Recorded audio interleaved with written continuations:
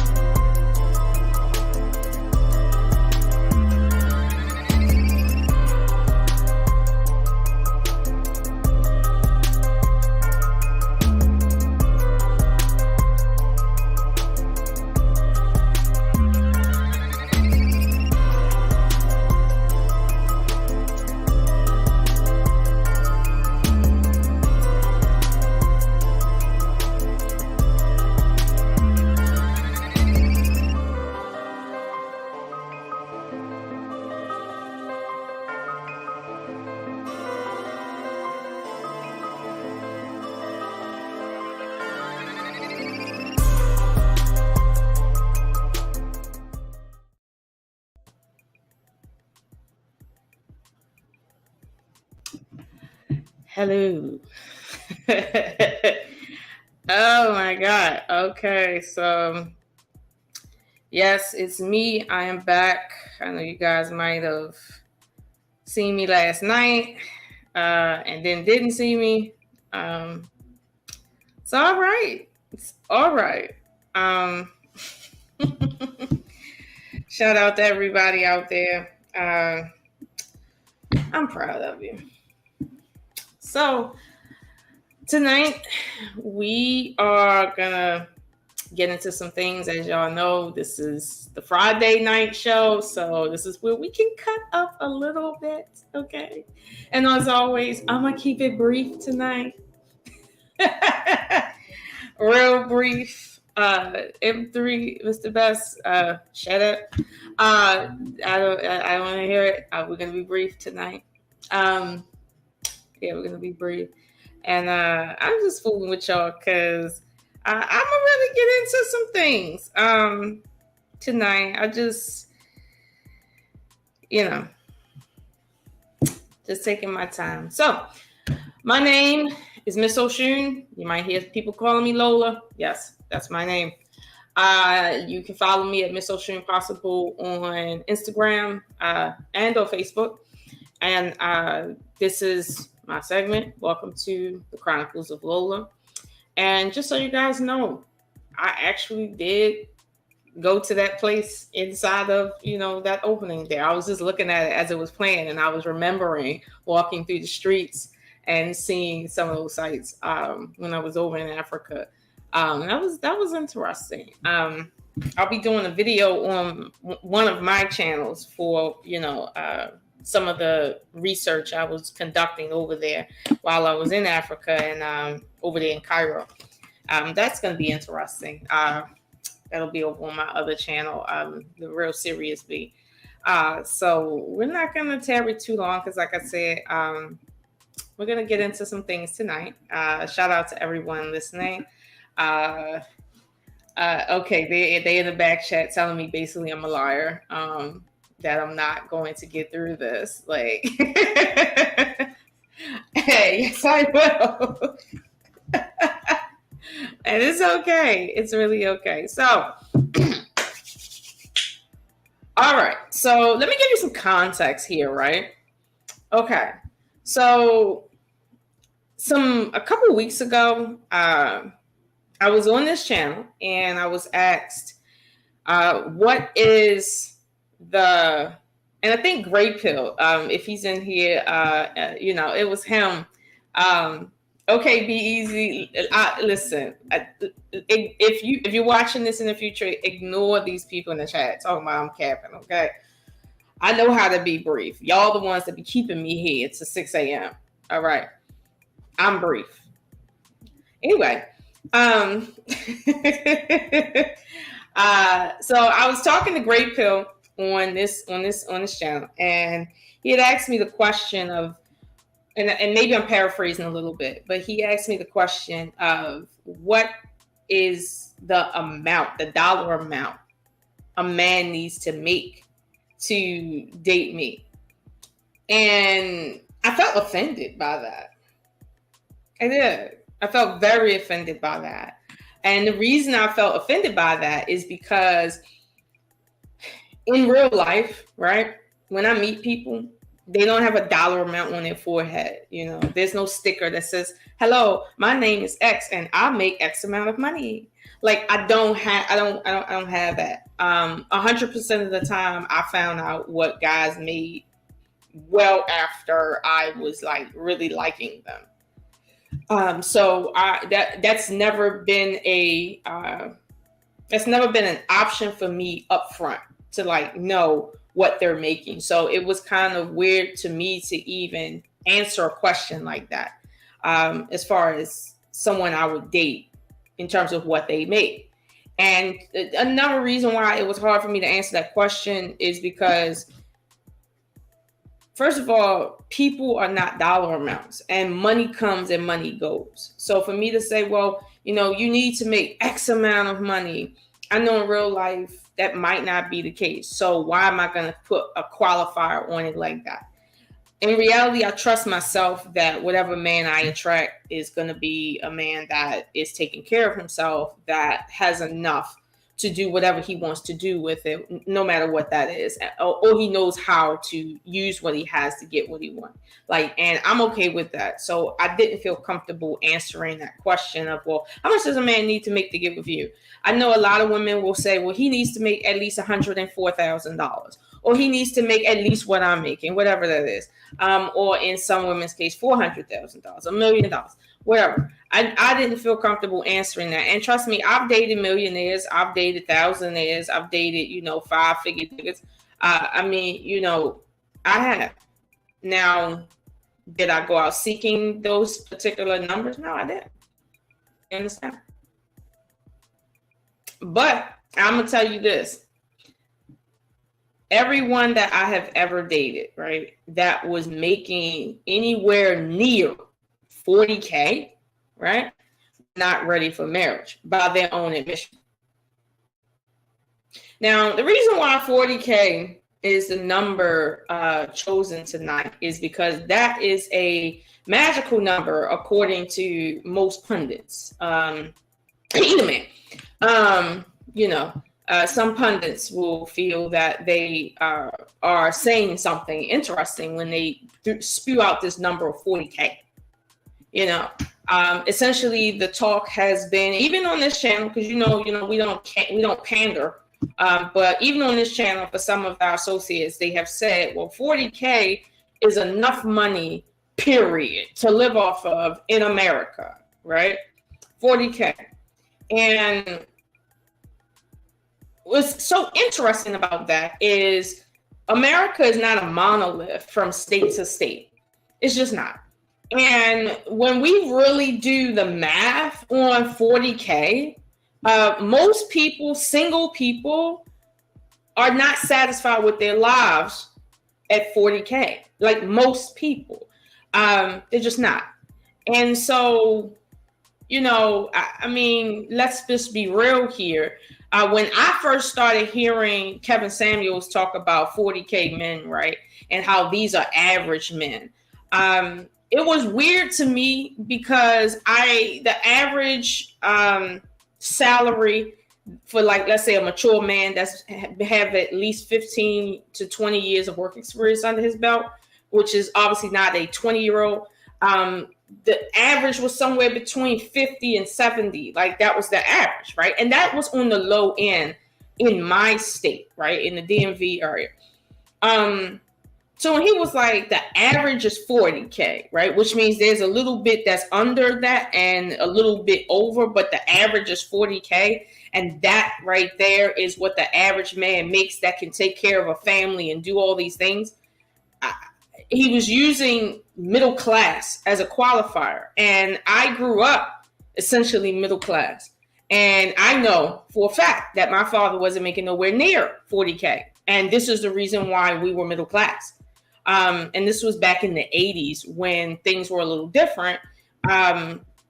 And my father was taking care of our household. He was the only one working, and his income was suffice for our household with a woman and, well, at the time, 4 children, because my 2 older sisters lived with us at some point in time like that.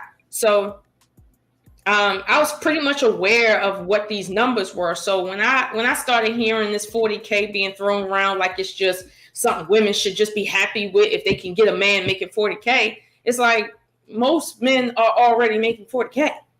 Like, that's not the issue. Like, the issue is, in real life, that ain't shit to nobody. Like, it don't matter what your gender is or what you want to do in life.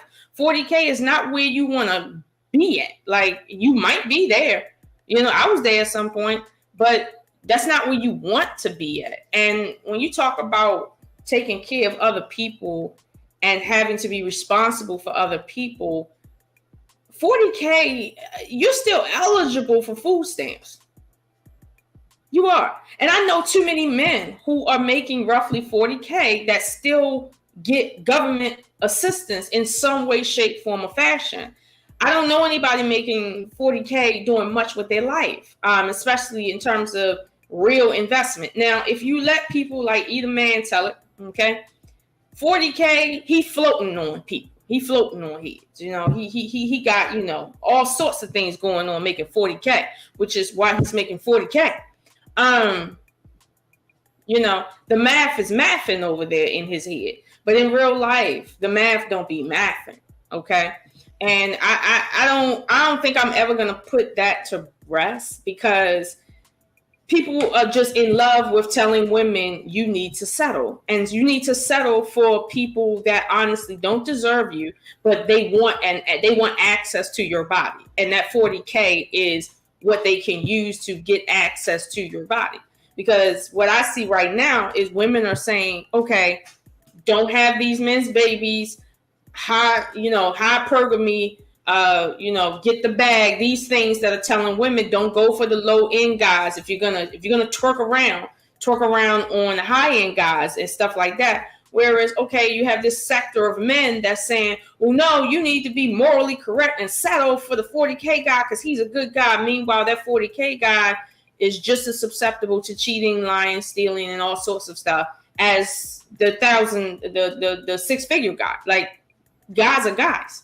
So, I've heard that. I've heard, people like Kevin Samuel say, well, these 6-digit guys, they're going to exercise their options. Meanwhile, every guy I know exercises options. Even when he's unemployed, he's exercising his options. So I don't understand this. And what I'm getting sick and tired of is hearing a bunch of BS about how men operate, when in reality, we out here in the street for real, seeing how y'all operate. And y'all do not operate the way you say you operate. And I'm not going to harp too much on how men operate as far as like the dating the dating market too much. But I just want to say that, just for the record and stuff like that. But tonight, what I want to do is focus on the reality that men in particularly, but Americans, are facing as it pertains to this magical 40K number, so that we can really get a good snapshot at what life is like with 40K niggas or 40K men. Okay. Like, I really want to get into this 40K situation, because last I checked, when men are stressed about their finances, it shows in the rest of their life. When men can't provide for their woman, it shows in their attitude. It shows in the way they make love. It shows in how they drive to work. Okay. It comes out in so many different ways. And it's like, I've seen circumstances where a man has felt literally less than a man because he had to ask his woman to supplement for him, and he didn't want to. And this was not an issue of like, okay, he got one thing, she got one thing, and they balancing each other out. It's like, no, he coming up short because he don't make the money that he needs to make to take care of what he needs to take care of. Especially if you're talking about a woman. Women cost. You see what I'm saying? Like, we cost. So this is this is the motivation that I have tonight. And what I want to do is I want to watch 2 videos. One video is a very short video, and I'll do some commentary on it. I have not seen this video, but I will react to it in reference to this, the magical 40K circumstance. And, we'll talk about it. And later on, if you guys want to come up and try your luck again, everybody know, I don't take no L's. I got 2 L's in my name. There's the only L's I take. Y'all can say what you want. But we can talk about it. Let me read some of these comments first. Let me see. Okay, B-Eazy. Let me tell you something right now. Okay, let me tell you something right now. I don't date ballers. Okay, I don't date ballers. Okay, I date people. And furthermore, I don't know what a baller is. Okay, as far as like, what defines a baller and stuff, like, whatever. Hey, Big Red. Okay, if you don't leave Grey Pill alone, B-Eazy, I don't know what's wrong with you right now. Now, okay, so let me say this, right, to this comment about the middle class. Now, I guess we will hear the definition of middle class tonight, at least for how it's defined within the financial markets here in North America. But this is true. The middle class is becoming something that is, it's still a thing in language because we know what the word middle class is, right? But in reality, it is becoming a thing of the past. It is. It's not what it was originally. So yeah, we still remember it, because we got brains.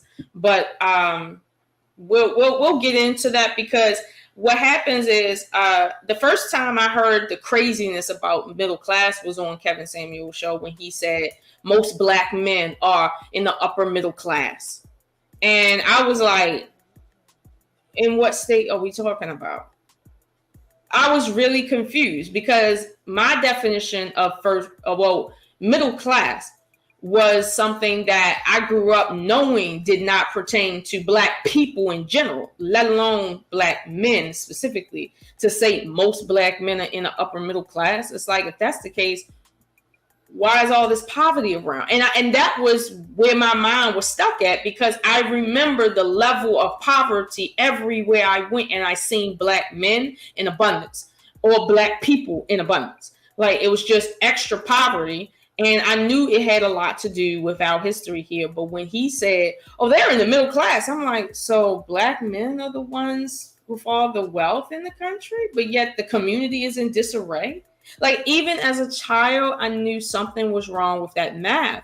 Now, shout out to Kevin Samuels, but I don't know where he was raised at, but it definitely wasn't nowhere where there was mass amounts of Black people, like, Chocolate City, DMV, Baltimore, Philly, stuff like that. Now, Smitty, as far as my energy, all right, I know you love it. Don't come up here love hating, okay? That's what we're gonna do there. So that's what's happening. So what I'm gonna do, because like I said, I'm gonna try to be brief tonight. I'm gonna let y'all do that long stroking. I'm not gonna do that. I'm gonna be staying tonight. I'm gonna really be staying. And he said he might come on tonight, but he might not, because I know he got work. But I'm gonna be staying. I'm gonna do my show, and then when y'all act crazy, I'm gonna go take a nap. Stuff like that. Yeah, brief as in 5 hours messing around with you people be easy, okay? Yeah, messing around with you. What you mean? What you mean, Jade Sapphire? What that mean? M3, you know what that mean, Jade Sapphire? What does that mean? What that mean? I don't know. B-Eazy, what that mean?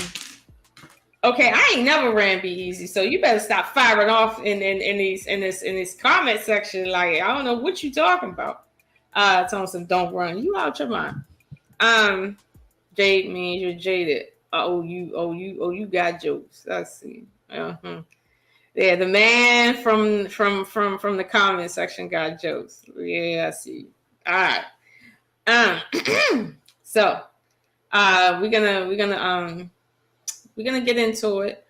So M3, I think I have said all I can say right now, because I don't want to give too much away before we get into the video, because and I don't know if I said this, I might have said this. I have not watched this video to react to it. I heard about it and then I found it and I said, you know what, I'm gonna react to it. So I will be reacting to it. So M3, if you want to start the video, you can start it right now. And I'll tell you, you know, when to stop it and stuff. Yeah, give me a minute.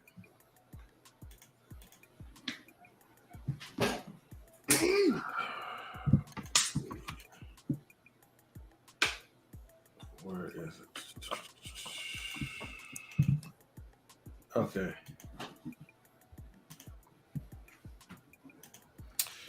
All right. Let me see.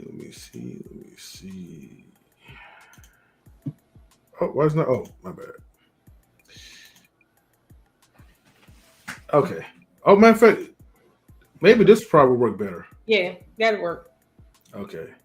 So can I pause it from here? Do you? Oh no, yeah, you gotta pause it. Okay. Yeah, I gotta go out and play it. But before I do that, let me go ahead and I have to read our rights for copyright.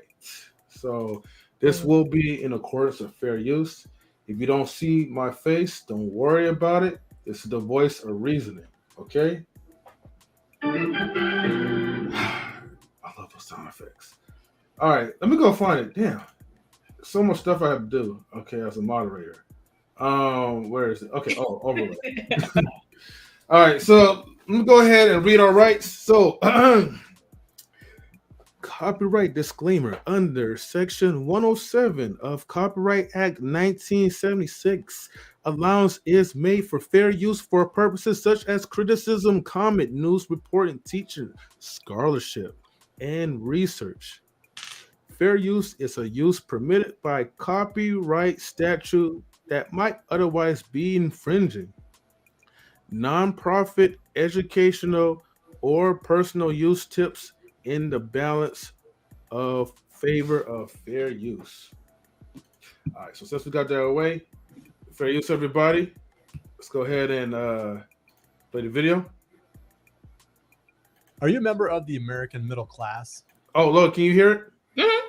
Right. Have you ever wondered if the middle class in America is as financially secure as it once was? Recent studies show that the financial conditions of the middle class have greatly deteriorated over the past 3 decades.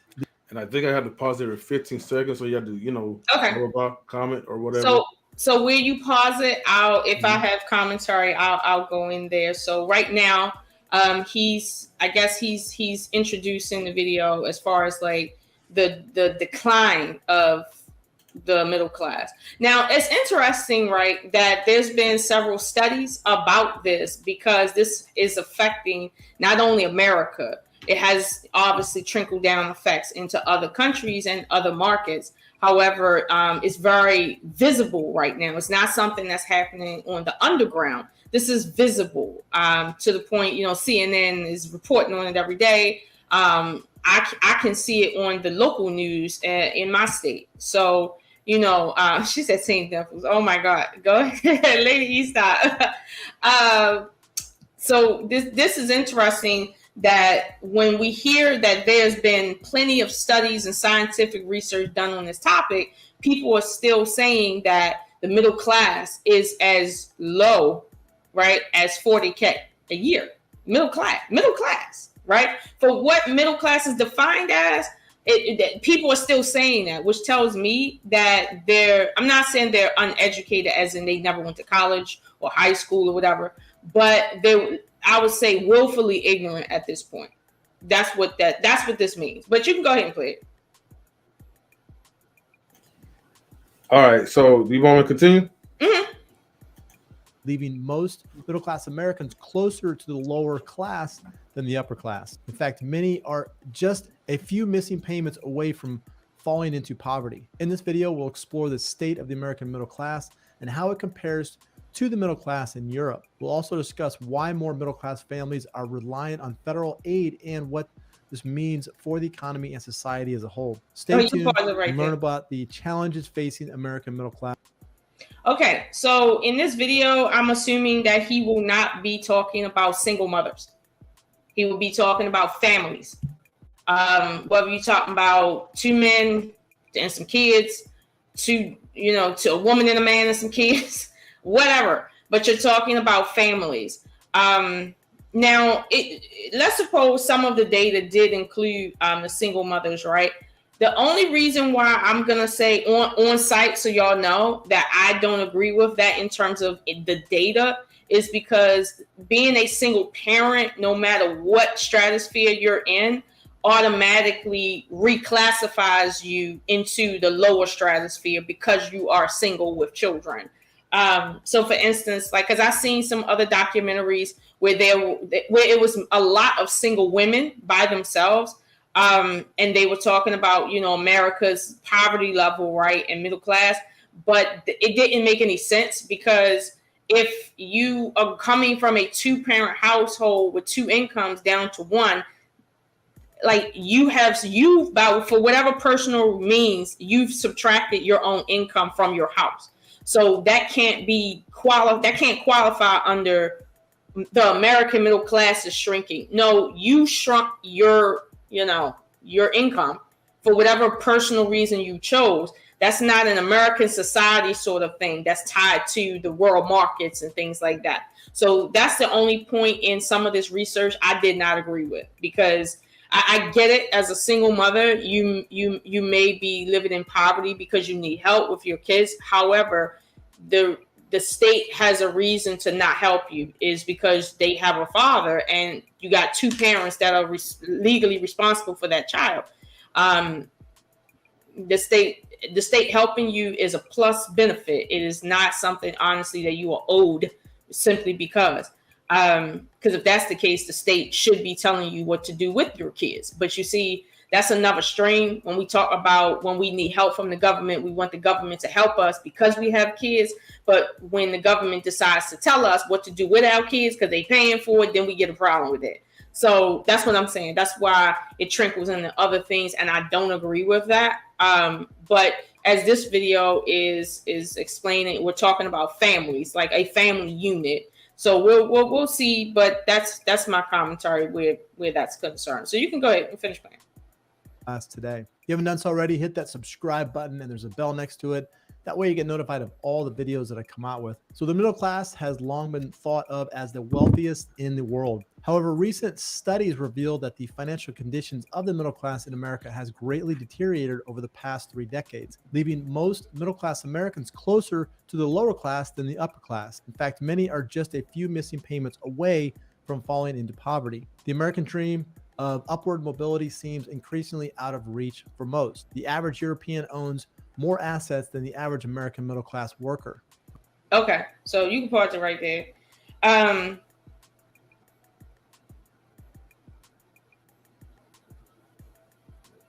Now I find it interesting, right? Owns more assets. Now, if everybody understands what an asset is not necessarily, for instance, like a car. Asset is appreciable item.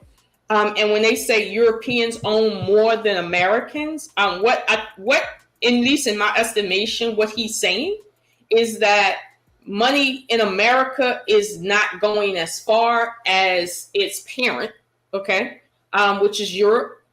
And money in America isn't going as far, to be honest with you, in its children, which are its colonies that it has made throughout the world. So that essentially is saying that there's a break in the chain in terms of the parentship right there, because Europe is a good comparison for America. It is, because we're on a similar system. So basically, when you see poverty there, you can kind of assess it here and vice versa.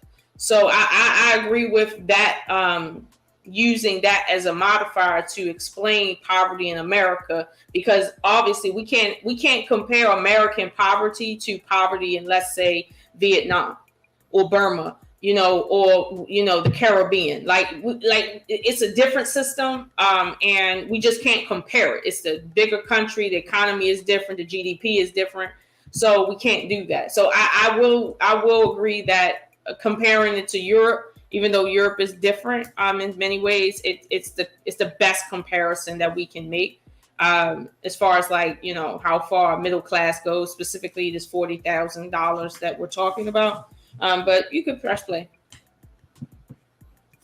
With higher home ownership rates in many European countries. According to the Urban Institute, more than 70% of European middle-class workers own a home, while the U.S. only 59% of people in the same income group have bought a place to live. It is easier for Americans to borrow money, which eats away at their household net worth. Since the last housing collapse, household wealth for middle-class Americans has declined by $55,000 since 2007. The median wealth of middle-class families in 2007 was $126,400, while in 2020 or 2022, the median wealth of middle-income households was just $71,300, a decline of $55,100 or 43% over the past 15 years. Changes in home prices have a big effect on wealth in the middle class. The proportion of each generation in a middle class household has fallen over the years. Many baby boomers were in their 20s. 59% of them lived in middle class households, but by the time millennials were in their 20s, only 53%. This reflects the rapid pace at which the middle class is shrinking. More middle income families increasingly rely on federal aid as wages have remained stagnant. Okay, you can stop right there. Okay, so all right. Now, I'm going to be honest with you, right? If they said over the course of 15 years, okay, the average middle class income was over $100,000, right? 15 years ago. Now it then went down by $55,000, so now it's roughly $71,000. Okay, that's the average. $71,000 to someone making $20,000 sounds like a lot, but like he said, the price in your home, the price in a lot of things that you value is very different, and it then went up or it hasn't moved at all. There's a lot that factors into why that $55,000 is so critical as far as what has taken place over the last 15 years. Now, he is correct. Most, as in more than 50% of baby boomers, which is my parents' generation, people who are roughly around 75 years old to 80 years old right now, why most of them lived in middle-class homes. And that's across all racial groups in America. My father was raised with his grandparents who owned properties, right? And my grandfather, he had his own business as well. My great-grandmother, she was a wet nurse of some sort, so she did nursing, but she was also a stay-at-home mom and grandma. There were 15 children between them.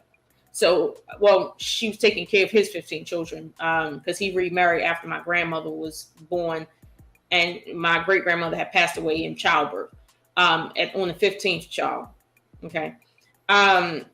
But they grew up very middle class, meaning they went to a good school, meaning they traveled at least once a year. I hear about vacations that my great grandparents took, that my grandparents took every year. Okay. They had businesses on both sides of my family. My grandfathers had businesses. One had a trucking business. One had a landscaping business, and it was very successful. They owned property, like they owned it. They wasn't paying for, they owned it. They could afford to pay off property in half of the time that they had it because they were saving money, they were making money, that everything was good. They could afford to have 10 and 15 children at a time. That's what they could afford. Okay. And they wasn't like poor, like scraping. That was middle class there. Okay. Like it was a specific like thing that you could do that defined middle class. So if 60% of baby boomers, our parents, was living in that middle class, right? To a degree, some of us, like in my age group, know what middle class feel like. We know what it feels like because we come out of that generation, which was roughly around the late 70s. So we understand what it feels like. And that's why I can say at my age, when you say, well, 40K is enough. No, I've lived through a time period where that was enough because of where life was. And I've seen it change over the last, I'm 41. He just said this has dropped in the last 15 years. I've been here since before then. So nobody can come to me and tell me no BS about, oh, 40K, you know, the average black man making 40K and, you know, this is good enough. Like, no, you're not going to tell me that. And because I've been around long enough to know that that's bullshit. Okay, so this is just giving you a relative stake in where we were and where we're at. So I hope y'all are paying attention because, see, just like, you know, these passport bros conversation, I ain't fitting to have no more 40K conversations. Either man ain't fitting to come up here no more and talk about, well, that's y'all should be good with 40K. Like, no, okay, I'm not having this conversation no more. So go ahead, you can finish rolling. And income inequality grows. According to the Brookings Institute Future of the Middle Class Initiative, today's middle class is increasingly reliant on the federal safety net. In 2022, one of every $7 spent on Social Security program benefits went to families in the middle quantile of the income distribution. It's a good mistake now to think of welfare as something just for the poor, noted Richard Reeves, the report's author. Oh, you can pause that right there. Did you hear what he said? Welfare is not something reserved for poor people anymore.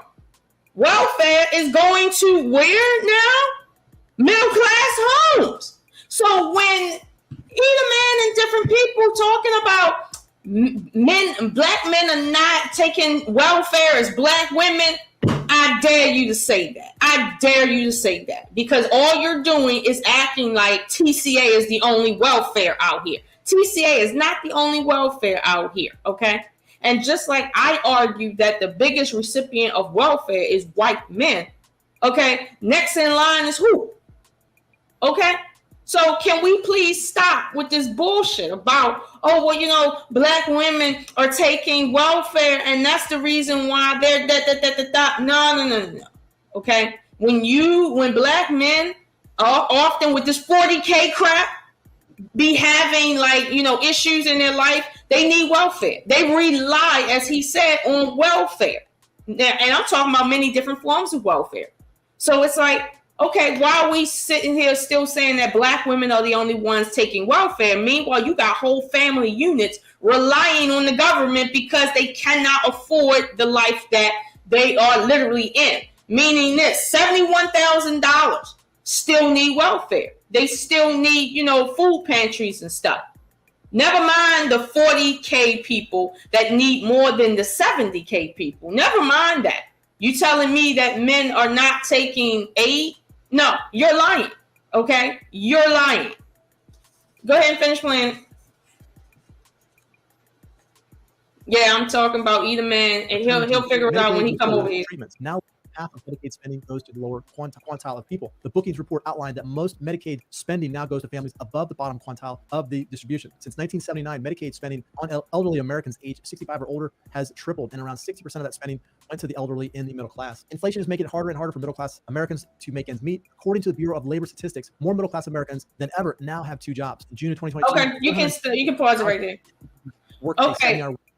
Okay, so he just ended off talking about the Brookings Institute is speaking about most Americans living in a two-income household, period. Like, it doesn't matter what your circumstance is, what your religion is, it's two income, period, because that's where we're at. Now, before he went there, he was talking about Medicaid, which is welfare, okay? Now, there's a video of, I don't know if you guys watch Court TV on YouTube, where, like, they you know how like people be in court on video and stuff. I was watching one, and there was a guy who was paying $700 a month just in medical, insurance on his job for 3 children. $700 a month just for medical. Okay. Now, but he was making $150,000 a year, $700 a month. Now, if most people in America, okay, making $70,000 roughly a year, need federal aid to cover them and their children's medical insurance, You telling me that you can afford a marriage at 40K? When the government is paying for your wife and your kids to go to the hospital, the government is paying for your delivery of your children. Most deliveries cost between $10,000 and $20,000. My delivery of my youngest child cost $12,000. Are you telling me that 40K a year is causing you to basically be able to invest your money when you can't even as much as go to the doctor to get a Band-Aid because you need federal assistance? You telling me that you're making investments when you rely on the government? No, you're not. Stop lying out here, because that's not leadership. That's what females do when they're trying to get over and they feel like they're in a company of men that will allow them to get over. Stop being a whole grown man talking about 40K a year. You can do a lot with 40K a year. Yeah, over there in Cambodia. Yeah, if you married to Ming Ling over there in her country, you can do a lot with 40K US dollars a year. You really can. Shout out to all the passport bros. Okay? Yeah, they floating on everybody out there with 40K. All right? So, Medicaid is being covered by the federal government. That's welfare, okay? On most Americans making 70K. Like, can we just say a word straight? Okay, so let's get back to what he was talking about in the end with the Brookings Institute. Now, I'm not quite familiar with the Brookings Institute as I am with others, but I've heard of them and they're pretty reputable. You can go look that up if you want to, but we can finish listening to them. Week or 2 full-time jobs, an increase from January 2020 when 308,000 people in the income group worked that many hours per week. After accounting for the cost of living, almost 2/3 of jobs in the U.S. don't support middle-class life. A third-way study exposed that 62% of jobs in America today fall short of that middle-class standard when factoring in both wages and the cost of living in the area where the job is located. The latest data from the Bureau of Labor Statistics reveals that 47% of people in the middle class are living paycheck to paycheck, unable to save for the future or handle unexpected. Hold on, you can cut it down right there. Okay, so 2/3 of middle class, quote unquote, middle class jobs do not pay enough to qualify you as middle class. Now, I hope y'all did not skip past that. 2/3 of jobs that people would assume are middle class type of jobs do not allow you to live a middle class life. 2/3, not 1/3, 2/3. Okay. Meaning roughly 70%, 65, 70%. Like, but 40K a year is what Black women need to be happy with. Really. And like he said, people working 2 and 3 jobs. Meanwhile, even with 2 and 3 jobs, you don't qualify for middle class. You qualify for what they call the bottom of the barrel of middle class, meaning, like he said, you're paycheck to paycheck. One thing go wrong in your life and you probably going to be looking for a new place to stay because you'll have to skip your rent payment. Oh yeah, most people skip rents. That's what they do. So it's like, come on, like what are we talking about here? You see what I'm saying? 40K. You telling me jobs that are paying 40K a year, roughly, okay, is allowing you to make investments to get ahead? When you rely on the government and your job, even with most of you working 80 hours a week and you still poor, you can't save anything. Okay. Let's tell a word straight today. I'm not gonna hash certain like conversations, but I want y'all to really slow this down for you. Okay, because when people say, oh, 40K a year, you can take care of kids just as long as you don't buy them Jordans. You can afford to get a house and do this and go here and do this and everything will be fine because you'll have the basics that you need. How so? Take away government assistance and tell me what your basic needs is that you have making 40K a year in this country. How? Go ahead and finish playing.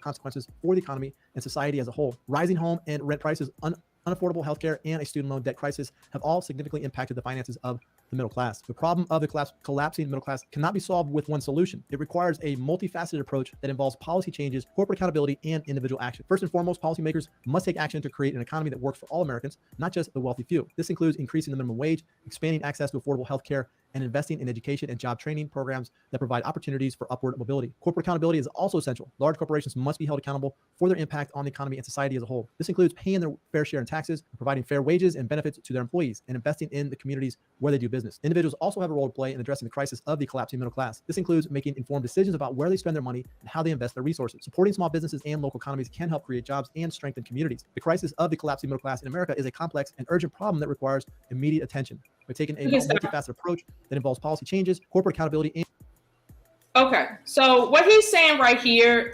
is essentially that this issue we have in North America is a complex issue, right? Because you have one problem that's coming from several sources, and to solve it, you have to solve it with several different tools. I mean, you can't just solve it by not buying your kids what they need or the things that they want or skipping Christmas. That's not going to help. Okay. Not at all. It's just going to get worse. And that's because if you're not cutting it out at the root, you're wasting your time. He specifically spoke about fair wages, right? Now, you would assume that if you have specific training and your training allots for you to live a certain life, right? You've worked hard for that training as a man, as a woman. However, if you go to a job and they tell you, oh, well, we're going to start you in $20,000 shorter than what you could make, right? In another state.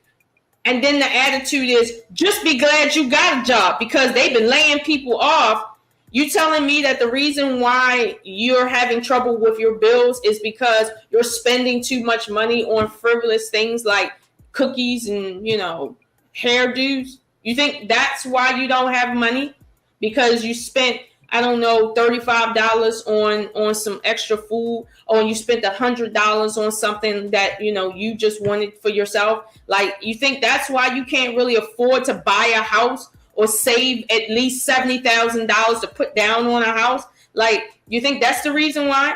No, the reason is because you're getting shorted money. The reason is because at the end of the day, it's profitable for someone to short you money, and they're making you work longer and harder to even move up in rank. That's another issue too. It takes you like when my dad and them was younger, work 1 year consistency, you a supervisor. Now you're going to be 10 years before you get there. Is that fair? No. What does that equate to? That equates to lower wages. That equates to higher unemployment rates. That equates to people not getting married at the rates that they used to because they can't afford it.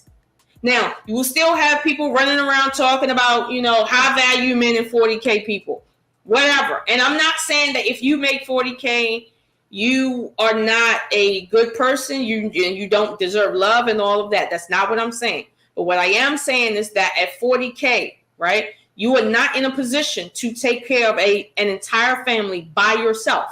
You are not. You need your woman to work. You need public assistance. You are not in a state in which you're sovereign, if that's a word. Okay. You're not. We're all in that struggle. Like I tell people, I'm not making 70K a year. I'm really not. Okay. Now I make out because I have a lot of help. Okay. Like a lot of help. But I know most people don't have that kind of help in their life. So I'm not going to compare that to what I see most people going through. But for what this gentleman here is talking about, he's talking about something that's measurable, that the U.S. government is charting. They're calculating. They can see the wages. They can see who's getting more wages and who's not, and how it's trickling through the market, how it's trickling through society. So let's not be disillusioned about what we're talking about. And notice, the lowest number he's quoted is $71,000 a year. That's the lowest number he's quoted, okay? Because he says 60% of baby boomers, and he's talking about 2/3 of jobs, but that's over 70%. So let's just keep that in mind. So I think this is almost done. Yeah, it's almost done. You can finish playing on M3. and individual actions, we can work to create an economy that works for all Americans and build a brighter future for ourselves and future generations. The American dream is not dead, but it is in danger, and we must act now to save it. Thanks for watching. Make sure you hit that subscribe button and stay tuned for more videos about Social Security, SSI, SSDI, and stimulus checks. Okay, so he trying to get his money.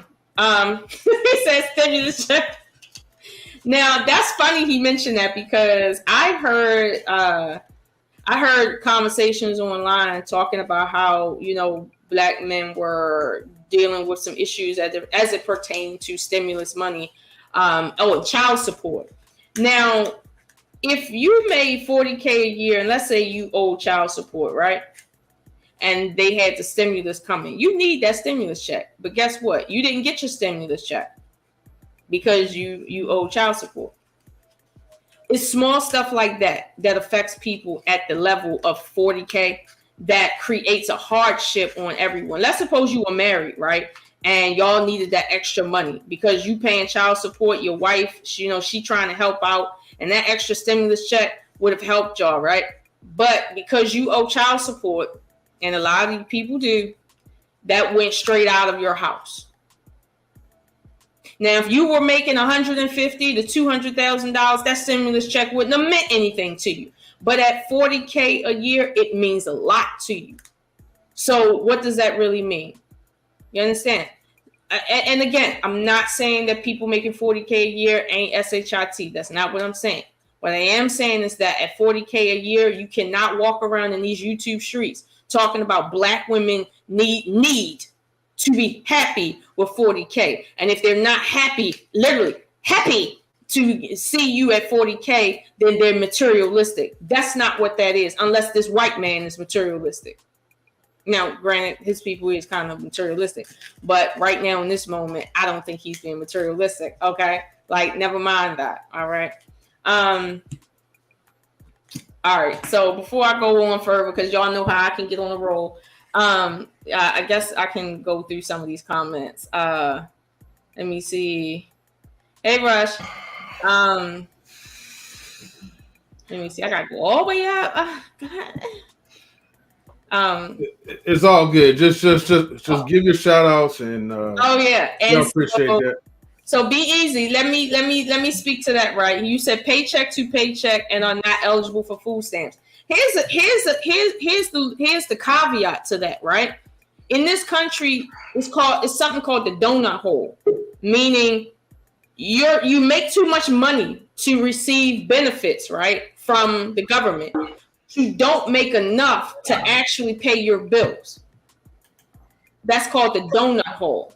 And a lot of Americans fall into that. I fell into that during the Obama era, which meant, and that's why I got fined for my taxes, because I was working and I wasn't receiving aid or whatever, but I was trying to pay for everything out of my check. Meanwhile, I couldn't afford the medical for everybody in my house. I couldn't afford it. So they were saying, well, you didn't pay for medical for everybody in your house, so you owe us for each person and every month that you didn't pay.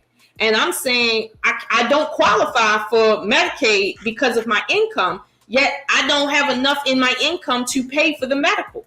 So what do you want me to do? This is why I was so happy when Trump took over and he put a pause on that, because I was really done. I said, you're going to fine me basically for not being able to afford medical. That's the circumstance. So, and this is what I'm saying. When you're making $40K, you know what you can't afford and you know where you need help. And a lot of times in that $40K to $50K, the government will tell you that you make too much money. They will tell you make too much money for them to help you. Meanwhile, you still need the help. It's clear you need the help, but they will not help you. So it's like, at that point, what do? That you don't have any options to do anything. I don't know what people are doing at this point, but I know it's not being happy. I know that. Oh, are they fixed? Are the shades fixed? No, but you know what, man? I'm gonna have to work on it real quick, because you know why? I can't take this no more. All right. If it falls out, it falls out. Okay. Where you glue it? I'm not gluing it. I just gotta get a screw. That's all. Oh, a screw. Okay. Yeah, I have the same thing wrong with my shades too. I'm just gonna order me some new shades, man. Just fuck it up. But All right, go ahead. Go ahead.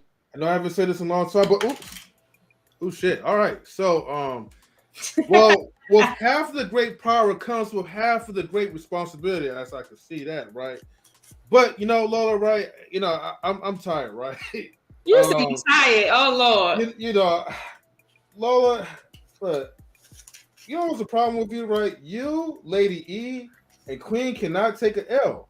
Sometimes it's okay to Sometimes it's okay to be wrong. Man, just take them off, man. Just take them off.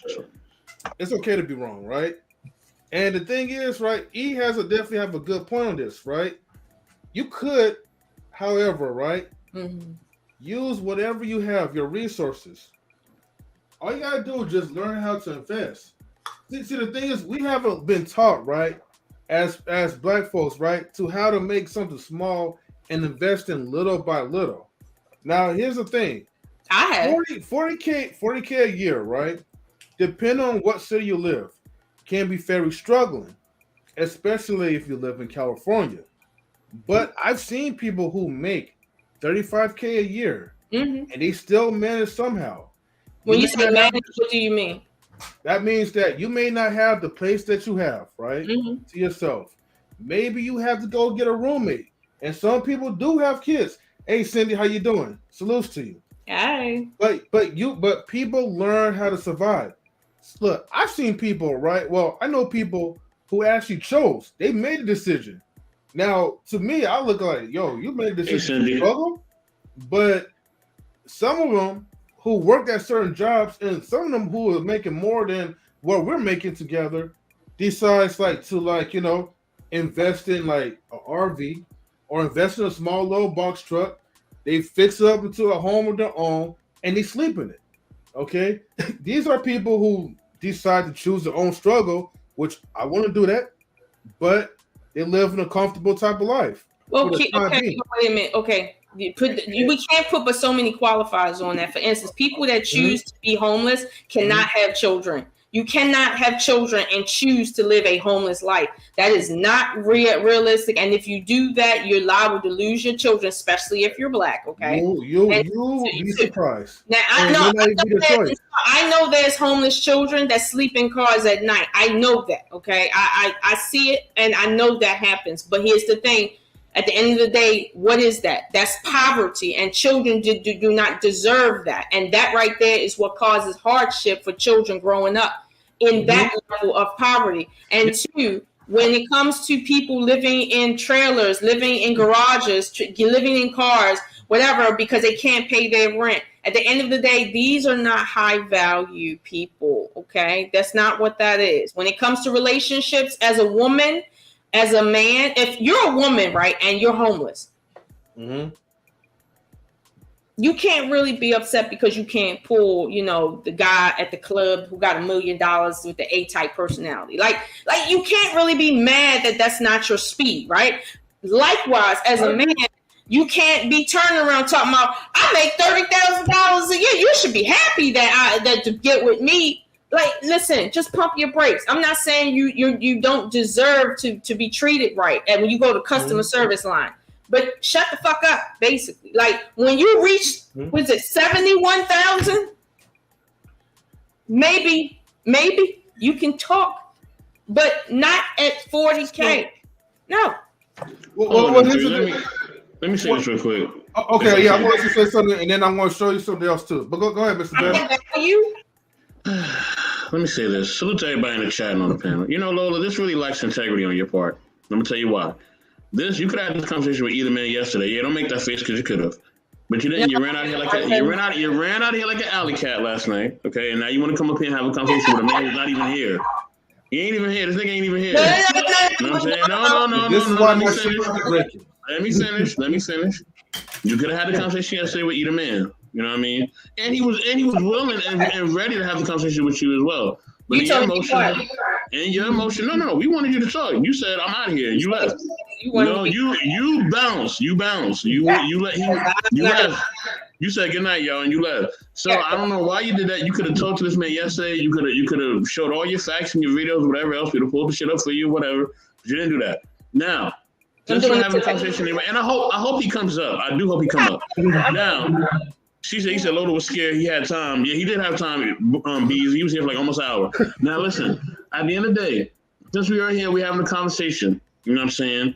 Economics kind of depends on where you live, right? It depends state by state. Each state has different laws, different ways that they handle finances, and different pay wages. There's no state that is the same. If you go to California, to what's the next state up from us? M3? Is it Washington or is it Oregon? Which one? It's Washington, right? Yeah, California, Oregon, Arizona. California, Oregon, and Washington. Yeah. So the next state up from us is Oregon. Oregon is completely different from California. Completely different. It's not even the same. It might as well be its own country. Okay. The next state next to us, I believe, is Arizona, right? That's on the other side of us, right? Is it Arizona or is it Nevada? No. It's Nevada. Yeah. So the state next to us, outside going towards if you're going eastward, it's Nevada. Right below, of course, is Mexico. We know that already, right? So all three of those places, Oregon, Nevada, Mexico, different completely. You know what I'm saying? So with that being said, we cannot compare finances, you know what I mean, in America. It's utterly ridiculous. So 40K may be enough if you live in the middle of America, okay? It may be enough if you live in certain communities. It all depends on the economics of the situation. It may be enough if you live some places in the South. It might be enough in those certain places. We all know, but the one fact that we do know, it is not enough if you live in a major American city, okay? That is a fact. If you live in a major American city, you only making 40K, it ain't gonna work for you with a whole family, okay? That's a major American city. You know what I mean? No, you didn't do good in geography, Lady E. You know what I'm saying? That's why you're in the comments. Anyway, at the end of the day, you know what I'm saying? So I don't know why y'all try to shoot over here. This is bulletproof right here. At the end of the day, if you're gonna compare economics, you have to compare state by state. And it's even true when you're comparing anything as far as state by state. Marriage rights, when you can get married, when even the way they do water and garbage is different from state to state. Hell, it's different from county to county in California. M3 knows that. Some places in California, you got to pay for water and garbage. Some places you don't. And that's just in California itself. Okay? So can you imagine going from state to state? It's different.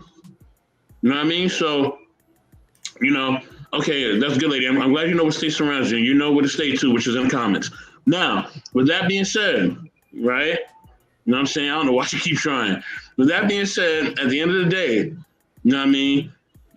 Just work for what you want to do. If you don't want to really live kind of in a major American city, and you don't really care about really being in a modern area, and you just want to have a local Walmart and maybe a Target that's about 5 miles away, maybe 10 miles, and you ain't really concerned about technology like that, and you want to live in a residence like that that's kind of in the backwoods, you know what I mean? Then 40K may work for you in that state, right? Because ain't nothing going on in there. But you talking about you want to live in New York? You talking about you want to live in Cali? You talking about you want to live in Chicago? You talking about you want to live like in a major American city? That 40K shit ain't gonna cut it. I'm just gonna be honest with you. You got to make at least 70 to 80. We know that already. But that's what they got. That's what he said, though. Yeah, I know, but I was breaking it down for just a normal heads who may not understand or may not know the argument of it. We're not saying that it's impossible. So I don't want people to think that it's impossible. It just depends on where you live. It's not impossible. Well, okay. When you say it's possible, right? I guess the term "it" is very loaded here because, for instance, if you're making $25,000 a year, right, you can eat, right? You can buy a bus pass with that. You can, you can get soap with that. There's things you can do with $25,000. If you get housing, you can live on $25,000. However, the question isn't can you live on $10,000 or $25,000 or $40,000 or $100,000. You can live on all of that. The question is that ideal for a man by himself taking care of a woman who is not working with multiple children? Is that enough? You said, and it's true that you will not do that in a major city. Most Black people live in major cities. Now, the Black people who don't live in major cities, you live in small rural America. the question is, are the jobs out there in rural America paying $40K a year and plus? Is that where the jobs are at? No, unless or some parts in the South. You got to count the South too. You got to count the South as well. It's the only jobs that I know of in the South. I got it. Are areas are jobs that are in farming and in what you call it where they make wood and stuff like that. These are the only jobs that you see in rural America that make money when you own land and property and you doing stuff like that. You working at Walmart ain't gonna pay you $40K a year. That's not in these rural towns. That's not working at the local store is not going to pay you $40K a year. So my thing is now that's another issue there. But the question isn't can you live on any specific amount? The question is, as a man, a head of household, can you take care of a whole family, you, a woman, and at least one child on $40K a year in an average circumstance? And according to all pundits and all scientific data, the answer is hell to the no. Okay. And I'm glad they said that. Make sure you stick on your word to it because you know why? I have a list, all right? And it's the top 10. But before I go to the top 10, Lola, right? Before I cook you with the top 10, and this is a statistics based off of a single person, right, with kids, all right? I'm not even talking about the husband and the wife and the children. I'm talking about one person plus kids. I'm gonna cook you with this one, but before I do that, right? No. Before you do that, let me say this. In the beginning of the stream, I made it clear that I don't agree that holding this conversation up to single parents is fair because single parents. No, it's not fair. It's not whole conversation. I said that in the beginning of the stream, and I said why I felt that was unfair in terms of this because when you're a single parent, you are in fact placing yourself in a certain like position. And that right there is not what you can't compare that to what's happening throughout the entire country when it comes to corporations and stuff like that. You can't do that. Like that's unfair. That's messing up the data when you do that. A single man with 3 children. Hold on. A single man with 3 children, right, is going to get more tax exemptions, is going to receive more Medicaid, is going to receive more benefits from the children's school, travel, all of that, than somebody who is by themselves taking care of a wife and children. There's more benefits for people making less money than it is for people making more money. And then on top of that, you have to really be making money for you to really feel that. So if you're going to say, well, I got statistics for one person taking kids, that's not what we talking about. Either man said one man can take care of everything on $40K a year. That's what we talking about. That's what we trying to figure out. Is that really true or not? Okay, hold on. Before you keep talking, right? So I have this little W4 form, all right? Mm-hmm. So let me say this real quick. Before I play this video, and then before I show you certain statistics, right? Let me go ahead. One, okay, things has kind of changed, okay? Mm-hmm. We talked to a professional tax expert, right? They will tell you that a single person gets taxed more heavily, okay, than 2 married couples, all right? I don't know how or why or whatever, right? Because that didn't happen to me. This is the state of California. So, what you say? So California. So I'm telling you, I'm telling you, what you're saying verifies. Let me just play the video. Listen, I agree that can happen in certain instances, right? But when you talk about a blanketed statement, we know that's not true. We know that as a single person, you're not talking about your expense based off of Baltimore. Because we're not Baltimore people, all right? We're Californians. And most of the people who are in the chat, they can vouch for me though. But wait, that's anecdotal because it only affects those people there. That's anecdotal. Look. Every state is different, Lola. Okay. Right. So why are you arguing a point that only applies to one? Hold on. I'm just saying from my own experience because what you're saying is, and I'm saying from my experience. You're saying like the whole thing. You're saying no. Hold on. Because I know you love to cut people off when you're about to take this or whatever. But when you're talking about, I don't care if it's married couples or if it's a single couples or whatever with kids. We're talking about married couples tonight. Yeah. But hold on, Lola, right? But your statistics still falls into. What statistics do I got? Hold on. Can I finish? Because you're not trying. I know you want to over talk, but let me explain. No, I don't have statistics. I just got what that white man said. That's all I got. You know. Let me just play the video, okay? I'll play the video. This will make sense since you won't let me talk. All right. Mm-hmm. Raise your hand if you're married. Oh my God. None of you are married.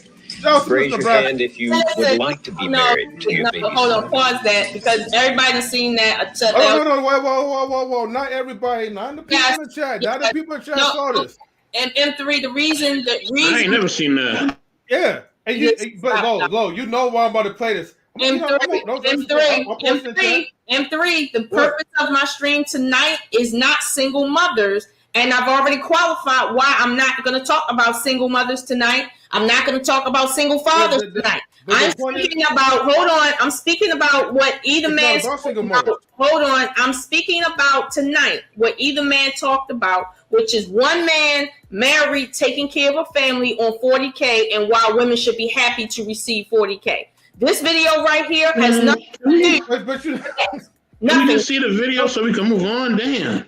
We can't move on if y'all gonna play videos on my segment that has nothing to do with what I'm talking about. No, but it does have something to do with what you're talking about, but you're not understanding. What is that? What is that?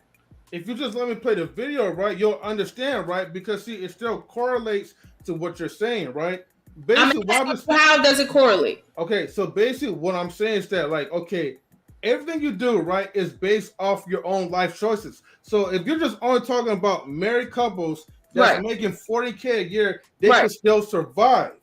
Okay, just like some of these, I could do it all by myself, and I could have all these kids by myself, and I don't need a man, and I can still survive as long as I have my education and degrees. Then that should not change anything when you're both married. When you're married to somebody that's actually taking. You're missing the point of why I'm even here tonight. You're missing the point. I'm not here to say. I'm not here to say that you can't survive on $10,000 a year. You can't.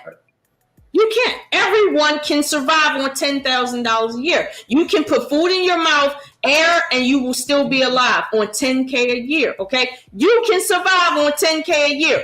Is that what I consider a high value man making $10,000 a year? We know the answer to that. Is that enough for someone to responsibly get married to a woman and support children on? We all know the answer to that. Now I'm responding to something that was said specifically. So I don't want to get into the single parent thing and say, well, if it's good enough for single parents, it should be good enough for married people. That's not how life goes, and that's not how anybody. Okay. So explain to me. All right, what was the point of the video? Because you was talking about welfare. You was talking about this and that.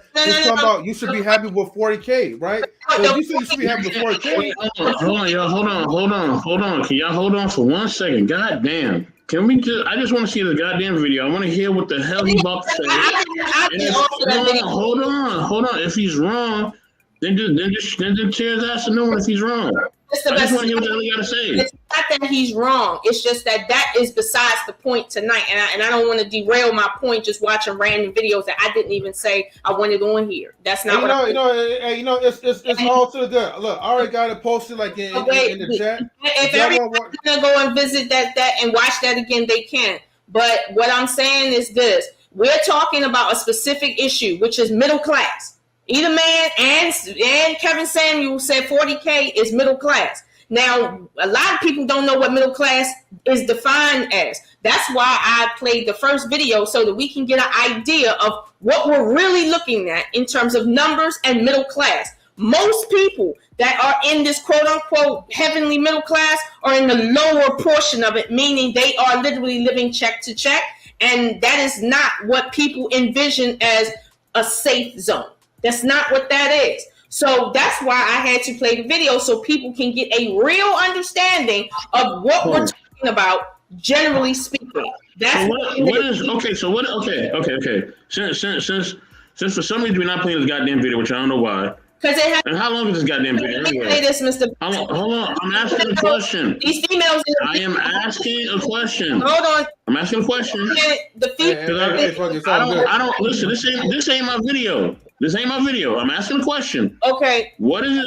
What is this? And I'm really asking them too. I'm asking you. Okay. I'm asking you right now. What is this video about? And how long is this damn video? All right. So the video's only the chat is asking to see this video. Can we just play the video? I just want to see what the hell this is. No, it's all good because this is long show. No, I'm not playing. I'm not playing everybody's video on here. If y'all want to go see it, either man, you already seen it. You can go check it out yourself. Hey, okay, so the video is 2 minutes and 38 seconds, right? And it talks about broken black families starting from the 1980s, and the reason why it trickles down is because certain people decide to make a decision to do things all on their own. So that's why I just want. So wait a minute. If I already told you that in the beginning, that is the reason why we can't compare that to intact families because people and middle class. Why in the world are we sitting here trying to berate the issue of single black mothers again? We're not berating the issue though. Hold on, wait a minute. That's the conclusion. No, stop talking about women every single time. I'm not talking. Okay, you're not getting a video. No, so let me just say this though. You can't because y'all derailing my point tonight, and it's like if y'all already know I'm kind of getting tired of certain points. Like y'all already see how my attitude is. Like you see where I'm going with that. Like I'm getting tired of it, which is why I'm doing this. At the end of the day, if you're going to talk about black women and single mothers and all of that, you got all these channels that will talk to enough about that all day and play that dumb video about these teenage girls wanting to live by themselves. Like you muted it, 3. You muted. This wasn't about black women. This wasn't about black women. I'm going to make it quick before I dip. This wasn't about black women. That's all I got to say. Black women tonight. I'm just talking about people that's making poor decisions. But I already stated that. I already qualified that in the beginning of this stream. I said, hold on. If you make a personal decision to put yourself in a certain circumstance, you do not qualify to be incorporated inside of this conversation because now you are outside of the realm of what we're talking about in terms of middle class. That you're outside of it, period. Okay. So maybe you should reconstruct the title because then the title seems like a little bit misleading because it says you should be happy with 40K. I'm not finished yet. I got another video. Remember, I said in the beginning, I have another video. The title says you should be happy with 40K, and I meant that word literally. Happy. Hold on, goddammit. This is what we're gonna do. Play her video. No. Play her video. Play her video. She said she got another video. I got I'm talking about play her video. Whatever's the next video. Play her video. Hold on. Y'all, hold on. Shit. Hold on. Play her video, right? Ready to play that though. Hold on. Goddamn. Play her video because y'all keep going back and forth about these goddamn videos. We're not going back and forth about videos. Hold on. Yes, y'all are. Y'all keep going back and forth about these videos. No, we're not. M3, play her video. Let her finish her points. Then come back and make your points. He doesn't have it yet. That's what I'm trying to tell you. He doesn't have it yet. He knows that I'm going to. Okay, so we're gonna play. Did you post your video already? Okay, Mr. Best. The reason why I'm conducting it this way is for a reason. He only has first the one that we already watched, which is the precedent for the point that I'm making. It's not the only point I'm making. It's just the precedent. Okay. Hold on. I gotta take this. I don't know why y'all want to go into. Well, let's look at what these single women in the 70s were talking about. Meanwhile, in the last 15 years, 2/3 of income is missing and it's not coming back. But y'all want to talk. We all want to look at teenagers in the 70s. What they were talking about in the 70s. That's what y'all want to talk about, like. Because either man wasn't talking about teenage mothers in the 70s. He was talking about men right now making 40K a year, right now. But when I say, let's talk about men right now making 40K a year and what that looks like and how happy these people are making 40K a year. Oh, no, let's go back to the 70s and talk about these black women's. Like, no, we're not doing that. Y'all can do that on another stream when y'all got time to sit and talk about black women's in the 70s and how that's affecting y'all right now. But not tonight. Y'all gonna hear about this rip. He said he needs the link. Can you send him the link to your next video? I'm about to send that though. I'm about to send that to him. Hold on. I'm about to send it to him. Hold on. Hold on, where we at? The second video.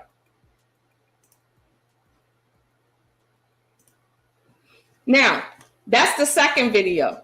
This is Lola. This is the type of clickbait. No, it's not. Either man said that. That's not clickbait. Listen. He said women should be happy with $40K a year. I didn't say that. That's not clickbait. That's really what we're talking about. After the second video, I want y'all to tell me how happy y'all is with $40K a year. That's what I want you to do.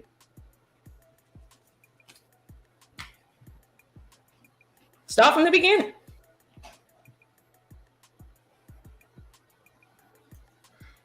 Now I'm muted. All right, hold on. Before I put on fair use, right? I gotta read the copyright disclaimer. There's no way for you to blur that.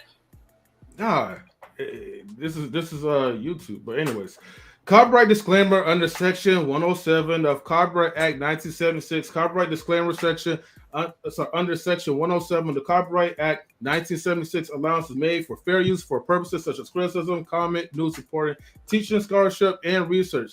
Fair use is use permitted by copyright statute that might otherwise be infringing non-profit, educational, nor personal use tips in the bounds of fair use. Okay, right. In M3, if you see it at the 15-second mark, just go ahead and pause it. Just go ahead and pause it. That's fine. Yeah, I got you though. Hold on.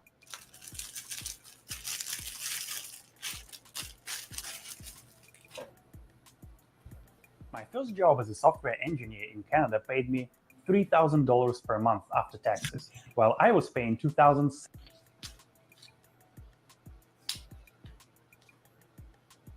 But Lola, can you hear the audio? It's a little low, but I can hear it.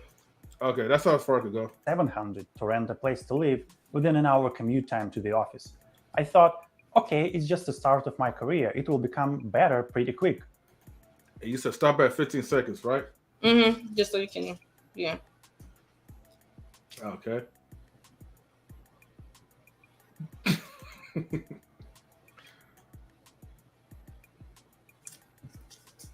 All right, Lola, are you gonna make your point or what?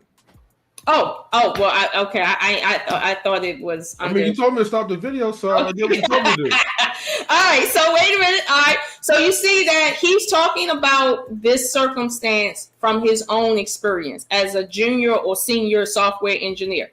Now, the reason why this is important is because most people assume that when you reach the status of an engineer, right, that you've made it in life. You should be in the middle class when you are a software engineer, if you are working for the U.S. Patent Office, if you are, you know, whatever the case may be. These are the people that we think are middle class, doing okay, not living paycheck to paycheck. But as you will see, as you will hear and see, because he's going to break it down, he's going to break the math down for you right now, he still qualifies as what the last white guy said everybody else qualified for. Engineer, though. $3,000 was it? $3,000 a month coming in the door. That's not a lot of money. $2,700 a month for rent. That sounds about right. Now, he's in Canada, if I'm not mistaken, because I did see some of this, not all of it. But go ahead, because he's going to put the numbers down for y'all to see how an engineer's salary gets cut down to basically needing food stamps. Go ahead. Okay, and just to clarify, yes, it says on the title, cost of life and software engineer salaries, hence in Canada. Mm-hmm. You do know Canada, they get free healthcare. I'm just letting you know. Okay. 10 years later, I have a 6-figure salary, but it all goes to taxes, rent, and food. Oops. In this video, I will summarize what I've discovered about salaries in Canada while working for 3 different companies, as well as the cost of life with detailed monthly expenses, and also my thoughts on the balance between those two things. First, salaries. In Canada, junior software engineers with 0 to 3 years of experience earn from 45 to 60K. Intermediate engineers with 1 to 8 years from 60 to 120K, and senior engineers with 3+ years from 90 to 150K. I didn't synchronize the number of years because there is a wide range of how fast people progress in their careers and which company they work for.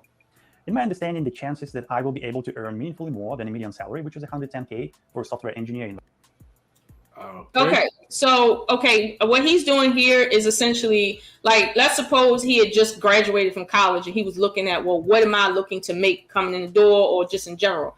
They're telling him online 118,000 K is the median income for that particular position. However, what he's saying is, in reality, what you're going to get is something different. And that something different is what he had going across the screen when he was on the screen, which was on average 45 to 60K a year coming in the door, not 118.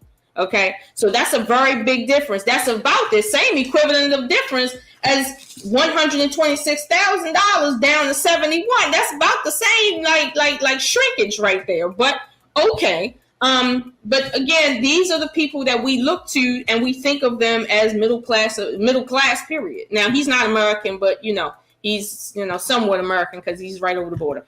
But, yeah, that's what that is. So, you can finish playing. All right.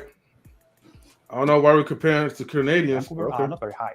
I keep getting invitations to apply to senior roles that require many years of experience and pay just a bit over 100K.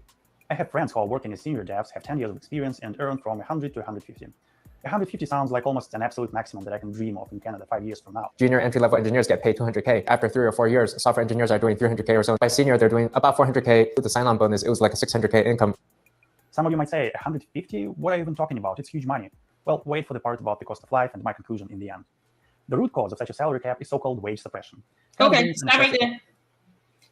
Okay, now in the last video at the very end, the guy said that one of the issues is that wages are essentially being suppressed by the government and different factions of society. And that is contributing to why, you have a shrinking middle class to the point that it's hardly not even a middle class. So when he says here, he's in Canada, and this is the reason why the comparison is great. Because he's in Canada, which is similar to the U.S. and it's right over the border. We share a lot of resources. When he says the same thing is happening there, right? In literally like the same progression, like their salaries and their wages are being shrunk on purpose. Meanwhile, the cost of living is increasing. What they're saying is $150,000 does not feel like $150,000. So if my estimation is correct, if 150,000 don't feel like 150,000, and he about to show you why in terms of the math, I highly doubt 40K feels like 40K. But go ahead, finish rolling.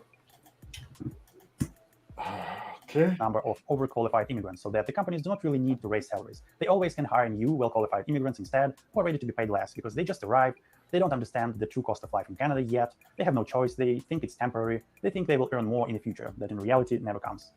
Isn't it funny? When I was looking for a way to get into a developed country, I thought that Canadian immigration program makes so much more sense than in the US because it favors education and experience, while the US one is more random. But now I think that the one in the US favors more the US citizens in general, while a Canadian one favors property and business owners. Okay, you can. Now when we have returns, let's look at what this money can buy. Okay, now I don't know. Okay, that's his opinion that the way the US operates out here is geared more towards the individual. I can see why he say that though from his vantage point in Canada, but that's not obviously we're in the US, or at least most of us, and we know that that's not how the US operates in terms of catering more towards the individual worker. So that right there is anecdotal on his part, and I mean I'm trying to be fair, but at the end of the day, what he's essentially saying is the same thing, that there's multiple factors like immigrants that are coming in working for less that causes people not to be able to grow in their respective rights, not to be able to come into salaries the way they should, okay, based on the schooling they went to school for. And I'm sure people with engineering degrees got student debt, okay? But we're not going to talk about student debt and factor that into this conversation. I'm just talking about the raw figures of one man supporting his wife and children on $40K a year. Now, obviously, they're going to show you people making well over that. So I just want to understand, what is life for real at 40K? I can best believe what it is at 100K. So go ahead and finish. Okay, I do have one question to ask, right? Mm-hmm. So the Canadian guy, right, who's pretty much talking about the breakdown of, I guess, like a middle class salary in Canada. In Canada, is this guy married himself? I don't know if he's married. I think when by the end, because I didn't watch all of this, he posted a bunch of expenses, and he showed you basically based on his salary what his expenses is, and then by the time he got down to the last salary report, the last expense, he was talking about, I think he was talking about daycare. So I don't know if he got kids or not, but his expense report was what was interesting to me in terms of whether or not you got kids, you're married or not, right? If you're making $150,000, these expenses are just normal expenses. And he shows you how $150K is not really $150K. You are not middle class making $150K out there. You're not. So I don't know if he's married, but I thought I heard something like that at the end. But again, I didn't watch all of this. So Can you play back what he just said? Go ahead. Play back what he said. Just go back, because he says something that it's a big difference between Canada and America. America. Well, okay. Wait, hold on. How far do you want me to play back, Lola? Or just the same thing that he just said. So what's that, like 10 seconds? Listen to what he say about America versus Canada. We was just talking about that. I know that you get a little tense when I get up here. I know that, but it's a reason that I'm pointing this out. Okay, hold on. All right, let me go ahead and play it. Isn't it funny? When I was looking for a way to get into a developed country, I thought that Canadian immigration program makes so much more sense than in the US because it favors education and experience, while the US one is more random. But now I think that the one in the US favors more the US citizens in general, while a Canadian one favors property. All right, stop right there. Now when we have the earnings, let's look at what this money can buy. Hold on. The reason he said this is because if you understand tax brackets in the United States of America, if I'm only making $40,000, I'm not paying taxes like the guy who's paying $100,000. Because first of all, I'm gonna get, if you talking about 2 or 3 kids, I'm gonna get deductions for those kids. My deduction is gonna tell me that everything that I pay in taxes, I'm going to get back. So it's no taxes at $40,000 compared to it's a whole bunch of taxes at $100,000. Like most people just don't understand the tax bracket. Okay, even with the taxes being factored in, right? By the end of this video, he's going to show you how niggas is broke out there too on 150. But this guy, wait, guys, before you hold on for a second. Hold on, because I want to make sure that we finish the video first. Can you guys hold a thought? Yeah, I'm not arguing against your point. Like your point could be 100% true, but at the end of the day, broke is broke. Now finish playing. Okay. All right, just hold on. I will be calculating the expenses for someone like me, a family of 2 adults, 2 kids, and a dog in Vancouver. But I will also touch the debate about how. Oh, so he do have kids. Okay, yeah. Let's consider $100K salary. That's $8,800 per month. Okay, pause right there. The biggest expense. Okay, you see these numbers on the side? He says suppose. Keep in mind, right? He said in the beginning that the average salary coming in his position is $45 to $60K a year in Vancouver. But he's giving a hypothetical right now with $100K. Okay? Like in reality, he don't make $100K. He's just giving you a hypothetical based on just regular bills that you need to pay if you got, in his case, like kids. But he ain't making that kind of money to take care of them kids. But the money he making is roughly $45 to $60K, no matter how you want to break it down in the tax brackets. But this right here is completely hypothetical. But you're going to see, even in a hypothetical circumstance, this right here is not it, period, to be living on. But the reason that this doesn't make sense of what he's doing, first of all, he never made this type of money. I could tell how he talking, because he said he said $3,000 and I'm gonna have rent for $2,700. Whoever gave him a rent with that type of ratio is stupid from the first place. Hold on. Here's the thing. He said if he's making $3,000 a month and he has rent for $2,700, he didn't qualify how he's paying for the $2,700. He could be married like you. But at the end of the day, his rent is $2,700 a month. His rent is $2,700 a month. I don't know if this right here is his personal circumstance, but it doesn't seem like it, because he just said that he don't make 100K as a junior engineer. He just don't. He already qualified that in the beginning. This right here, like I said, is hypothetical. Now, he's open to his opinion, just like you are. Okay. But I'm not going to say he's stupid because of that, because he didn't tell you how he's paying his rent. Now, I'm going to be honest with you. My rent is pretty much the same price as his. So it's like, but okay, he didn't tell you how. But go ahead. Listen, if a person's making $40,000, he didn't say that, but he qualifies the range. He said $36,000. That's kind of what he started this whole conversation with. Okay, let's say that. If a person's making $36,000, or let's say $3,000 a month, because I did the math for you, but the guy's making $3,000 and he's spending $2,700 in rent, that is bad money management. Hold on. He didn't tell you how he's paying for that. He just told you what his salary was versus what his rent is. He didn't tell you how he's paying for that. He didn't. Wait, E-Man, 1 second real quick. Lola, are we planning to play the whole entire video? Because what he's going to do, like I said, and I'm not negating what either man is saying about his personal opinion about what this guy is doing as far as like his personal life. I'm not negating that. It might be bad, right? But my whole point is all of this is bad. Like, to be married under these conditions is bad. That is my point tonight. But he's doing it for me. But okay, I got you. Let's play the video first, right? Let's get the video out the way, and then you guys could have your discussion. But wait a minute. This right here, so everyone knows, because I know either man has his opinion. This is a hypothetical. He says, so let's take 100K. He didn't say I'm making 100K. He said, let's take 100K. So now we're looking at bills based on somebody hypothetically make 100K. So that's what we're looking at right now. So let's not talk about his personal circumstance, because he hasn't given us that. I mean, he really hasn't. And just look at this. Okay, let's play the video, all right? Cool. Housing. In 2023, I would budget about $3,000 per month for a family for housing in Vancouver greater area. There is a shortage of rental properties here. If there is a good apartment for rent with a realistic price, there will be a competition among 5 or even 10 people easily to get that apartment.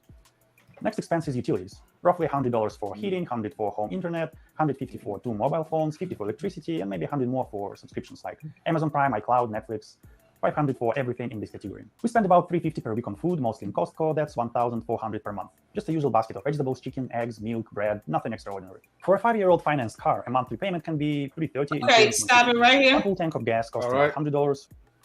All right, just for the algorithm or whatever. But okay, so you see right here, he got taxes. Either man, maybe you want to talk about the taxes. He got rent, utilities, food, car loan, which is normal because my car loan was $585 a month. For what? You know, I'm just saying. And he got car insurance. Are those regular bills? Either man, would you say those are regular bills? Most people have, or no? No. Most people don't have rent. I don't think most people paying $1,400 for food. How many children do you think he got? I got 4 kids, and our food budget is about $650 a month. Mine is 8, and I only take care of 2 boys. So I don't know where you at, but again, it's anecdotal. So we can agree that $1,400 for food. But I wasn't asking you the price, because you can't really qualify the price out there because you're not out there. I asked you these bills right here: taxes, rent, utilities, food, car loan, insurance. Are these regular bills or not? I think people shouldn't have car loans. I think that. No, I didn't ask you what you think people should have, because that's your personal.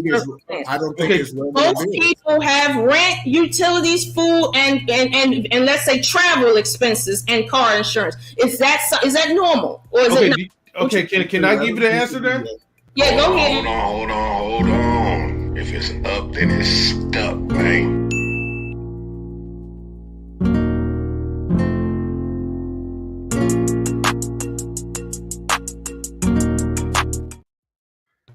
That was Mr. Best. But look, okay, that's not normal bills. Okay, that's not normal. Can I explain it? Okay, let me blow it up real quick so I can look at it, right? Because I can't see from the top right. Okay, 100K. He's saying he's spending $8,000. No. You're not listening to the question, and I know why y'all not listening, because see. I'm not even. And you give me a chance to explain. You said I don't need you to explain the wrong answer. I asked you. Most people pay taxes, pay rent, utilities, They're not normal bills. Pay for car insurance and or pay for a car. Do most people have these kinds of bills? I didn't ask you, do most people pay $3,000 a month for rent? Okay. These bills. Yes or no? Oh, I can fucking speak now? Okay, so as far as, people pay taxes, people pay rent, people pay utilities or mortgage or whatever. Okay. All we're saying is like that list right there is not accurate as far as his spending. That's all I was going to say. Okay, so let's do no more. Wait, let's get into what you said about it's not accurate in terms of his spending. How are you going to prove that he don't spend $3,000 a month on rent, $5 on utilities, $14 on food, $330 on a car, and $150 on his car insurance? How are you going to prove that those are not his bills? I'm not saying that that's not his bills. Like, what I'm saying is that that's his bills, right? Is what he's spending. It seems like he's pretty much living off of luxury, as opposed to like downsizing to try to save. That's all I was trying to say. Okay. $1,400 for food, right? I get it. Like, I don't have kids, so I shouldn't really speak. And he did say he had kids. I don't know how many kids that he said 2 kids and a wife at minimum. Okay. So I know black families, right? Or just American families, right? And I know they, probably spend more or whatever, but when it comes to food, not a lot of people spends over $1,000 worth of food, worth of groceries. Unless if you have children, that's why you say that, because you don't have children. I put that disclaimer, and then I also have kids. No, so maybe you're not the one to make kids. Oh my god! Listen, so man, how old are your children again? Let's put this. How old are your children again? I have a 13-year-old. I have an 11-year-old. I have a 1-year-old, and I have a half a 5-month-year-old. Okay, and you only spend $600 a month in food? $650 a month. So the one thing I do want to say is the average rent in Vancouver is $1,700. That means that he's living in an above average house. The key is, if you trying to live like the Joneses are living, you're gonna be broke. But if you're living within your the Joneses to you? Yes, if he's doing double. He's literally, when he said I do $3,000 in rent, that means his house is double the price of what the average people are spending. I mean, he's living outside of his means. Okay, so here's the thing, right? If you're gonna argue that this is not average in his country or in his state, right? If you're gonna argue that, you're gonna have to argue that the same way he's arguing it, based on numbers that are actual, because you go there and you live there. I dropped you have to be honest, E, to a degree, right? If you're gonna say, well, what's average in a place that you've never been, that you don't live in, right? While he's there and he's telling you this is his research on where he's at and his country, I'm gonna be honest with you, I'm more leaning towards him than you, because there's a lot of people that's not black, for instance, that like to talk about what's normal in black people's culture, that have never set foot in a room full of black people for real, to know black people culture. There's a lot of people doing studies like that, but I think I would err on the side of black people talking about what's normal in their culture. So I'm gonna side with, I get it, you have your opinion about if this is high or low, but I'm gonna be honest with you, right? You already know what my intention is tonight, which is to prove no matter what number you throw up here, you 40K niggas cannot afford to be married. So whatever he throw up here is just gonna show anything beneath that ain't hitting for nothing. Okay, now he's gonna show you for real. And let's suppose this is what he's living on, right?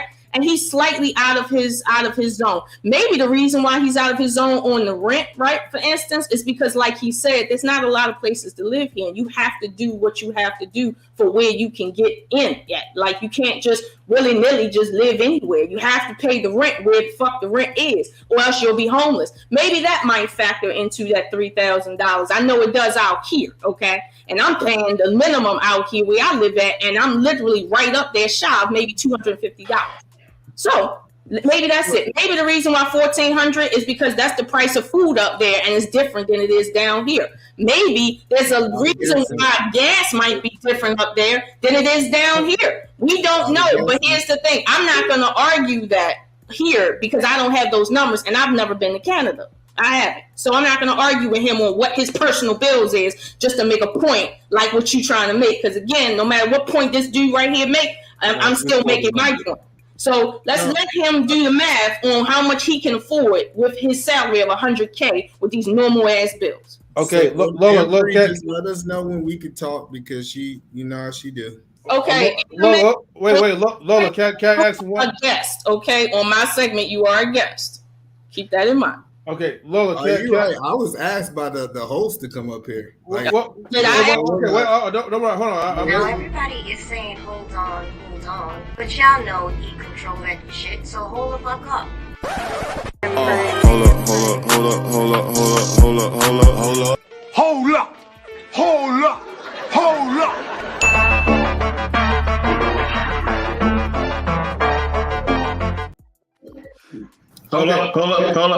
Yeah, that's the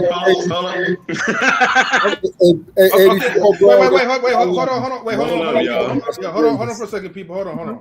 All right, Lola is the host of the show, right? Right, that's how I'm going to say. Who talking about? Lola, can I speak? Can I say something for once, please? All right. Okay. So Lola is the host of the show, so we do have to abide by her rules, unfortunately. Yes, unfortunately. But Lola, can I also say this though? I just want to say one thing. Can I please say one thing about you coming out, please? All right. I know you like to put us in submissive positions. No, I know this. So it's like it's cool. Okay, good. Let me say this though, right? Mm-hmm. So, and this is just based off of I'm not even gonna talk about a year. The average rent for I'm just saying for a 2-bedroom apartment. I understand he has kids, right? I'm just talking about the average, okay? The average where? The average rent for a 2-bedroom apartment, right, in Canada, right? Since he's from Canada, I'm just talking about the guy. I guess whatever. Okay, is around roughly $1,382 per month. Mm-hmm. Okay, when he's talking about that 3,000, this dude probably has like a 5-bedroom house somewhere. That's all I'm just saying. What if he has 3 kids and a pregnant wife? I don't give a damn about the pregnant wife and the kids, but I'm just saying though. I'm just talking about the rent. That's all. Damn, his family size is because an apartment. But hold on, I've never seen an apartment more than 3 bedrooms. Personally, I've never seen. Hey, that's. I was just. Hold on.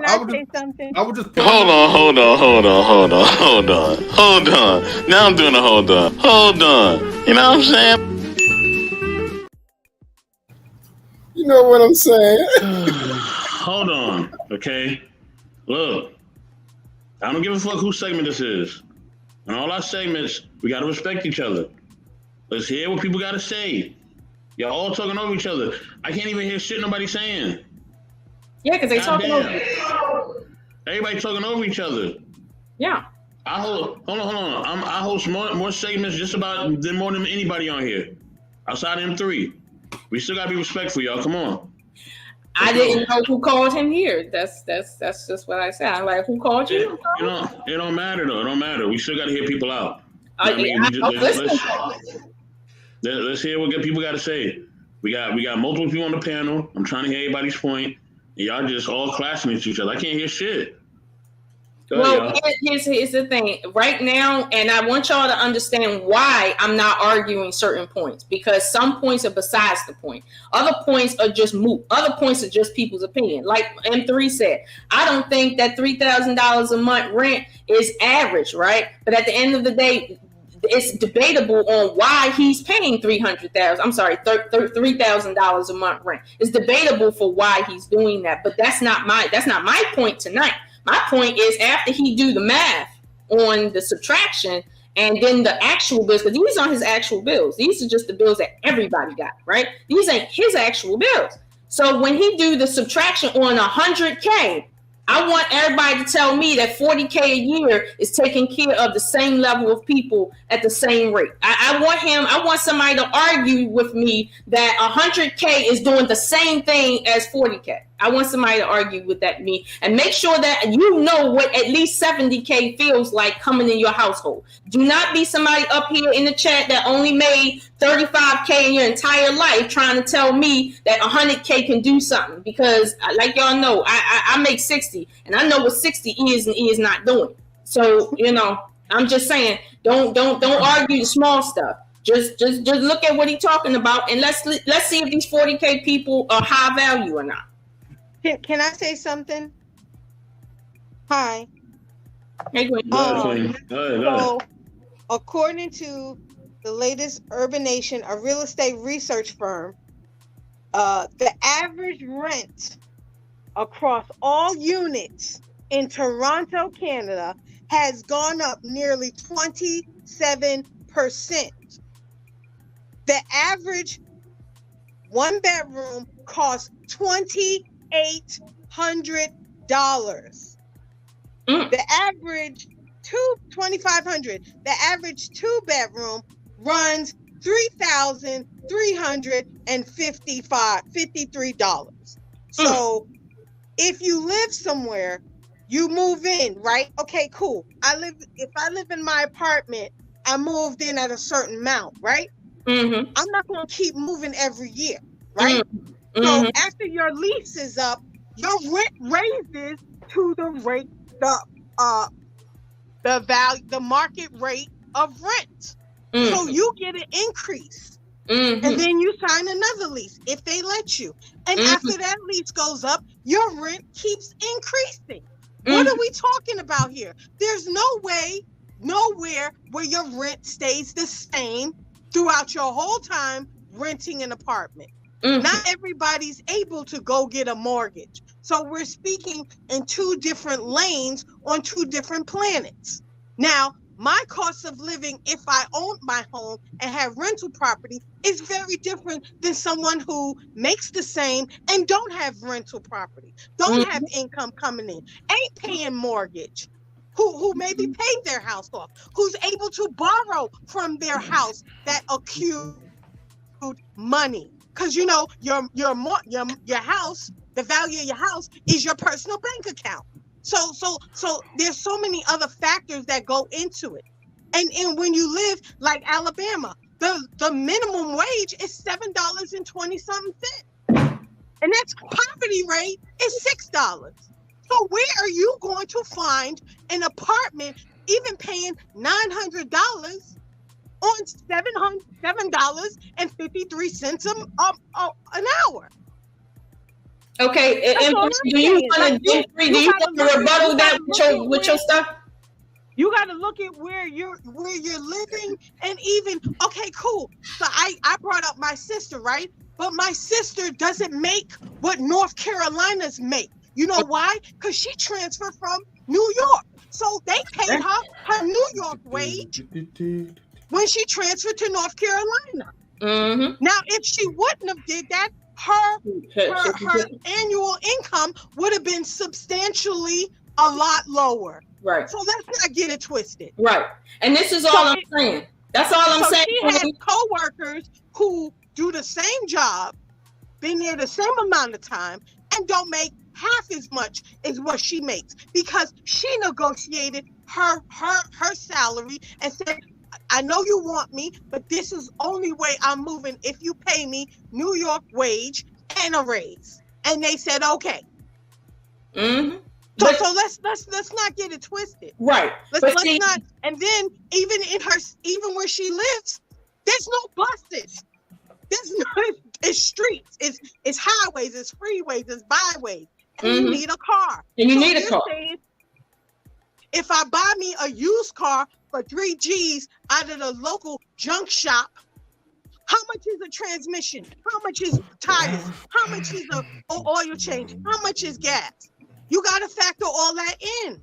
And it's not, it's capping to say that, oh, you know, you can survive. Yeah, my parents did it, but they owned property. They were getting income. They had rental property. So when one person got laid off or whatever else, they still had income coming in and their house was paid off. So they didn't have a mortgage. But you see, Queen, the issue is, right? Hey guys, check out this link. But wait a minute, the issue is, right, they don't like the fact that this man is sitting here, right, with that $3,000 in the rent, right? Because what they're trying to say is, oh no, you can make it on nothing, and women should be happy to accept $40K off a dude. That's what they're trying to do, right? But no. That's what they're trying to do. It's like it's not working. I know. Look, there's some places in the worst neighborhoods.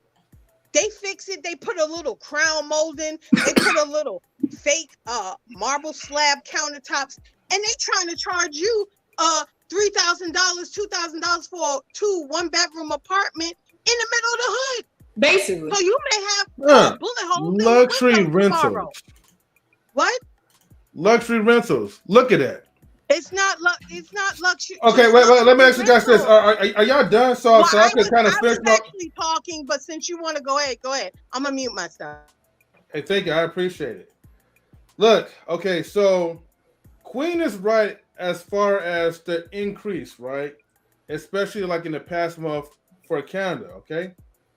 However, right, what she's talking about that she did not include, okay, like Vancouver or whatever. Right now, rent for a 2-bedroom is literally at $3,122. Why is that so expensive? I don't give a fuck. But I really don't care. But the reason why it's expensive is because these niggas is finding luxury rentals. Okay?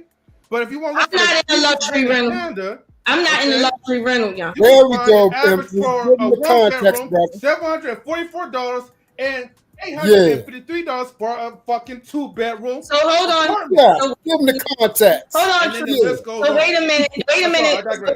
Okay, so you're digressing. Okay, so let me say something to you, right? Whether or not that's my brother right there. Whether or not you want to claim something as luxury or not, this is a matter of debate. Okay. First of all, that's a matter of debate. I'm not saying it's right. I'm not saying it's right. I'm not saying it's wrong, but it is a matter of debate. Because I've seen somebody say that there's luxury apartments down in West Baltimore. Truth, I've heard someone say that. Okay, that was actually on an apartment finder. Luxury apartments, West Baltimore, 23 zone. Chill out, okay? So let's not deal with that. I'm okay with different sites saying different stuff. My point is this, right? If you're telling me that the average person lives in the lowest ghetto, if that's the way the average person lives, that says more about my point than what y'all think it does, okay? If the average person living in the ghetto, making $100K, talking about $700 a month for a 1-bedroom, 2-bedroom. Listen, you're making my point for me at this point. So stop, M3. At the end of the day, let this man give you the average and let's move on. All right? Finish playing that beautiful footage so I can get to these 40K niggas. Oh Lord, you're a funny piece of work. Okay. No, Twice a year and buy tires maybe once in 3 years. So let's budget $400 monthly for gas and service.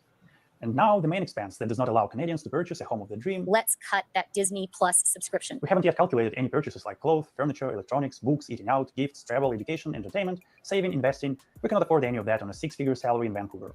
A very tight budget for basically paying the bills. If there are 2 working adults in the family, maybe there is a chance to afford some of those things. Okay, pause it right there. Daycare or after school or Okay, now, last thing he said, if there's 2 incomes, now we cook.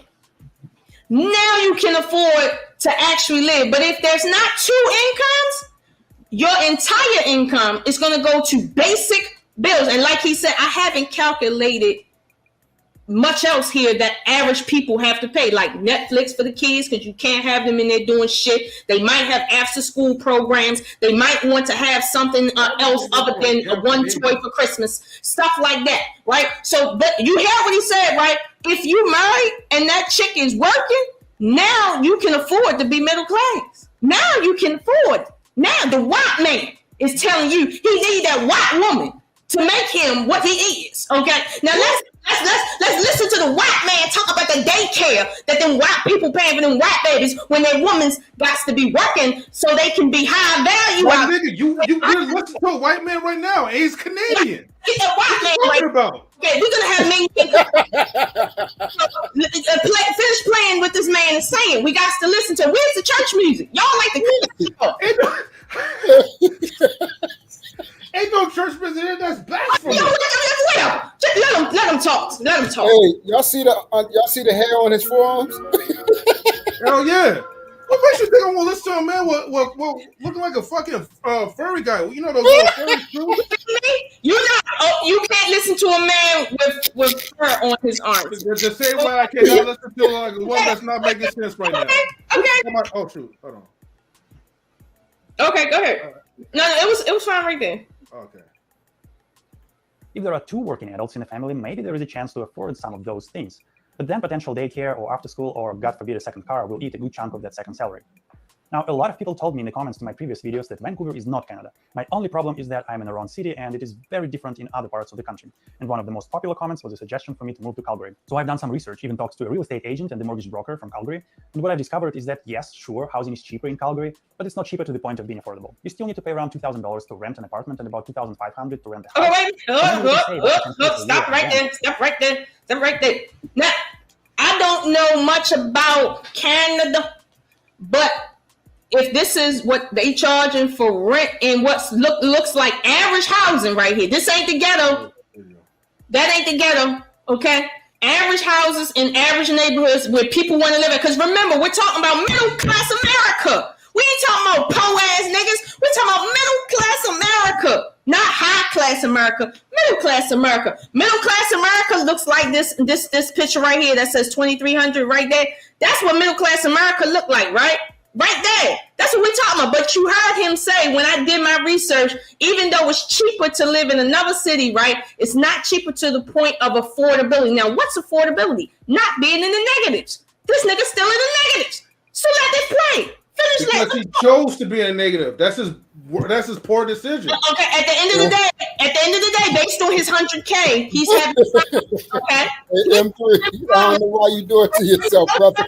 Hold on, Truth. The man is trying to stay in the middle America type of like culture. He's trying to stay there. He ain't trying to take his family to the ghetto like some of these Negroes. He ain't trying to put his family up on Knob Hill. He's trying to keep it in middle America where the children are safe and the neighborhoods are something that they want to come home to. Oh, man, you're so off the point.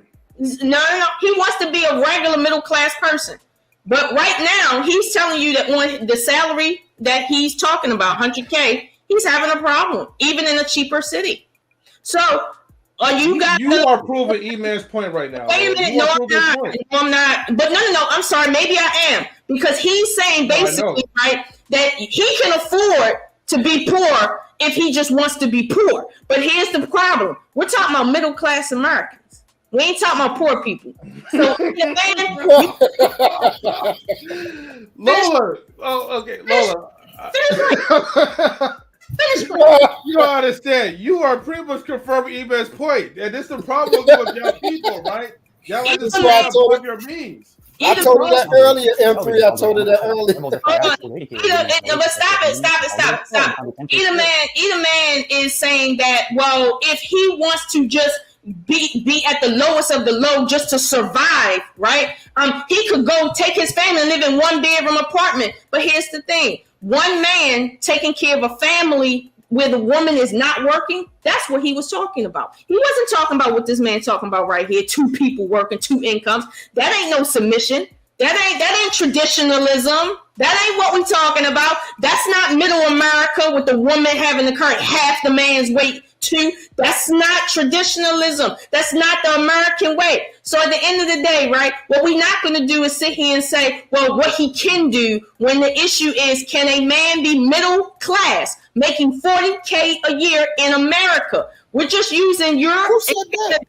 We're just using Europe and Canada as juxtaposition so we can give it a relative understanding of what it means to be in the Western countries, having these sorts of bills and these sorts of issues. Like he said, immigration is part of the reason why the salaries are not going up the way it should. It's the similar case here. So my thing is, let's not overcomplicate the conversation, because I'm not talking about poor people in terms of below poverty. I'm not talking about that. I'm talking about middle class. Like Kevin Samuel said, 40K is middle class. So let's talk about what the middle class really is. And stop this dumb shit that talking about. Who said middle class though? And when we say middle class. Okay. So Kevin Samuels didn't say most black men are in the middle class making $40K a year. Man, let me go ahead. Hold on. When did we talk about Kevin Samuels? Okay, you know what, Truth? I'm gonna need you Kevin Samuels, because what we're not gonna do is argue over Kevin Samuels tonight. I've had too many times to be talking to you about it tonight. At the end of the day, if Kevin Samuels says that most black men are middle class and then says most black men are making $40K, you do the math. We here today to figure out what is middle class and what the fuck is middle class really doing in 2023. That's what we trying. Who said Kevin Samuels was knowing what the fuck he was talking about? That's what I'm trying to figure out. Now you want to argue which men in the manosphere know what they're talking about? No. Truth. We're gonna talk about that on a later show. Which men in the manosphere know what the fuck they talking about? Oh, it's gonna be a show. Okay, there's gonna be a show, but not tonight. So okay, go ahead, M3, finish playing. Well, you still keep running your mouth. I mean, I'm trying. Recruiters from Calgary reached out to me several times, and they were proposing roughly a $20K pay cut to what I currently have. So those numbers sound about right to me. I can save $10K on rent, but lose $10 to $20K in salary. What about owning a house? In Vancouver greater area, owning anything is completely out of question. There is no option to move further to the suburbs and get cheaper housing, as it's a relatively small piece of land bordered by the ocean, the mountains, the US border, and farmlands. Wherever you go here, housing is still impossibly expensive. In Calgary, though, a house may cost roughly from $450,000 to $600,000, which means that with a 5% down payment, the monthly mortgage payment will be more than $3,000, or at least 50% of what's left from a six-figure salary after taxes. Okay, but we can buy a townhouse in Calgary or Edmonton. It would cost around $380K, $2,300 per month mortgage, and also $400 strata fee, $2,000 property tax per year, and again, not less than 50% of a six-figure salary. So, a software engineer working remotely for a shiny Vancouver-based tech company has to pay 50% of the income for a modest townhouse in affordable Calgary. However you turn it, if you make it right, all income would go to taxes, housing, and food at best. It's not that Vancouver is unaffordable and Calgary is affordable. It's that Vancouver is just impossible and the rest of Canada is highly unaffordable and overpriced if compared to income. So the only option to make the ends meet is probably to work for a tech company from a large, expensive city while living. So he's essentially saying the same thing that the other guy in America in the first video was saying, that income to the price, the cost of living there, it doesn't match up. It just don't. And that's not something that Americans are, we're dealing with the same thing here too. So whether or not we're talking about people making $100K and that being the case, or people making $30K and that being the case, it's still the same issue, which is no matter how much money you're making, you don't live a life as if you're making that money. You just don't. You could be making $100,000. You're not going to really live like you're making $100,000. You're going to feel like you're making something else. If you're making $40K, you're going to feel like you're making something else. It's not going to be what you think it is, because the cost of living doesn't match what you are making. So as long as that is the case, there is no physical way people are taking care of 4 to 6 to 8, 10 people on $40K a year, and that not being something that's highly, first of all, impossible and challenging, if not dangerous, when it comes to the health and mental welfare of children, because you are not living in no middle-class neighborhood where there's very little crime. If you are like either man making $40K, taking care of 60,000 people, you living in the worst part of the hood. That's where you living at, where bullets is coming through your window. Your kids can't walk to school. You better put them in the car and hope that there's no drive-bys at the corner when you pull up at the red light. That's where he's living at, and that's where he put his wife. It's better for him to say himself than for you to speak for him. I haven't got there yet, but that's what he's saying. As a woman, I should be happy that he put me in the hood. I'm already in the hood, right? But I should be happy. When I make $100,000, I'm going to still be living like I make $40,000. No. My father told me about how to save and live and do that. I'm not arguing that. That's a good point. But what I'm saying is this: if the purpose of getting married is to up your status as a woman, right? If you're in the hood and you married a man and you in the hood, your status did not move, period. So therefore, if all I'm saying is, either man, don't come at me as a woman and say I should be happy with me not working and you making $40K in America in 2023 with everything we got on us. Like, one income taking care of 6 people. At 40, can I ask you a don't question? do that. Hold on, but don't do that to me because now you're being disingenuous. Don't tell me I should be happy with that shit because that right there by no means is the purpose of marriage. The purpose of marriage is not to have me destitute. It's not to have me upset because I can't afford. When I go to the market, I got to take coupons with me and I got to make sure I calculate because if I go over $5, I'm going to be under and shit. Like, no. That's not what people marry for, and that's not what nobody will ever marry for. So, no, I'm not happy with 40K. Okay, no. Let me say this, though, and I'm going to just put some clarification, right, because after when you left, right? I ain't with that. I didn't watch. Okay, and that's the point. The man was pretty much explaining, he wasn't talking about like married folks. He was talking about only a single person, right? Only single people with kids can actually survive off of 40K if they make the right decisions. You're talking about is, a married person take care of the whole entire family by himself, and that was not the point that he was making. Well, let me ask you this about his point because I wasn't there. Let me ask you this. I wasn't there. That's the key. Yeah, you wasn't there. Right, because I wasn't there. Let me ask you, since you here, right? If he made the statement that women should be happy with 40K, I heard that come out of his mouth. Okay. Now, can he make the statement you should be happy with your man making 40K and you not working, and then turn around and say the only way this works is if y'all not married? You want me to explain that to you? Yeah, explain it. So that was the point why, like, because I know we're not finished with this second video, right? Because you keep talking. But the point is, like, for me to post that video that I had the first time, right, is because your fellow women will tell us that they don't need our assistance, and so they are happy doing things all by themselves. So when the actual source actually comes from the same women, right, that have the same type of vaginas and the same talking points, right? These are the type of women that says, hey, if I can survive without a man, even though I have probably no college education or whatever, or maybe I'm working a job and I'm making 40K and I'm good by myself, these women will find some type of way to survive. But the point what he was making was that for whatever reason, when a man does come along and let's say you become a family, all of a sudden, that structure for you guys, right, tends to kind of switch over, which means that no one's keeping the same structure as far as, well, let me continue to do what I was doing before, as opposed to, well, now since I have an extra income coming in, thanks to my husband, let me go ahead and spend on this shoes. Let me go ahead and spend on luxury things. And that guy that you're talking about right now, he has a mindset of he has a mindset of a person living in luxury. True. Can you explain what I just asked M3? Can you try to explain the difference between what either man said as far as women should be happy that they're married? I don't even know why you're talking about him because you wasn't even there. You didn't listen to the around and said, well, if you by yourself, this is good. Whatever the hell he trying. Can you explain to me then, True, so we can get more than one man's opinion on this? Well, I got one quick question I have to ask M3 is because he said they all got the same pussy, so I want to know how he know that. We're not gonna go there. How I know that?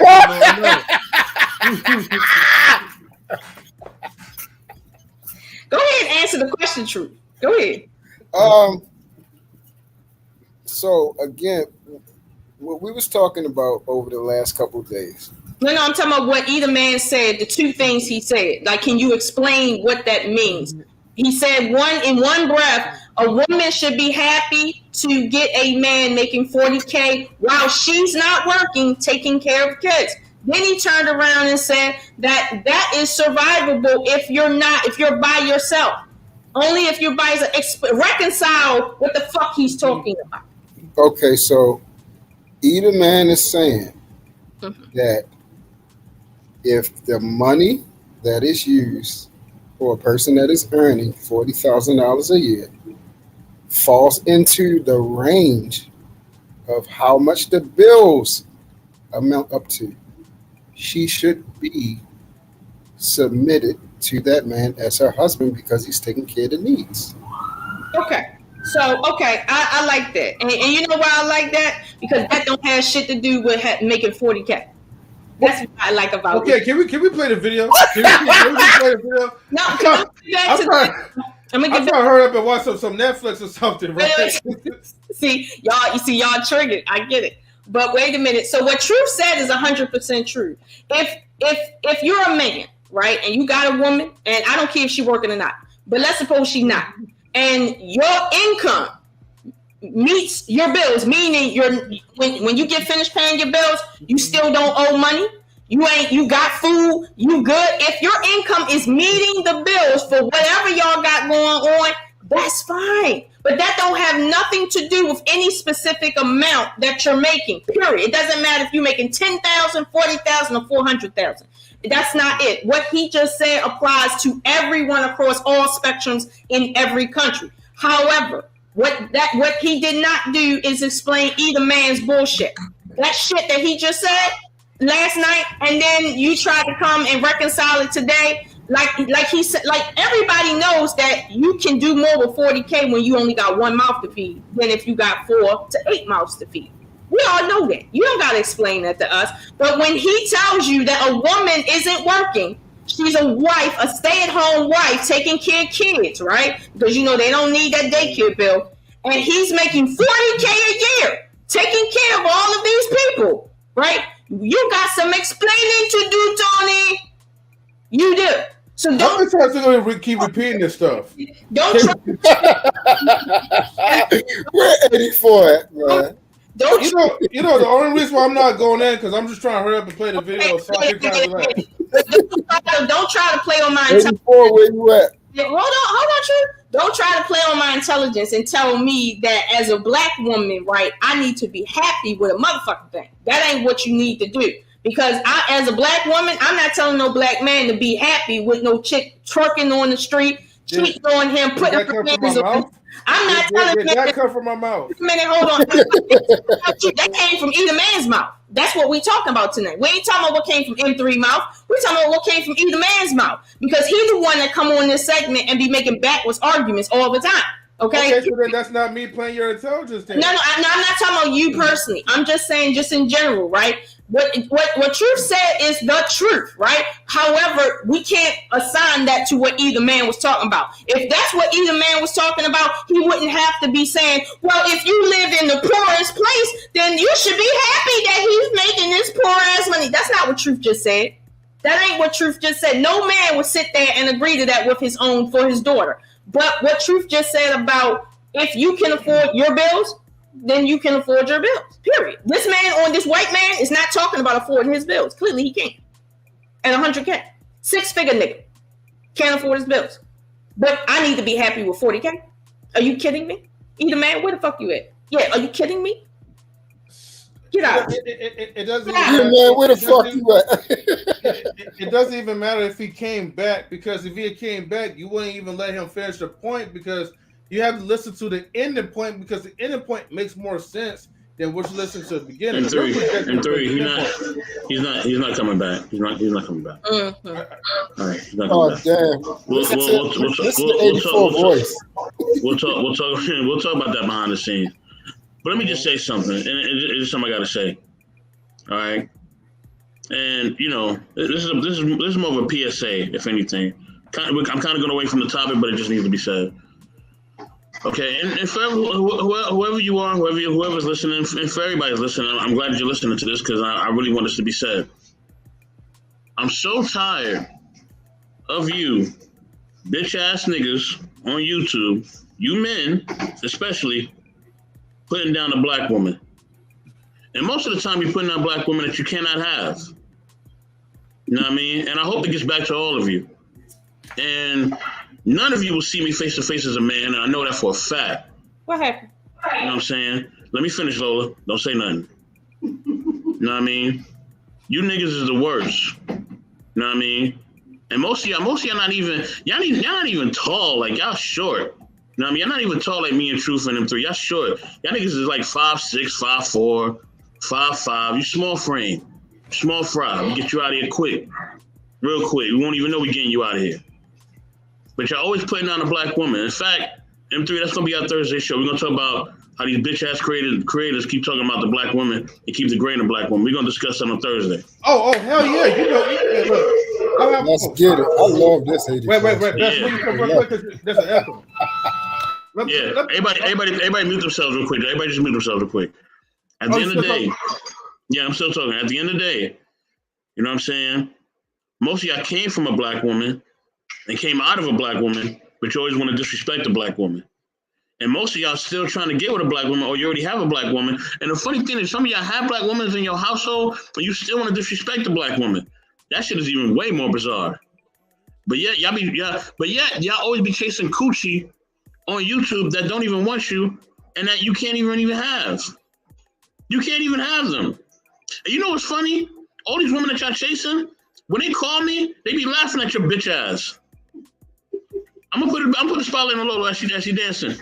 They be laughing at your bitch ass. They be laughing just like Lola. They be laughing at you. All right? Telling y'all to get the fuck out of here. Y'all niggas is clowns, man. You are just mad that women like Lola and the rest of them don't want you. And they never will want you. Okay? We don't care if you're a thousandaire, millionaire, or whatever you claim to be. You know what I mean? We don't care if you live in the Midwest, the South, the North, or the East, or wherever you live, or another country. You know what I mean? Y'all know who y'all are. And the more you talk about the black woman, the more I'm gonna drag y'all bitch asses. And I dare you to debate me one-on-one. Because I will drag you. Yeah, Avatar will drag you. Okay? I don't have to even get on camera and I'll still drag you. That's how nice I am with it. You know that. And y'all bitch niggas, stop sending your little people to call me. All right? Stop calling me, nigga. All right? And that's all I got to say. No, tag me in real quick. See, the problem is, see, the thing is, right, Mr. Best may be nice, though, but M3 is never nice, okay? Let me just say this in a smooth way. And then shout outs to Darby as well, too. Thank you for tuning in, right? You about to hear this part, too. All right? I'm gonna, get out of my character real quick. See, the problem is that most of you dudes, right, you guys have a lot of resentment because you was raised by your single-ass mothers, right? And it's not really her fault that you was born as a bitch, okay? So you got a lot of resentment issues because you had mommy issues or daddy issues, but you're never man enough to really step up to real men. See, the thing is, what I notice about this YouTube space, right? And this is like for the majority guys, especially like black men, you guys are the fucking worst. Especially these big, huge platformers. Y'all don't never talk about nothing productive. Y'all talk about the same goofy ass silly shit. Y'all have no straight content. The only reason why a bunch of niggas follow you guys is only because they're bored and they're trash ass niggas just like you guys. Now, I don't even care if YouTube is not gonna like this shit or whatever. Fuck that. The point is though, every time I go from space to space, I'm just like, damn, I can't even stay here for too long because your shit sucks. You know? You talk about the same fucking rhetoric all the time. What makes us creative as knowledge and relationships, and I know this is going to sound a little bit arrogant, but that's because you guys don't get your minds right. None of y'all. Is that we don't talk about the same goofy shit over and over. We at least try to have a broader wide range where we allow everyone to speak. You know? Hopefully email will come back again so he can speak. I know it might not be tonight, but hopefully some other time. But the point is, we try to give everybody a chance, right? To let their voice be heard. Because quite frankly, I'm tired about this male versus female bullshit. But the only reason why guys keep talking about it is because you know why? Somebody actually hurt you. And I'm going to ask you this, who hurt you? Did your mama hurt you? Did she touch you in an inappropriate way? Did dad spank you a little bit too hard? When? You know? What is it? What is going on with you guys, man? Why do you guys hate black women so much? Y'all always be telling me they're the bottom of the fucking barrel, but guess what? You're a fucking loser. Hell, you be on the hub a lot, you know? Like that. Come on now. You ain't got no life. And then some of you people talking about, oh, now like I could travel this and that or whatever. Yeah, I'm going you guys too, man. Y'all always talk about how submissive these other women from different countries are, but these hoes was trained to play your sucker asses. Nobody doesn't talk about going to Africa. Nobody doesn't talk about it. It's almost feel like I'm being a rant, but it's not really a rant. I'm just making a point. Nobody talks about the motherlands. There's plenty of black submissive women. There's plenty of good women too. Now I can't say about all the other hoes or whatever that's non-black, because I don't deal with them like that. But for you guys, man, you guys are pathetic, man. That's all I gotta say. Hey, can I give my little monologue? Yeah.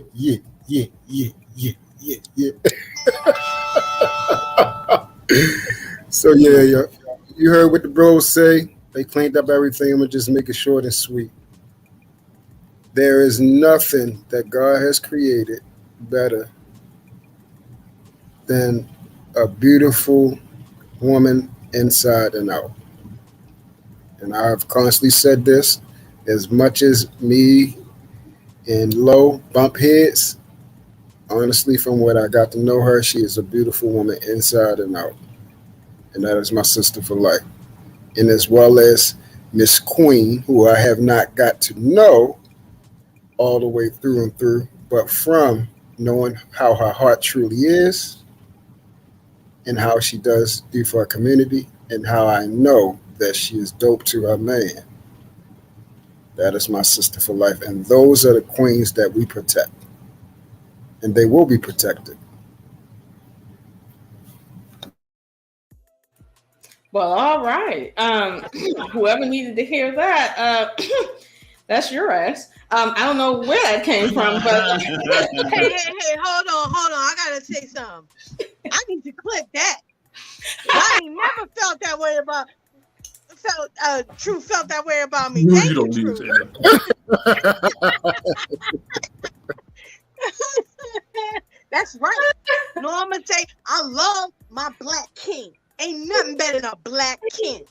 So y'all hoes and thoughts and y'all travel agents and y'all foreigners, stay the fuck away from my black king, okay? Cause I'm coming out for them, and they gonna be with the black queen. Best believe that. That's all I gotta say. Yeah. What's up? Come check us. Check us. What's up? And M3, the furniture's on its way. I got you. Thank you, man. Hey, shout out to my black queens, though. That's right. You know? Wakanda for life, baby. I do need to get some renter version anyway, though. Oh my god, y'all is too funny. Okay, well, since we're all monologuing in the middle of stuff, okay, I'll say this. At the end of the day, right? I think, and this is just my opinion, I stand to be corrected, but black women and black men have issues, right? As every group has. And at some point, we have to be able to say, well, what flaws are we okay with the other one having that we just gonna have to deal with? You know, and that's what that really is. Like right now, the debate tonight is don't tell me what I should be happy with, right? That's the debate. Don't tell me I should be happy with 40K.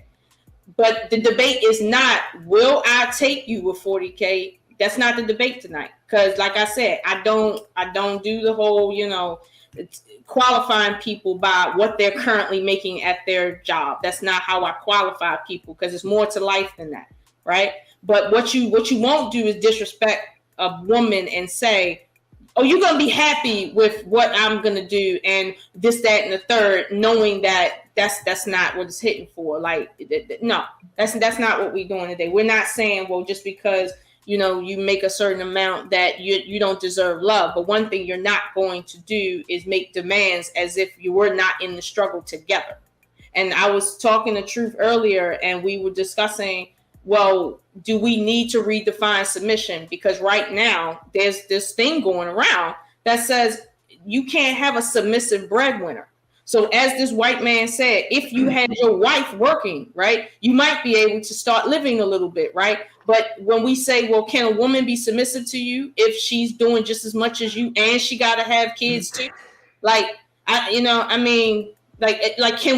she be submissive, or are we going to just have more divorces and stuff?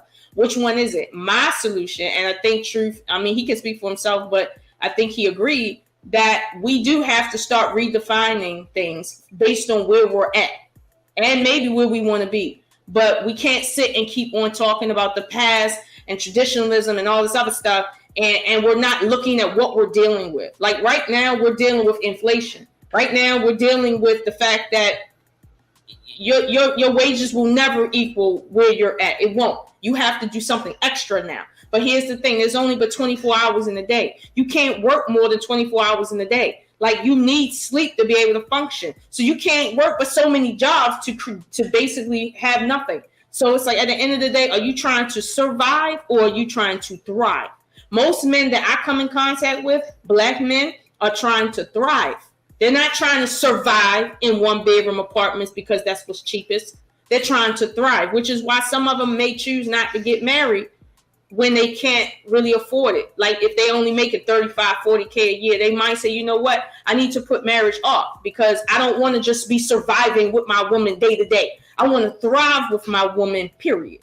So, and I can respect that. I can respect the man saying, listen, I'm choosing not to marry you because when I do get married, I want a successful marriage. And right now I'm working towards that, but I'm not there yet. I can respect that. I can respect the man saying, listen, in the beginning, I need you to work so that I can get to where I need to be so you won't have to work. I can respect the man saying, I need you to work just as hard as me in the beginning. I need that. But what I can't respect is someone telling me that me working is a problem, knowing that without me working, there's still a problem. Like, I don't do that because now you're just trying to play politics of positioning. You're trying to play respectability politics. And it's like, if you care about me and my well-being, that's not what you're going to do. That's not what you're going to do. And like I said, I can respect a man making 40K a year saying, listen, I can't get married because I make 40K a year. I'm working towards something else. I can respect a man saying, look, I make 70K and that shit ain't enough. You're going to have to work, Lola, okay, for the first 5 years. I mean, I need you to do that. And then after that, I got you. But I can respect that. And I think most women can respect that. But what we can't respect is the disrespect going on out in the street, like what happened the other night. Y'all should be happy with this 40K. If you don't sit down and finish what you're doing with Ming Ling over there, okay, shots fired. But never mind that. All I'm saying is, don't take this conversation to mean, okay, you know, hypergamy and all that other crap that these talking points online. No. But what we are trying to do is get a real picture of what we're dealing with right now. And like I said, I don't make that much money. I'm in the struggle too. And I don't have as much on me as other people, and I'm in the struggle. So I know what it feels like. I grew up with kids that didn't have as much as me, and I heard the conversations that my parents didn't have. I heard that. I heard my friends talking about how when they get old enough to sell drugs, they're going to sell drugs because their parents couldn't afford clothes for them. Like real clothes. I seen the bullying that happened when you went to school and your parents took you to Payless versus Shoe City. Like I seen that. I seen how kids were affected by poverty. And my thing is, why purposely bring women and children into poverty that everybody's already in? So when either man says, look, you need to be happy with 40K. At the end of the day, I'm not happy with 40K. I'm happy with the man that might make 40K, but I'm never happy with 40K. Like, I'm not happy with 60K, and that's what I make right now. Lola, pause for 1 second. Pause for 1 second. You lied. Everybody pause for 1 second. Robbie Privilege, I'm glad you're up here, sister. I don't know if you heard my rant earlier. Maybe you did, maybe you didn't. You know what I mean? But that rant was for you. I seen some disgusting stuff some brothers did in regards to you. And I want to tell you brothers this. Y'all do that shit again in your live and y'all drop the link, I'm on your ass. And that's all I'm gonna say. That's right. That's right. I ain't gonna say nothing else. I see that. I didn't know. Hold on, let me finish. I'm not gonna say nothing else. Cause see, other niggas is afraid of you niggas, but I'm not afraid of you niggas. None of y'all. So do that dumb shit again. All right, that little Tyler Perry. Hold on, do that Tyler Perry shit again. I'm on your ass, nigga. Straight up. Cause y'all kiss white people ass all day long from sun up to sundown. But you want to disrespect black women? Oh, not on my watch, niggas. No, that's for all of y'all. I don't care what network or whatever you're a part of. I'm on your ass. You drop that link. Straight up and down. And that's all I gotta say. Hey, well, bring me up there next time, man, so I can know these things. That's right. I haven't even seen that clown lately. We're gonna pull up the Freedom Bus, and we all I haven't even seen that gump lately. I thought I seen something, but I didn't understand what I was looking at. But now that you said it, I understand now. Okay, that was fucked up. And honestly, yeah, if they drop that link, they're gonna have other issues. So I think they need to move a little better out here in these streets for real. All I'm gonna say is that you have a wife. You're supposed to be, you promote what you believe in, and then you move differently. That's all I'm gonna say. That's why I say it's a bunch of fakes and phonies that project one thing and don't live it. Because the same thing you do can come back at you and to your little ones and to everyone else you with. So, move accordingly. That's all I'm gonna say. Hey Lola, you fucking that food up. Look, I'm gonna say this, and I'll make it very short, right? Because I don't want to derail Lola's topic, right? But I'll just say this for at least under 60 seconds or 30 seconds. But as black men, right? As much as we perpetrate the fraud or whatever, and talk about we need to protect our women, we really do need to stand on our word. So if you're the type of person that one day you talk about, hey, we need to protect this, we need to be black leaders, we need to move in a certain type of way to get respect. Well, let me tell you this. The way how you get respect is how you carry yourself and how you treat other people. So if you're the type of person that all you do is just belittle people, I don't care if it's just, I'm not even just talking about black women alone, but people, period. Then maybe you need to step your ass down and then find some other hobby to do. Because I don't think YouTube is working for you. That's Can we hear from Sister Raw B for a second, y'all? I just want to hear from her, then we can move on, y'all. First of all, I love y'all and I appreciate y'all. Like me, I do me. Thank you. I just do me. Like the lengths that people go through on this platform is crazy to me. And I can only, bless the Lord that my father was who he was and my mother was who she was. Because the things that these people do would take blessed people, make them delete themselves. And you got women on this platform, because of the things that people have done, they pretend to delete themselves and everything else just because they want people to leave them alone. And it's going to be a day of atonement and a day of reckoning. I'm just letting these people keep playing themselves. Like a couple people finna have a couple visits from some people they don't think they should get visits from because it's social media. Them silver bracelets going to be coming. And I mean, that is what it is. Like, at the end of the day, that's just some low brow gutter shit to do. Like, really? But at the same token, it's the audience as well. Because the audience sits there and eats the shit up and be watching it and participating along.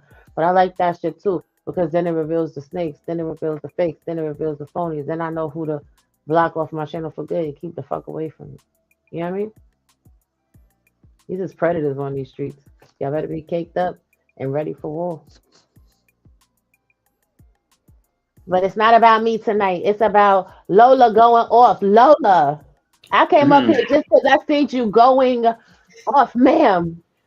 But wait a minute. Well, what it was last night, I left the live stream because I was so annoyed by the statement that black women need to be happy with black men making 40K.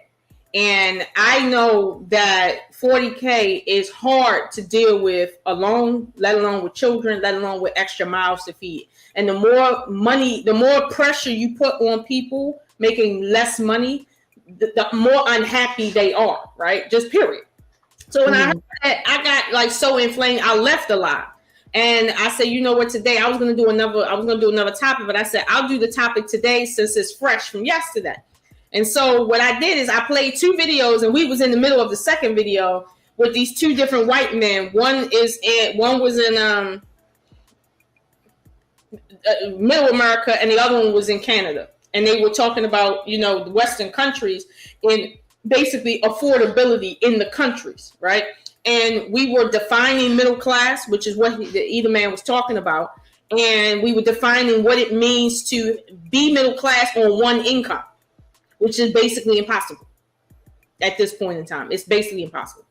Even if you make one income and you clock in $120,000 based on U.S. standards, that right there is not after taxes and everything else that's going to come out of that. And that's if you don't owe child support, taxes, and any other major bills like school bills, loans and stuff like that. You will not be middle class at the end of it. So when we talk about a woman being in a traditional role with a man making 40K, it's disrespectful to me to tell a woman, especially a black woman, you better be happy with this. When in reality, it's like, nobody's happy with that. So why are you telling us to be happy with that? Are Chinese women being told to be happy with anything? No. I don't know if they even talking to the Chinese girl, let alone telling her what she need to be happy with. But at the end of the day, I'm not saying that a 40K dude don't deserve love, right? I'm not even saying I wouldn't be with a 40K dude. But what you're not going to do is tell me, well, you need to be happy with this because this is what you owed or something like that. Like, it's like the disrespect has to stop.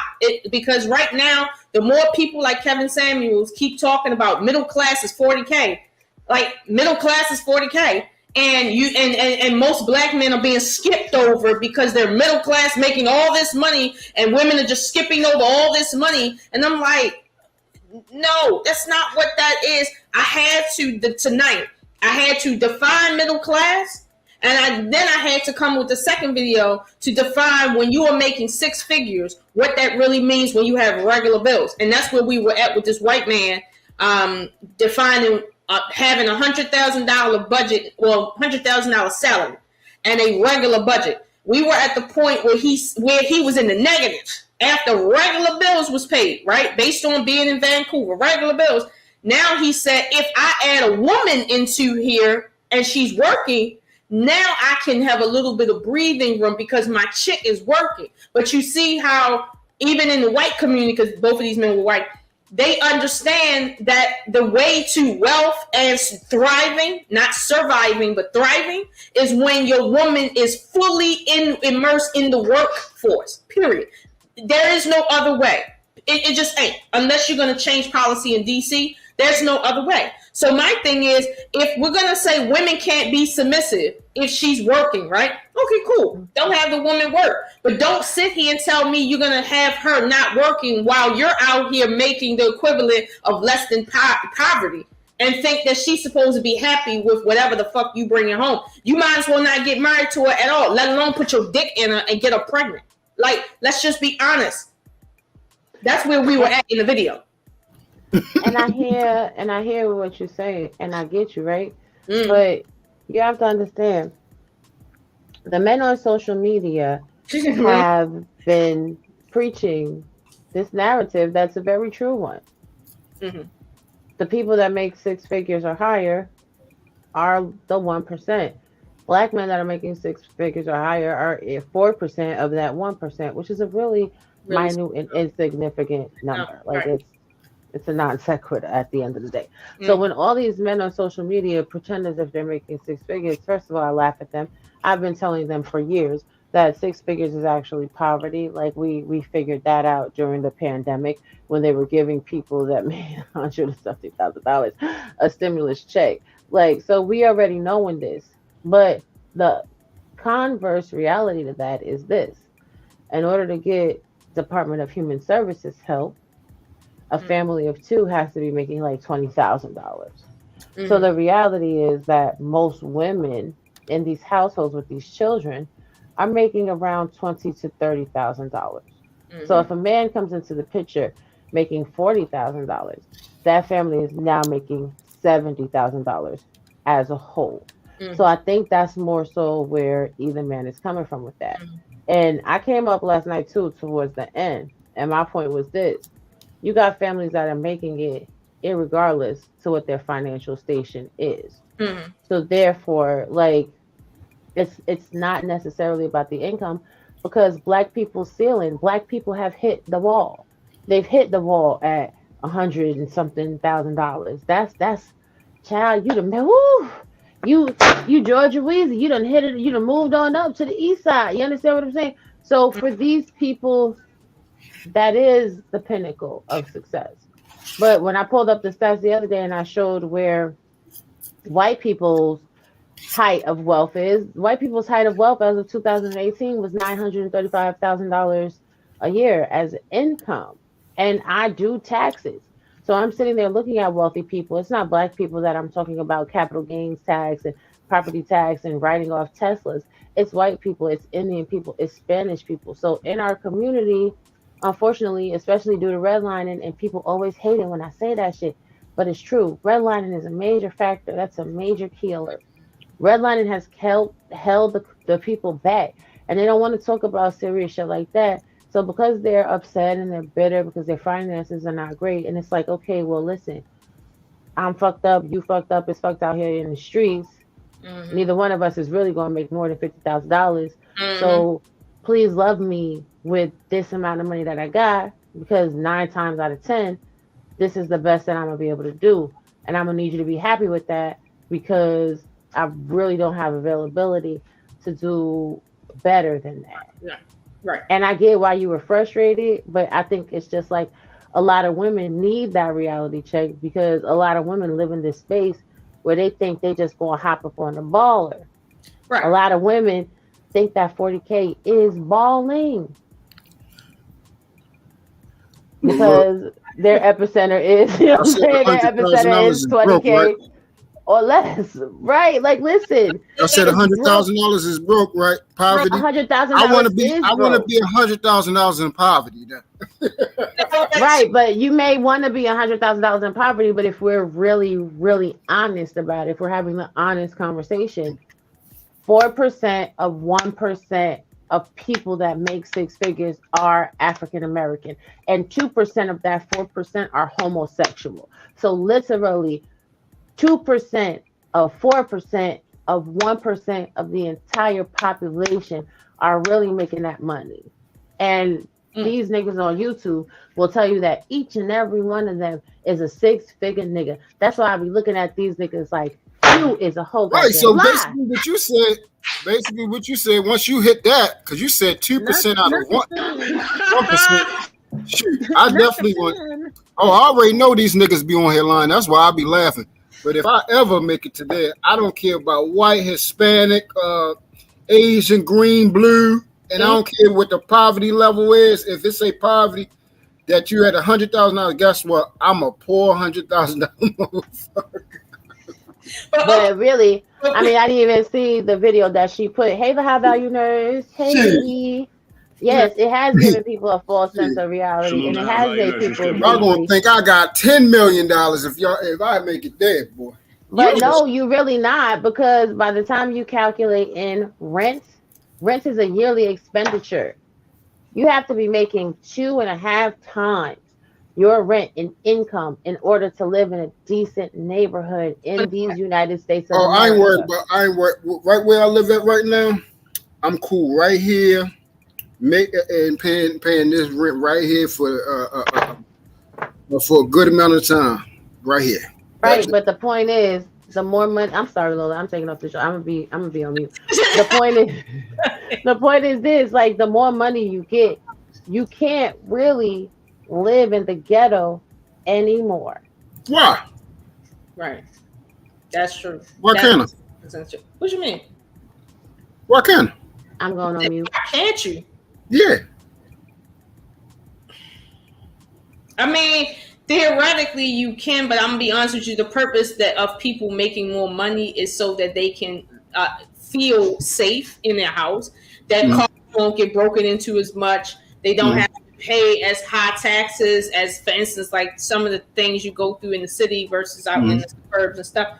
But okay, I'm gonna say this right. I get what you're saying. You rather be poor making more money than poor making less money. I get the idea with that, right? But like the white man said, I make 100,000 after he took out taxes and then rents and then all the utilities. He didn't even calculate in everything that we said he needs to calculate in. He was in the negatives, and he stopped counting when he got down to $400 left per month, and he still had, I think, $700 to $800. He still had to calculate in there because he was in the negatives, making $100K. Okay, that's what she's saying. That you still broke as fuck. You still struggling mentally the same way you were struggling making 40K because you're still in the negatives no matter what you're making. And I mean, it's like stress is stress. Okay. That, but when me and either man parted ways, a large degree, like she said, when she started breaking down the percentages, it's not enough for us to be saying, oh, well, this is something that's affecting black people, or this is what our life is like. When I told y'all, when he said 60%, 68% of married black men, right, are head of household and they're the only breadwinner, right? The reason I jumped on his ass is because I said, hold on, let's do the numbers for real. 30% of black men are married. Let's talk about that. 30% of all black men in America are married. So 70% are never been married, never will be married. That's what we're looking at. Only 30% are married. 68, let's say 60% of 30 is head of household. And I'm giving him the numbers. I'm not saying he's lying. But let's say just over half of the 30, right? So percent. So we're talking about 17% of black men are head of household in America. Only 17%. Now, mind you, what percentage of this 17 are men between the ages of 50 and 30? Right. Hey, Lola, let me ask you. Let me. But here's where either man was being disingenuous. If he's sitting here saying, well, it can be done, well, we should see more than less than 17% of men doing that. We should see more than that, but we don't. So in reality, why is he making a point that something can be done on one income when you only see maybe 10% of that particular population, not the entire country, just that particular demographic, which is a small number in comparison to anything we can talk about that's doing that. You understand? Like he was being disingenuous with that, and I'm sitting here saying, listen, if I'm gonna make an argument to you about there's a lot of black women out here that's good, meanwhile when I calculate the numbers, we only talk about 4%. What's the likelihood of you running into 4% of any goddamn thing? Like, right.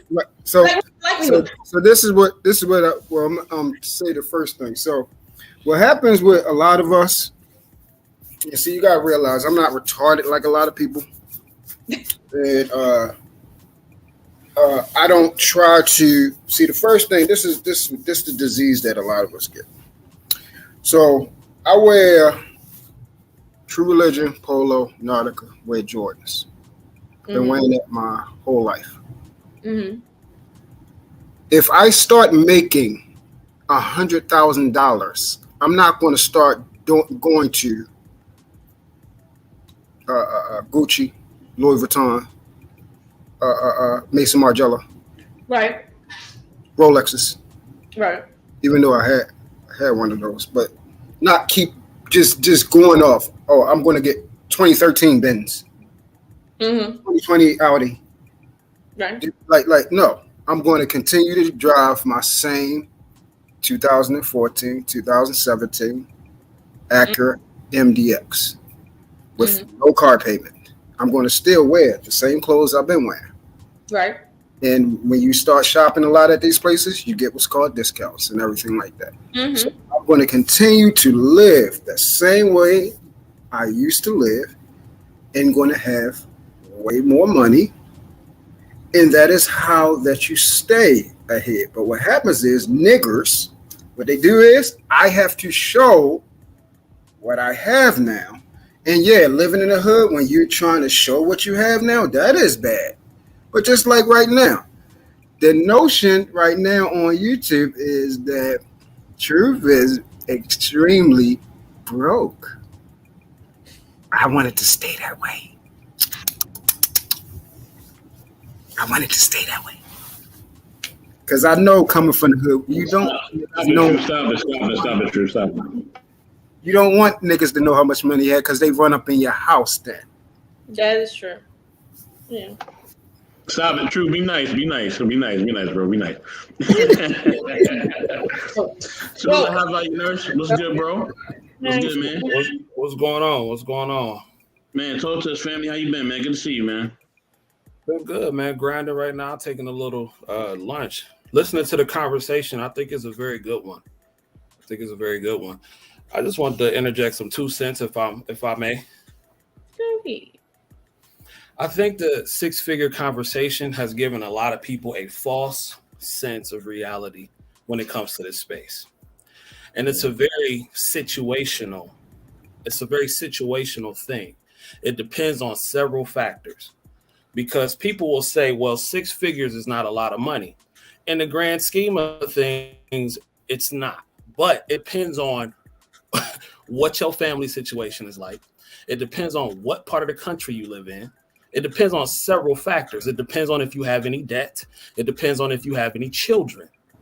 So that's what I'm saying. A lot of people will take this 6-figure thing and blow it up into something that is not. And see, here's the problem too. Honestly, before this whole Kevin Samuels explosion, and that's my guy, I've never heard anybody talk about 6 figures. Me neither. Thank you. In real life. In real life, I've never heard anybody talk about 6 figures. Now, I'm a man that makes 6 figures plus. And I will tell you that it's a wonderful thing. But here's the thing. It just depends on your situation. The average apartment in the United States, you can go look this up. The average apartment in the United States is $1,332, if I'm not mistaken. And in most cases, you have to times that by 3. Most families live off $30,000 per year. In poverty. That's most families. Yep. So while I understand that 6 figures may not be a lot of money in the grand scheme of things, depending on where you are, you can live very well off 6 figures after taxes. The problem is, though, since we're going to talk about this whole 6-figure thing, a lot of us are not in skilled occupations to where we can even make a decent income anymore. See, a lot of us were tricked, especially Black folk. We were tricked into going into occupations that really draw us no money. We were not taught as a whole how to be businessmen or women. We were not taught how to conduct business. Most of us were taught to go to school and become good workers. That's cool because not everybody's made to be an entrepreneur, a boss. But at the end of the day, people got to realize this is a skilled world now. This is a trade world now. Right. If you want to survive out here, you now have to get on a train to where you have to do something where your skills are valuable to the market just to be able to eat. Right. Things got messed up when the liberals, and I'm not trying to make this a political thing, but I'm just speaking facts. When the liberals start saying that, okay, well, we need $15 an hour to make sandwiches. Respect to the McDonald's employees and respect to the Walmart workers. But that is not a valuable skill to the market. And you see what's happening. You're being replaced with robots. And you're being replaced with self-checkout things.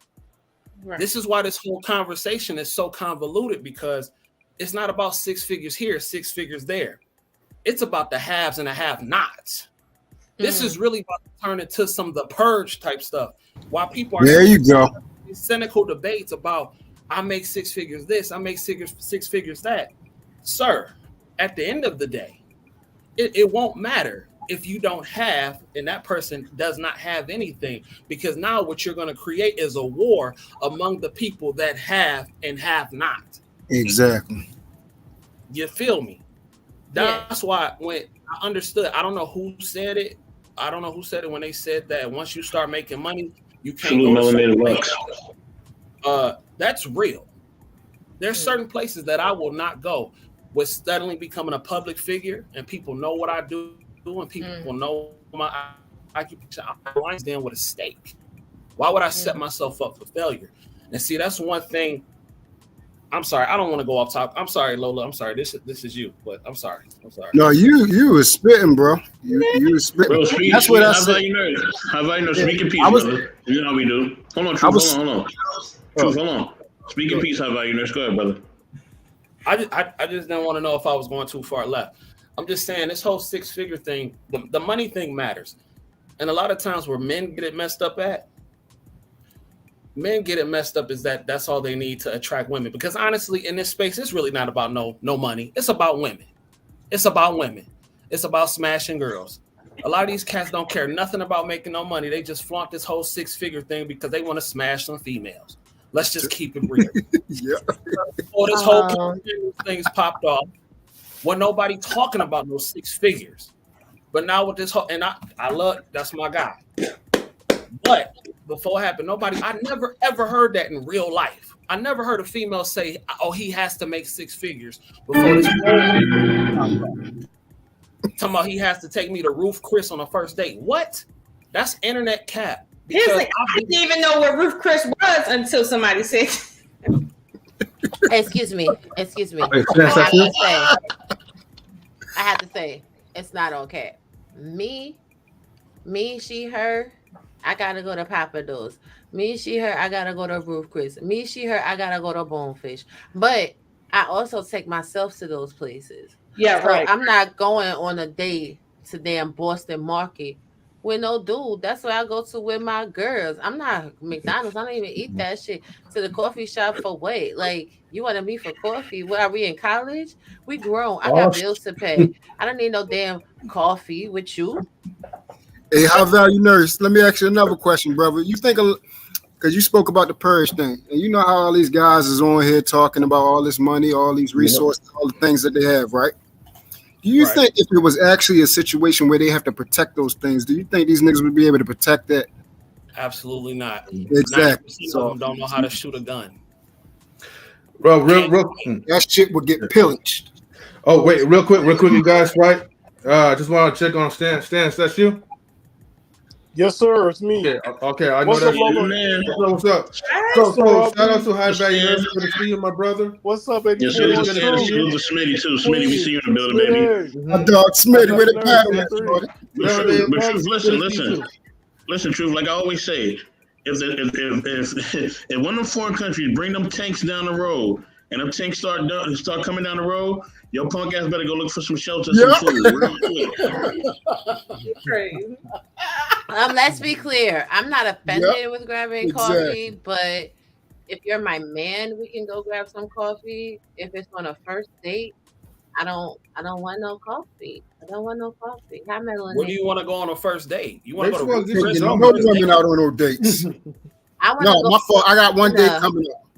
One day coming up.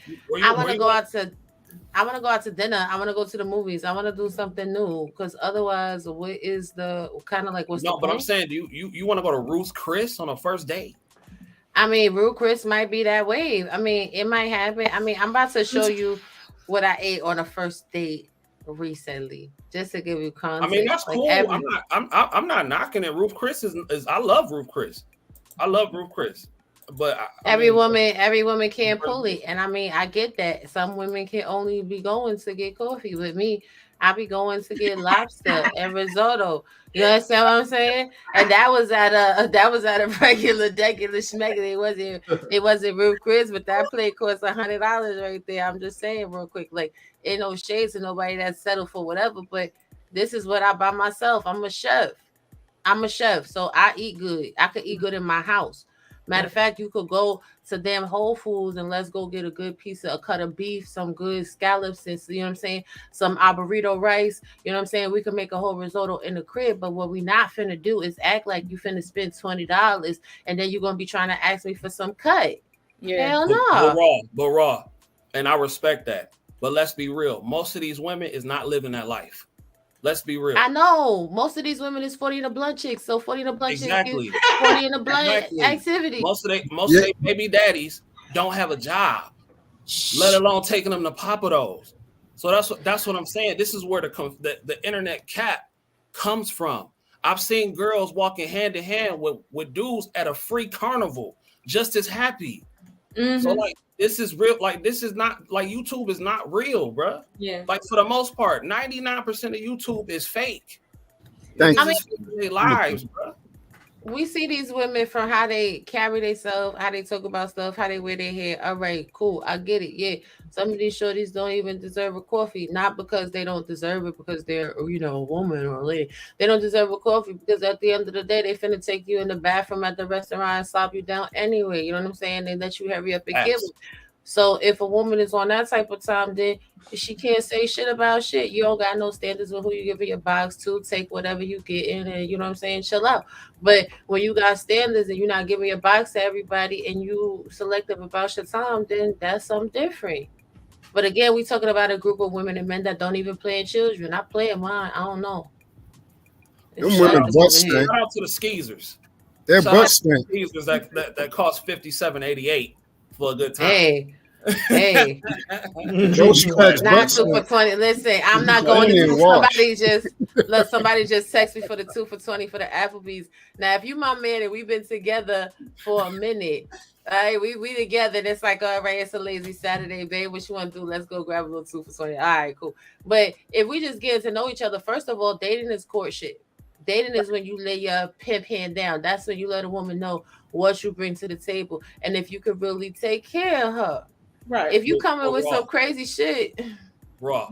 But you know good and well that if a woman really mess with a dude, it don't matter where he take her. Exactly. He could take her to the beach. He could take her to a park if she really mess with him.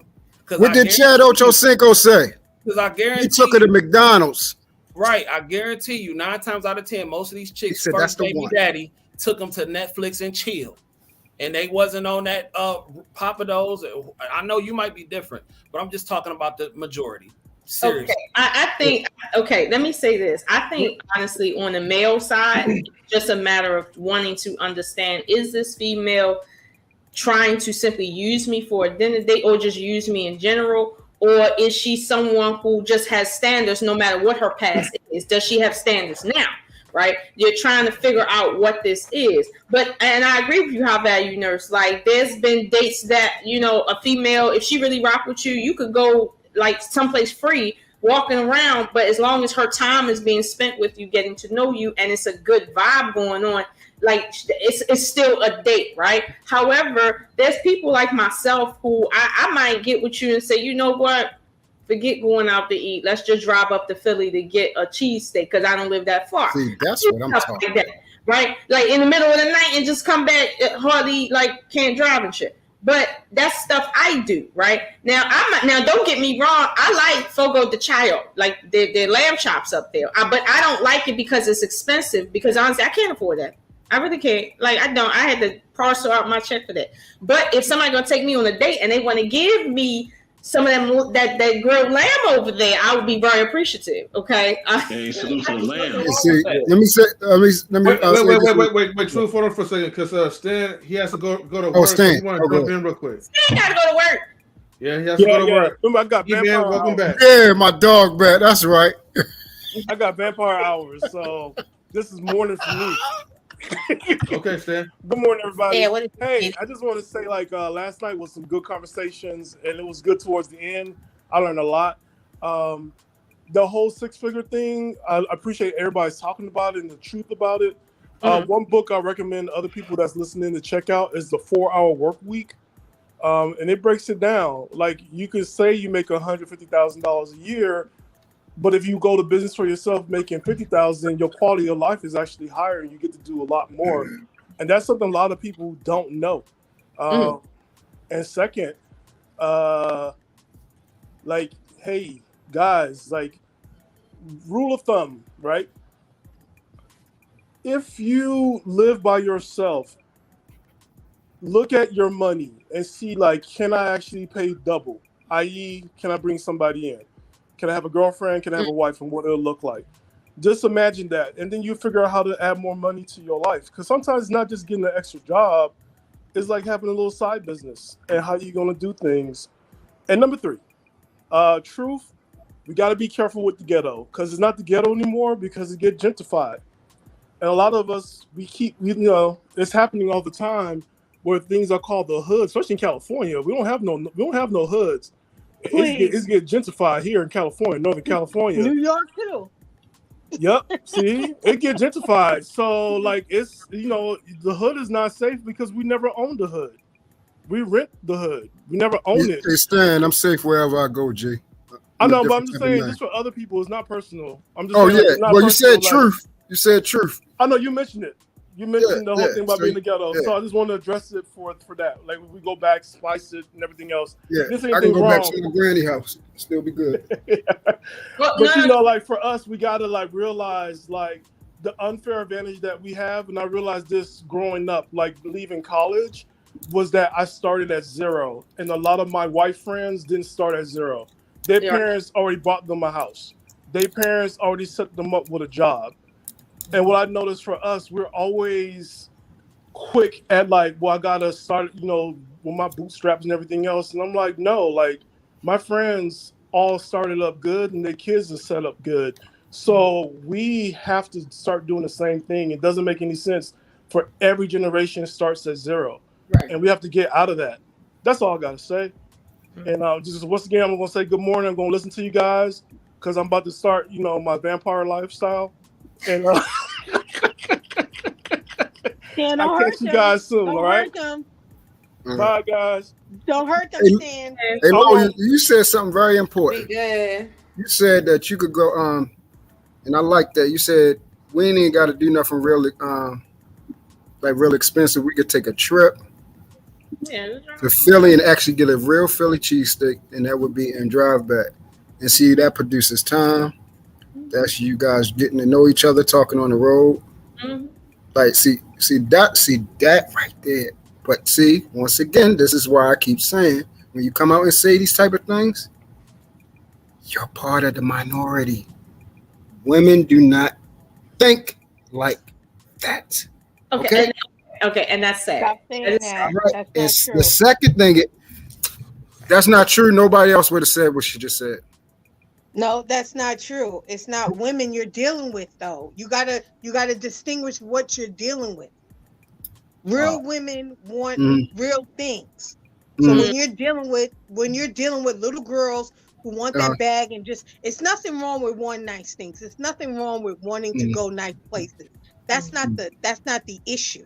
But when you deal with gold diggers, that's all they about your bag. Then that's what you're dealing with.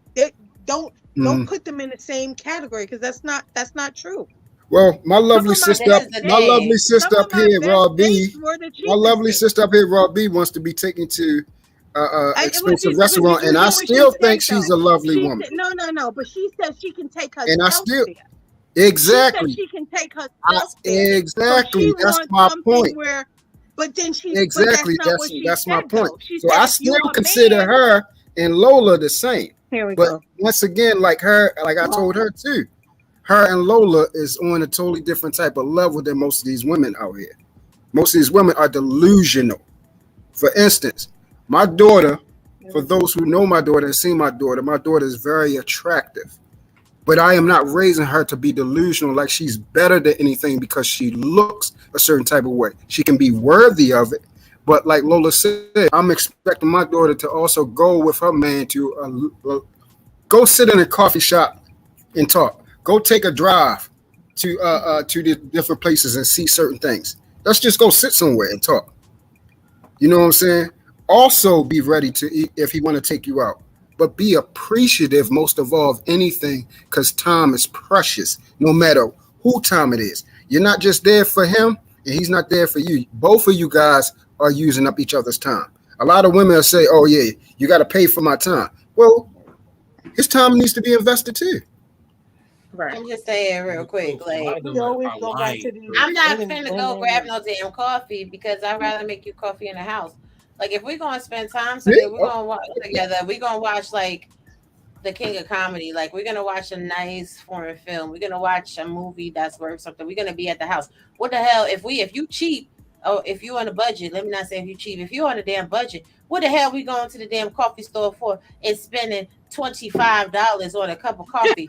You could go to the damn grocery store and get some coffee beans and some damn coffee creamer, and make some instant coffee in the house and sat down somewhere and have a conversation. Like, that's the stuff that I be talking about. Like, I hate to have to spell it all the way out like that, but if you wasting money on coffee, you got money to go and get some dinner. That same $25 you finna spend on some coffee, you could get a little cheap cut of damn sirloin steak. You could get some rice. You get some vegetables. We can have a whole dinner down to the house. Like, it's just silly. Oh, that's what's up. Talk about. You gonna cook that, right? And you just used her. You just used cook her. it. Yeah, that's good. She should be cooking. All right, I go. Yeah, men go buy something. She cook on the first date. That sounds good. I think we need to start that into a trend. But here's the thing too, though. I don't think there's anything wrong if a man want to take a woman to Ruth Chris on a first date.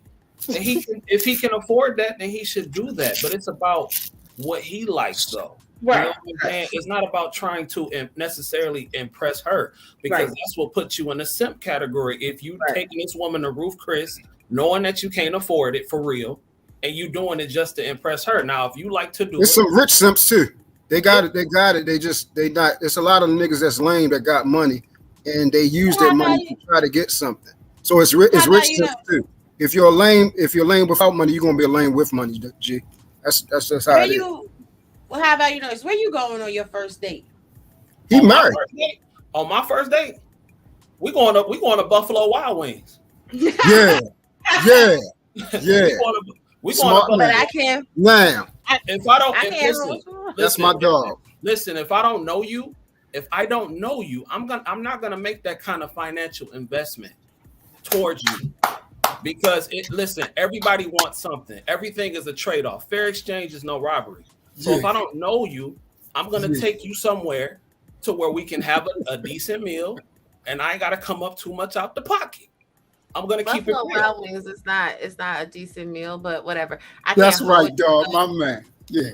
I did go on a first date one time at Dave & Buster's, and I mean it was a cute Dave & Buster's. Yeah, Dave & Buster's costs money. Dave & Buster's costs money. They is high though. They is high. Dave & Buster's ain't cheap. They are not cheap. But see, people call me a simp because people was calling me a simp because I don't want my girl to work. So how the hell is that none? See now. Niggas was calling me a simp on my channel because I said my girl does not work. They called me a simp for that. So that's at the end of the day, it's about what worked for you. At the end of the day. That don't even make sense. That's why I hate it on here. They say anything is a simp. That don't even make any sense. That's what happens. So your actual woman that you're with. Yeah, not her working. That's a simp. Not a woman I'm tricking on. Right. That don't make any sense. My actual lady, my fiance. They just mad because they can't be a simp and they still not winning. So that's the problem. You downgraded somebody, but obviously it's working for them. So why you mad? If you ain't gonna be it, why you mad? Fall in line and keep it pushing. Niggas is retarded on here. I don't see how married men or men in relationships can qualify to be simps because they can't. That's what I'm saying for the very word. Men who say that. Look at who says it. That stuff is one who can't get one. They need to learn how to simp. Maybe they could keep a girl more than a week. Right. I'm gonna tell you right now. I'm gonna just make this a blanket public service announcement. Me, she, her. I am a brat. I am a spoiled, and I spoil myself. And I've been telling y'all, you got to match it, double it, and add some tax. If you can't match it, double it, and add tax, I'm not gonna pick up your funky drawers. I'm not gonna deal with all of that yang. No, I'm not gonna do it. I'm not gonna be able to do it, especially if you come under the table and you're not matching my sexy. Like if I want to go outside, you talk about something that's not required. What the hell? It's not required for your broke ass. I'm finna go outside. Then you're gonna say I'm not submissive. Then you're gonna say I'm masculine, but I'm finna do whatever I do to maintain my happy. So you got to be able to maintain a woman's happy, maintain a woman's security, and then she will submit. Yeah. But too, I think to a degree we may be talking about differences in culture, right? Like I think How Value Nurse said, or somebody said, that if this is a part of his culture, eating at certain restaurants, and that's just like where he live at, that's just a daily part of his giddy up. I mean, then okay, that's one thing. However, if you live in the hood and you know it's gonna break you half your check to take her out on a date, you need to do something that's just as valuable in terms of time, but that fits into your budget. Because at the end of the day, all you're doing is giving her a false sense of what she can expect from you from now on. Like, for instance, my dad, he the type where he'll take you to a lot of nice restaurants, right? Like he'll take trips, he'll take females on trips, all like that, right? But he's the type of dude that he'll spend $10,000 on you real quick on a trip. But if you get home the next day and ask him for a cigarette, he'll drop you like he don't know you on principle. I seen him do that. And I was like, you just spent $7,000 on a trip with her, and now you mad because you tell me she don't appreciate you because she asked you for money for cigarettes? You ungrateful son of a gun. He said you ungrateful. And I was like, she asked for $8 for cigarettes. You just spent $7,000 on a vacation. Like, what the fuck? Like, you got I respect your dad. It's called Newport, not Subport. If a man just spends $7,000, $8,000 on you on a trip, you shouldn't be asking for shit else. I know, like, right? You know what? I got it. You need some? Let me buy you lunch today. Nigga, you just spent all your damn money yesterday. Now you don't even got it today. Even if you got it, I got you. And that's another portion that women don't bring to the table when you're dating. If your man is taking you out nice places, even if you don't got it, to give him the same energy, damn it, you should be, or the next time you should be like, let me cook you lunch. Right. If he at work, bring that man some food at lunch. You don't have to give him no pussy, but I mean, damn, you could Good grief. You need to regulate that. Hold on a second, y'all. Hold on, family. Hold on. My bad, Mr. Best. No, you good. I know we got Smitty and Eater, man. They haven't said nothing for like the last 20 minutes. You know what I mean? Y'all brothers want to add anything? You can let E rock. E go ahead. Let's go, E. Go ahead, E. Well, a lot of people don't know what the fuck they talking about in reality. Because I don't know if you guys ever heard of Earl Carley. I don't know if you know who Earl Carley is. Earl Carley made $20,000 and he built a portfolio of $500,000 as a parking attendant making $12 an hour. When you really start understanding debt to income ratio, it don't matter how much money you truly make. It's people that make $1 million a year and they're still broke. Mm-hmm. If you look at their profits and loss statement, they bringing in $1 million, but they spending $1.25 million. So what you got to understand is we don't have a money problem in America. We have a spending problem in America. Mm-hmm. So when I'm making these statements, hey, that a family can be sustained for $40,000 to $60,000, this is a family that's not trying to keep up with the Joneses. This is the type of person that says, I'm going to invest in a 401k plan. I'm going to invest in a Roth IRA. I'm going to make it where I can't take my wife to Ruth Chris today, but in 10 years, our investment is going to pay off where I can take her to Ruth Chris. It takes a level of sacrificing in a family that you can live this fruitful lifestyle. You might can't take your kids to Disney World when they're 6 or 7, but if you invest your money correctly, you can take them when they're 17, 18 in the next couple of years. So that the goal and what I'm saying in so many words is this right here. You can make it happen if you're not trying to keep up with the Joneses. And so many people are literally trying to keep up with the Joneses, and that's why they're broke.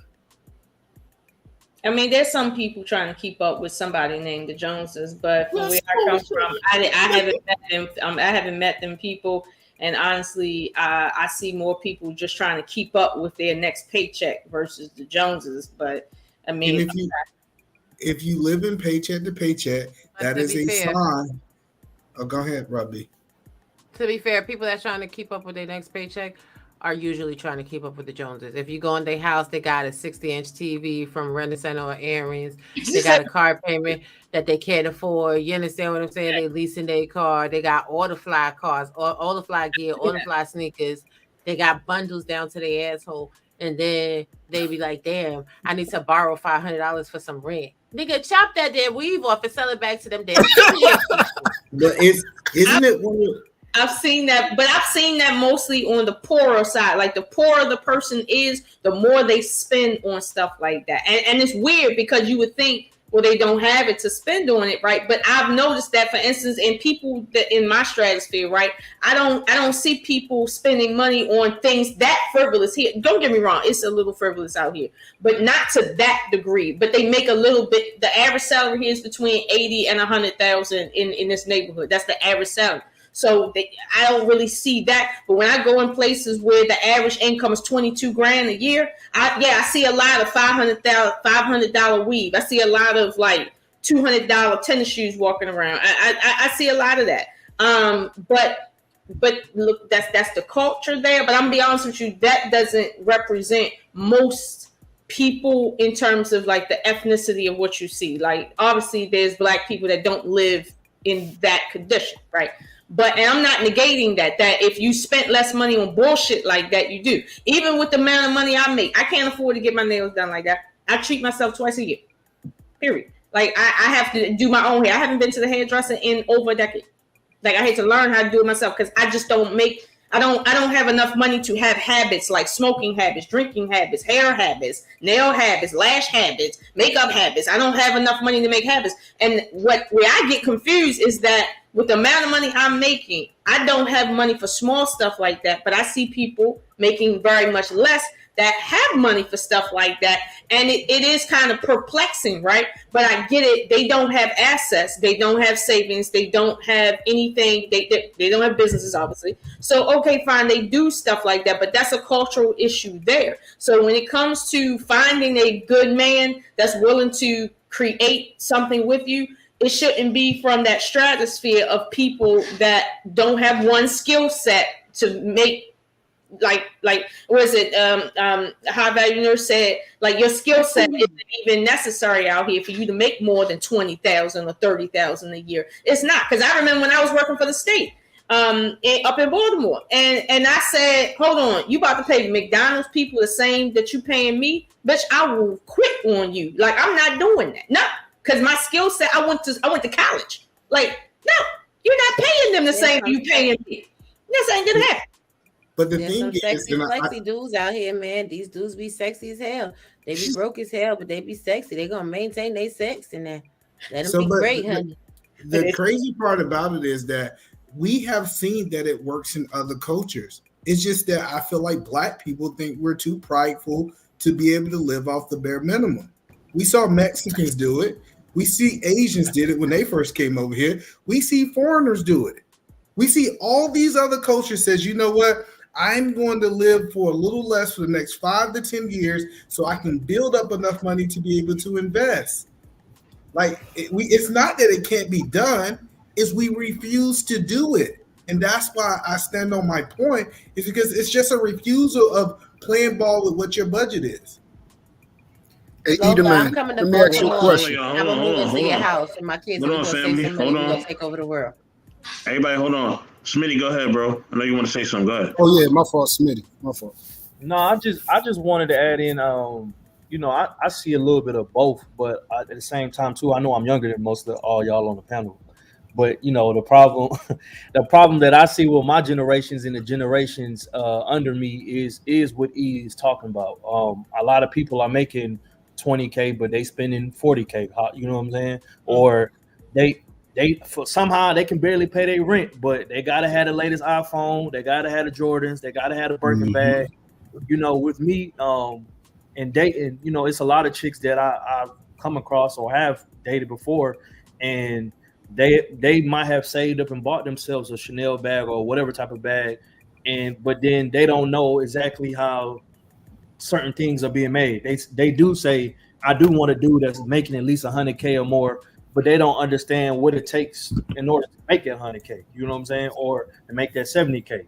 And to me, it's be mind baffling that you don't understand these different processes or different things that's going on, but then you want this, and you think that when you get this dude or that this type of dude, I think it was Lola. You said this. I don't know if this was yesterday or one of the previous live streams. You said recently, you was like, the dudes that's making this a lot of money, they look like average regular dudes. And I laugh when you say that, because you know, my dad makes over 6 figures, and I know a lot of dudes that make over 6 figures, but they're on some real stuff. They act like the dad off Everybody Hates Chris. Like, you know what I'm saying? That is the guy. That is the guy right there. Look, it's cold, and you like, hey, Dad, can we turn the heat on? And you better go put a jacket on. Like, you know what I'm saying? Yep. So my whole thing about it is it just be mind baffling, and not just with YouTube, but just period. You know how everybody spins his narrative and wants this and wants that. What's the reality of what's really going on out here? That's real talk. And then too, even with me, I'm in a good field. I make great money. I drive a 2006 Impala. My max. Yep. 2006 Impala. My phone bill is $57 a month. This one. My rent is $1,200 a month. I live very much below my means. And here you go. And I got something else. When I travel overseas too, a lot of these people you trying to impress, especially the white folks, all they stuff 9 times out of 10 is fake. They go over there and buy it in bulk and bring it back here to try to impress you, to go buy the real stuff. But check it out. A lot of these shorties that y'all be seeing running around here dressed to the nines, they be out here renting stuff. I heard about this. They be renting purses, bags, shoes, all designer. And Rob B to speak to that. Like, when I first moved out to LA, right? Of course, you know, you seeing people out here with the G-Wagons, with the, you know, Mercedes, whatever. Like, I had a little Volkswagen. Me and my sister drove across country to come out here. My sister looked at me and was like, hey, you gonna have to step your car game up. And we laughed or whatever, right? So I start getting cool with certain women or whatever. They driving these nice cars, whatever. Come to find out, everybody leasing.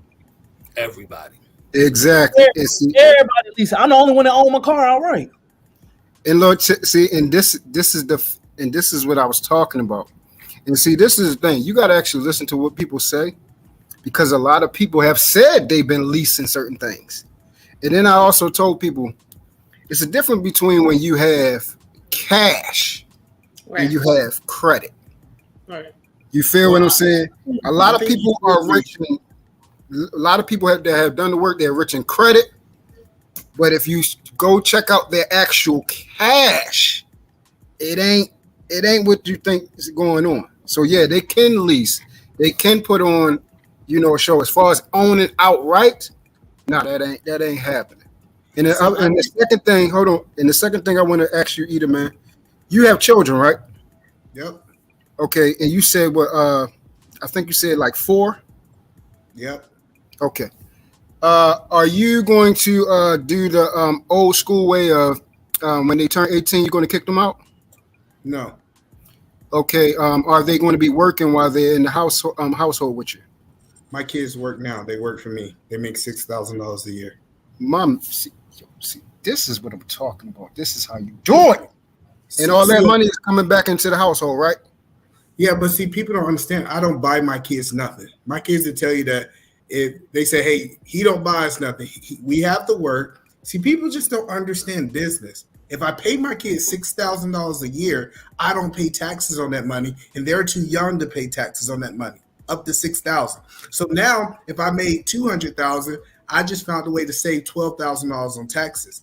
Like what I was saying earlier in that business is that guy wasn't financially educated. Fucking genius. He's paying $2,100 in taxes for the simple fact that he don't understand how taxes work. I hired employees because I didn't want to give it to the government. Like, if you really know what I do, I give people money. And they don't halfway do their job half the time. And people get so mad at Donald Trump because he only had to pay $100 in taxes. And they don't understand how taxes work. The point that I'm saying is this right here is that people don't understand money. Money have a language, right? If you're making $100,000 a year and you do not have a business, you are losing. For example, if I made $100,000 a year and I spent, this is why I believe in leasing. If you lease a car in a business, what it actually does, it gives you a full write-off. It's 100% write-off of that lease.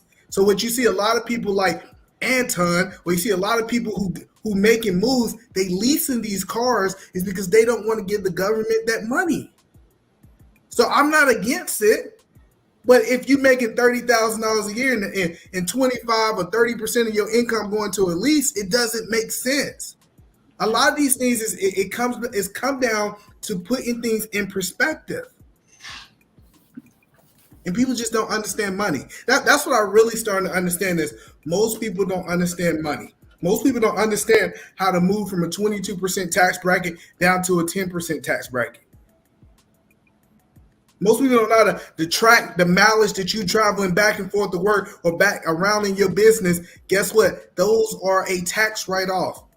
If you're making $40,000 a year, you should not be paying taxes, period. Matter of fact, the government should be paying you. Well, imagine if you listen.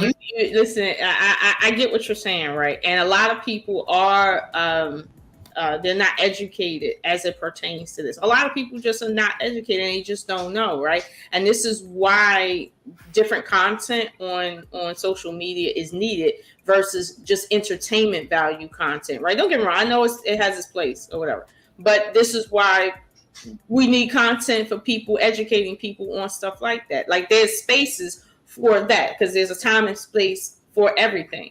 But I think for what we were talking about, it was more so in terms of respectability politics within the culture. There's just certain things that you have to respect about just the culture, about men and or women respectively. You do. And to be honest with you, we have other problems that are kind of like that's latched on to some of these bigger problems. For instance, we're talking about when you take on a wife and children making a certain amount, right? That has its own issue in and of itself. However, we have other issues tagging on to that when we start adding in single parenthood prior to marriage, when we start adding on to child support. Before marriage, before you marry the second woman, you still own child support out for other children. And then if you have multiple children on out, now, I mean, I don't know what is happening here. There's other issues that we have compounded even before we get to the point of the 40K guy taking care of a woman and doing all Lola, that. pause for 1 second, Lola. Pause for 1 second. Either man, check the back check. Check the back check, either man. Yeah, so the point that I'm making is this right here, right? Mm-hmm. What it really comes down to is I'm trying to educate women. And you got a dude that's making $45,000 and he's debt free. Take him over the dude making $120,000 and got $200,000 worth of school debt. Let's go, either man. This idea that I'm only going to be able to date you based on the type of money that you have coming in you're setting yourself up for failure. Okay, so now let's ask a converse question because y'all always got the damn smoke for these women, right? Get into it. Let's talk about these whack behind dudes that be trying to lead with money. The whack 100 ass niggas knowing that they lying, knowing that they fully in debt, but sitting there trying to dangle a carrot in front of women so women get caught up in the matrix and now they stuck to live a horrible life. Now they miserable because it's like, oh my God, dude, I thought you made 6 figures. Oh my God, I thought you were living your life so great. Now we're in the struggle. Oh my God, why are we eating ramen noodles? Like, should men be really dangling their income as the source code for a relationship? I think people should be checking your credit within the first 60 days of you normal. That's what I told my wife. Let me see your credit. If you want me to put a ring on it, let me see where you at financially. See if I want to take on that burden. Well, let me say this to you, E. Right? Okay. When I was 16, my father got me a credit card, right? And I ran that joint up to $2,000. And I didn't understand money at the time. I just understood my dad helping me pay for stuff, right? And it took me a long time to pay that off. And ever since my teenage years up to like 20, I didn't use credit ever again, right? I was doing straight cash for everything, for cars, apartments, everything, just straight cash. And then when I got like to this point where I'm at now, and I went to the bank and I'm like, okay, I need a personal loan. And they was like, well, your credit not too good because you ain't had no credit, and we don't look at cars as credit and stuff. And I sat there and I'm like, well, I've been living at my means. Like everything I get, I can pay cash for. My vacations, I pay cash for. When I flew over to Africa, that was cash. Like I pay cash. So why in the world is there a problem with me getting like, let's say, a $2,000 personal loan? but everybody is like, oh, your credit, right? So my thing is, just because somebody like myself, I don't have a high credit score because, okay, in my case, I just didn't need it, and now they're telling me, oh, well, you know, we ain't gonna give it to you because you don't need it, whatever. That doesn't necessarily define my financial mindset, like not to a large degree. I'm not saying that, but I get what you're saying. See what you don't understand. When I tell men to check her credit score, we're not looking at the score. I could take you from a 450 to a 750 in 3 to 6 months. It's not the score. Oh shit! I want to understand, what is your debt load? Do you have $100,000 worth of debt? Because I inherit your debt if I decide to marry you. That's true. So when I met my wife had $11,000 in debt. What I did is said, how much money do I got coming in? And within a 2-year plan, can I pay this off without sinking the family financially? Like when I tell people that it's a logical way to be able to approach marriage, to be able to approach relationship, I don't care that you ain't got nothing. Matter of fact, in my eyes, that's a one up in my eyes. I'm happy you ain't got no credit score. That means you ain't fucked it up and gonna make my life a little bit harder. So I'm okay with that. But when you say you got a basket weaving degree and you got $250,000 worth of school debt, I'm not taking on that burden. You got a house without the house. What happened to the prenup though? Doesn't the prenup count? No, it doesn't. People don't know when you said 250K. Man, oh shit, that sounds familiar. Like the key to what people don't understand is what you're looking at. You saying, okay, cool. If she don't have no credit, that's good. That means that y'all have a chance to pick. And women need to get to a point where they asking men, hey, if we want to be able to be together, we talking about taking our life to the next level. How about do you mind if I see your credit score? I mean, your credit report. The score doesn't matter. Your credit report to see what it is, because what you might find out is that he owed $90,000 on that G-Wagon, and he paying the minimum payment at 25% interest. It's so many layers on this thing, and I know a whole bunch of good guys. I know guys who only been making $45,000 for the last 10 years, and they done built a portfolio of $300,000 in the last year. They don't owe nothing. They own their houses. They paid their houses off. Like, I just tell people this idea that most people just are not really financially educated to really understand what they're taking on. And that's the point that I'm making. Okay, I can get your point. I can get your point, but and it's not even a but. I'm sorry, I don't mean but as in to negate what you're saying. I would just say that I don't fault people for not knowing, right? And a lot of people don't know that, for instance, when you get married, you take on somebody's debt. A lot of people, more people than you don't, they just don't know. I've met most men in my life that had perfect credit, right? But we couldn't make a life together, like for different reasons, but they had perfect credit, you know what I mean? One guy, he had perfect credit, decorated war veteran, but dude had some sexual problems, and that I ain't fitting to deal with. Sorry, can't do it. Yeah. But can we just take in accountability though, like that some people just make terrible choices. Like for real. Some people just make awful choices. And then in 2023, ignorance is relatively no excuse for anything anymore. Because I tell you, people say, well, they don't know. Well, they know how to smoke. They know how to drink. They know how to make children. They know how to, it's things they know how to do. But when it comes to educating yourself, don't nobody know how to do that. Keep going. I'm gonna go ahead and so that's what I'm saying. Like, that's what I'm saying. Like, sometimes, like, yeah, I get it. But anything you want to know how to do, you literally got a computer in your pocket. Literally anything you want to learn how to do, you have a computer in your pocket. And people will be like, well, I didn't know. But you know, everybody don't got a computer in their pocket. Some people got an Obama phone. But I'm about to take my black ass to bed. This was fun. This was a good conversation. Y'all stop fussing and fighting. At the end of the day, whatever, like I said last night, whatever money somebody brings to the table that you love and they love you, y'all gonna make that shit enough. So stop the cap. I love y'all. I'll talk to y'all later. Bye. Good night, Robbie. That's right. Daggone it.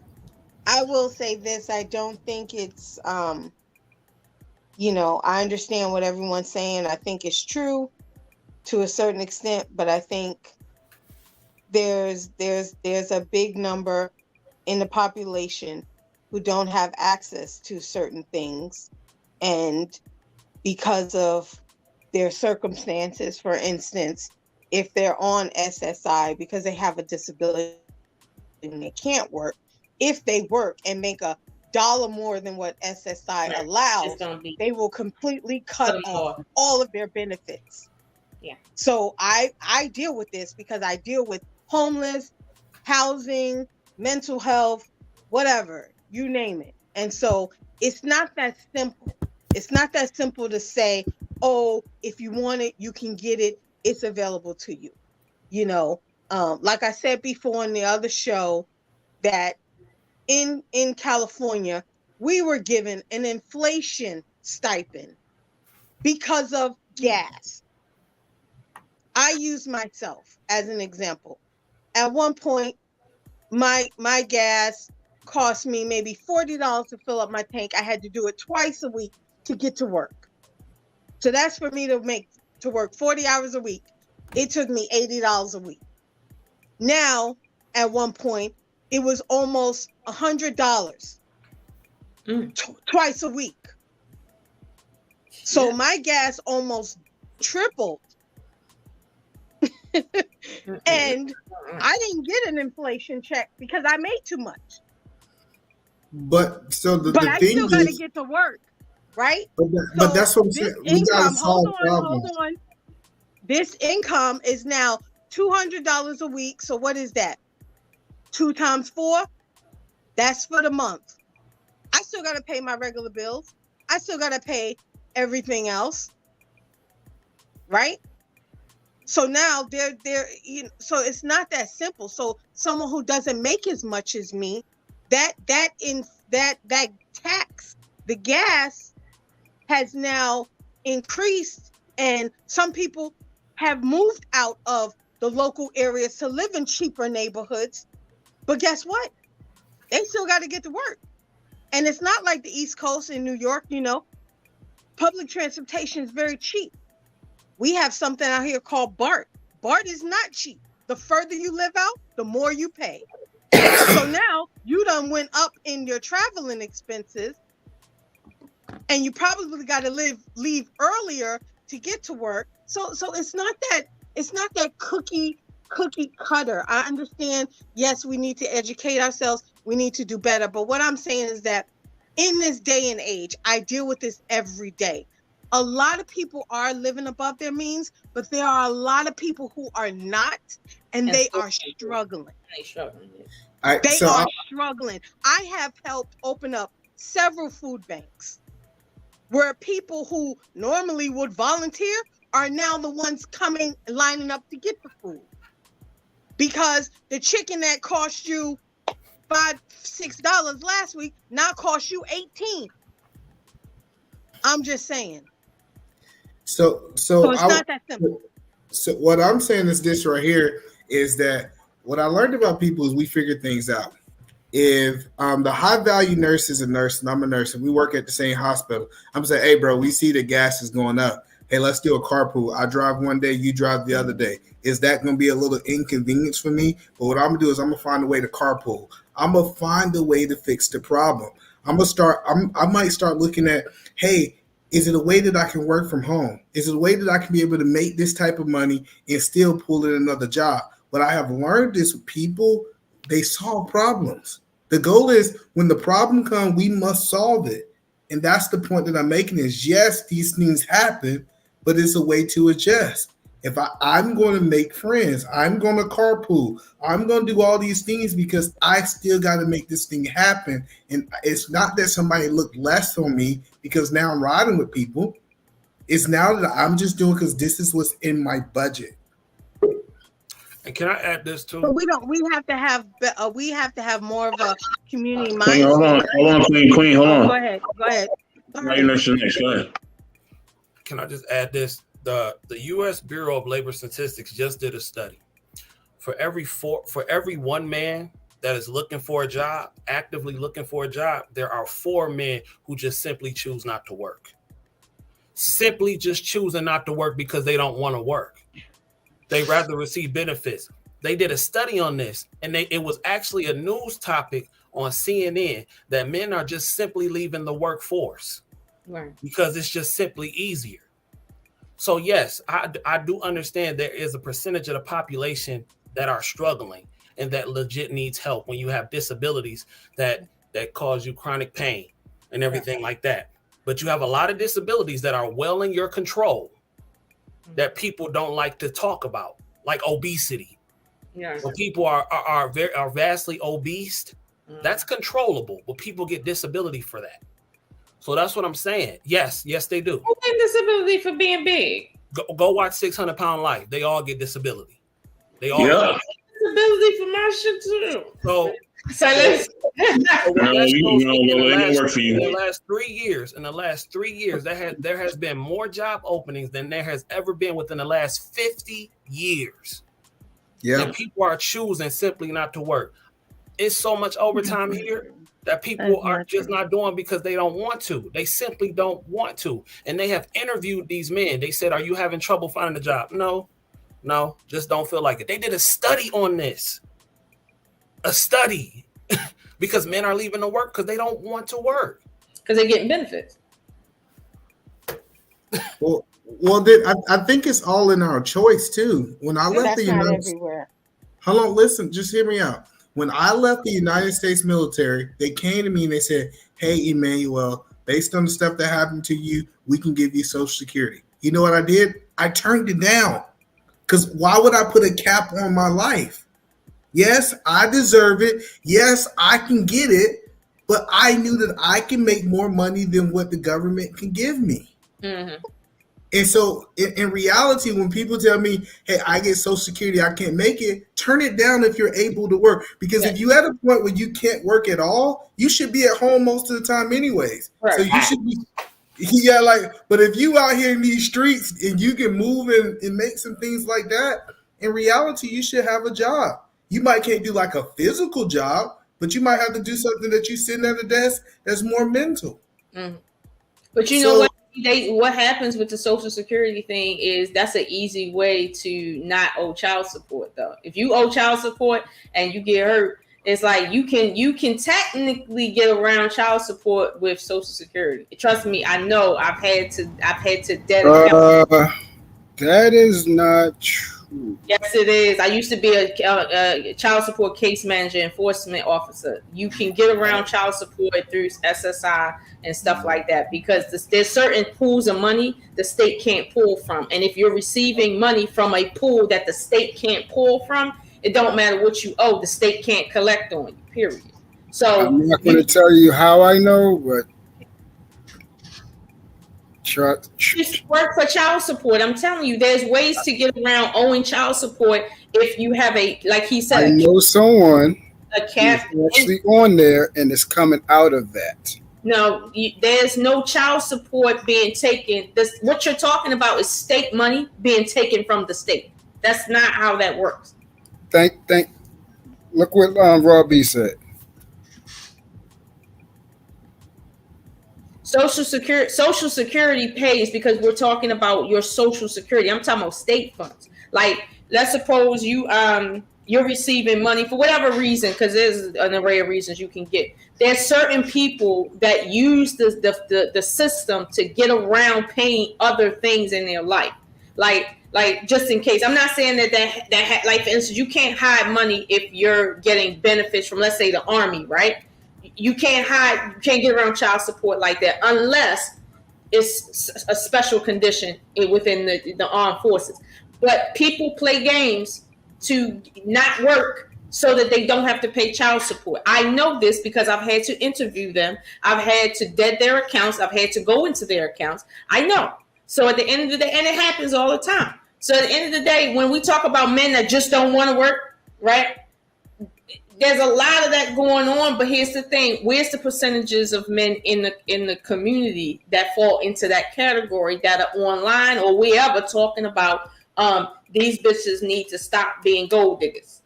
Like, what percentage of them is talking that like, can we even track that?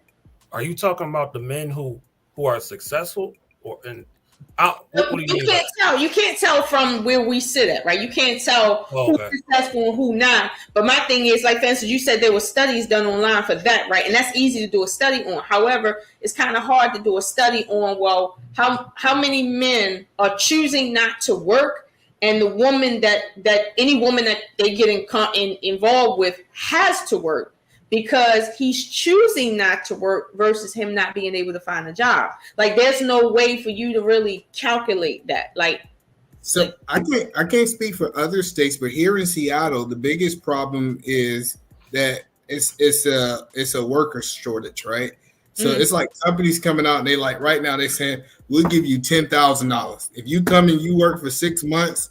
We'll give you a $10,000 bonus just because we can't find somebody that is wanting to work.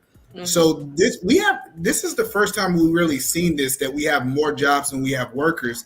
That's why if you're smart, like the last job I had, I negotiated my salary. I told them, hey, you got to pay me this, and if you don't, I'm gonna go work for your competitor. I was literally talking like that in the interview, and they was like, you know what? We'll give you a signing bonus. We'll give you this and this and that. So I think what happened is, if you want to make money, I personally think you shouldn't be making 40 grand because of what the market is. But if somebody was making 40 grand, I have a friend so the military give you about $40,000 at 100% roughly. And he support his family with that. And he don't do a lot of things, but all their bills are paid for. And they do things like go to the park. His kids don't know that, they have 40 grand, because I think the quality time and doing picnics and different things like that with his kids, he still give them a quality of life of a family outside of being able to buy new Jordans and different things like that. Well, I'll tell you, quality of life is subjective, because, for instance, like my father, like he felt like he wasn't being a man if me and my sisters didn't go on a vacation twice a year. He felt like he wasn't being a good father if, when holidays came around, we didn't have the room full of toys or whatever the case may be. Like, if he didn't maintain us going to the hairdresser once or twice a month, he felt like he wasn't being a man, and that type of lifestyle cost. So that's what he thought was baseline for us. And we grew up in Baltimore. We didn't grow up out in the suburbs. So it's like, but that's the lifestyle there. That's the minimum that he felt was a good life for his family. Now, mind you, my father had cars that were paid for. His house was paid for. Even his rental properties was paid for. So he was making money like that, but that was the culture for him. Now, someone making 40K, like they actually working and making 40K, my father's retired on about 70K. He's retired on 70K. Like, you working, getting paid 40K, it's like the culture does have to be different. But I'm gonna be honest with you, like the way I was raised, my father wouldn't see me in no bucket driving around town. Like, that's just, he would feel less of a man if I pulled up and his friends was around and my car didn't look like something of somebody that was one of his children. As a man, he wouldn't feel good, even though I'm a whole adult. So it's like, to a degree, I get it. Your bills set the precedent, but to another degree, the culture is a little different. I'm not saying like my father's flashy. He is not. My father shops at the thrift store, but it's just some, to a degree, it's just a different culture. I know, like where I'm at right now, we're not allowed to cut our grass. It's just a culture. Don't Ms. cut Lola. it. You will get fined. Miss Lola, can I ask you a question? Mm-hmm. Now, remember how you said some people are just don't know. But remember, you said you work for the child support case management, right? Mm-hmm. Now, cats will spend hours upon hours and hop through loops upon loops to avoid paying child support. Yes, they do. So you telling me cats can't learn to get a skill that can add to the market? Not saying that you said that. I'm just saying this is the mindset, because it takes a lot of research to figure out how to duck and dodge. It does. Even I was a little shocked. I was shocked when I seen that. Yeah, it does. That's a little bit. It takes a lot of finesse. It does. Well, imagine if you applied those skills to something else. And truth be told, I'm gonna just keep it real. In the Black community, as a whole, whatever you want to call it, as a whole, 30, 40, 50-year-olds, for the most part, are done. It's over for them, for the most part, as a whole, in my opinion. I'm trying to say these babies. I'm trying to say these young men and these babies. For real, for real. I'm trying to encourage these young dudes to start their own families and not be out here so reckless with their seed. Yep. I'm trying to encourage these young ladies not to just give every man they womb, and be careful who you have children with, because we keep bringing children into a state of poverty. That makes no sense. You can't afford one baby. Why would I have 2 and 3 more? Nothing about that makes sense. Well, I think there's a culture, right, of, for instance, I'm gonna do it on the women's side because that's the side I know. If you come from a certain culture, right, and then you get stopped in your tracks because you get pregnant, and then you go from, let's say, here to here simply because you got pregnant, and now you have to live a certain life at a different lifestyle simply because you got pregnant, you're going to resent that, right? So you're going to teach your children about your resentment for that decision, to tell them, don't get pregnant, or else you won't be able to have your car, you won't be able to go to here, you won't be able to eat your steak, you won't be able to have your clothes, you won't be able to do da, because as a woman you resent the fact that your lifestyle has gone down drastically because of that pregnancy. So you'll put that inside of your children. However, if you are a woman where your great grandmother was poor and had babies, your grandmother was poor and had babies, all of them single mothers, your mother was a single mother, poor, and it's like a normal thing for everybody to just be poor and having a bunch of kids, and you don't even see the difference between lifestyle changes between having children, you're most likely going to feel like, well, what's wrong with having a baby? I mean, I know I only make $20,000 a year, but what's wrong with that? Like, but the lifestyles compared to your grandmother was different than the times of today. They had families. They had nuclear families. It's not like that. We promote single motherhood over here. It's a badge of honor to be a single mama in 2023. We have women who openly say, I want to be a single mom on purpose. Okay. How about let me say something, right? Because, and y'all know, if y'all see me on here, I don't praise my mother's generation and my grandmother's generation for this reason. There was not enough information on single motherhood prior to a certain year. Okay, there just wasn't enough information. The culture was, for a man, you have your family, your nuclear family, and then you have the other family. We was charting the married podcast. We were charting the married family that the men had, right? We were not charting the other family that he had across town or across the street. There was no data on that. But there were women that were single mothers, but it wasn't being recorded because the culture coming out of slavery is men have families everywhere. Look at what is it? Dad, I forgot the name. But there's a lot of major cases of major people we know in Black history that was freedom fighters that were products of other families. Okay, like just other families. All right. And that's how it was. Like, as a man, you had a family here, but then you get sold down the road, you just create another family. Like, yeah, you were married, but what else can you do? This was a culture, the way, like, up until 1900. And even my great grandparents have that. And I grew up in their house. This was part of, like, the situation there. So my thing is, like, I mean, there was no data on it, but if you listen to the stories in your family, we hear it. We know what it is. Like, truth, you know, a lot of men, older gentlemen, like around 70 to 80 years old, a lot of them got families they don't even know about. A lot of them are part of families that the man don't know about, but there's no data on it. But what I'm saying is, like, single motherhood was a problem. It just wasn't to the same degree that it is, nor was it being charted. So I all I'm saying is, I caution when we say, well, we had nuclear families.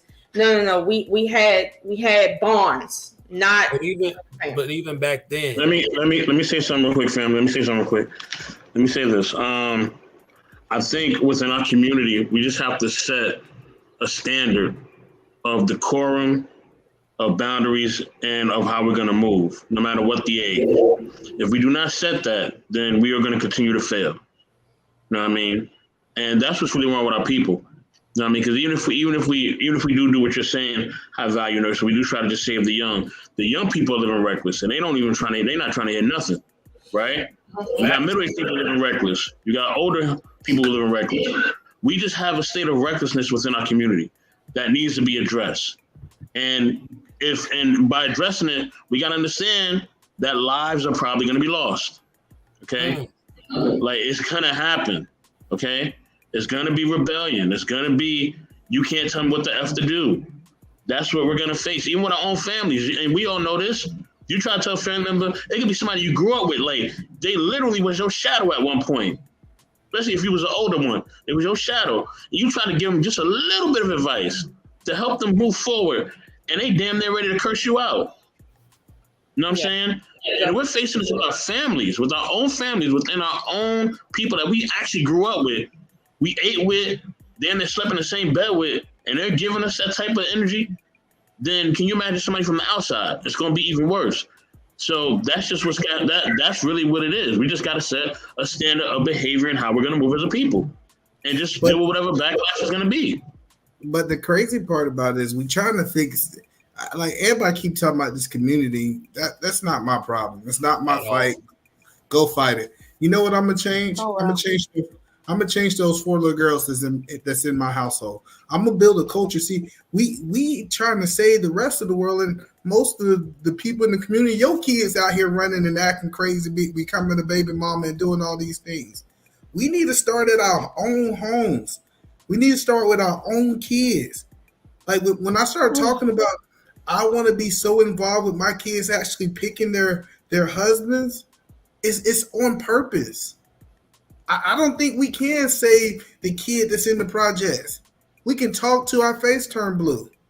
It is his parents, his family responsibility to save them.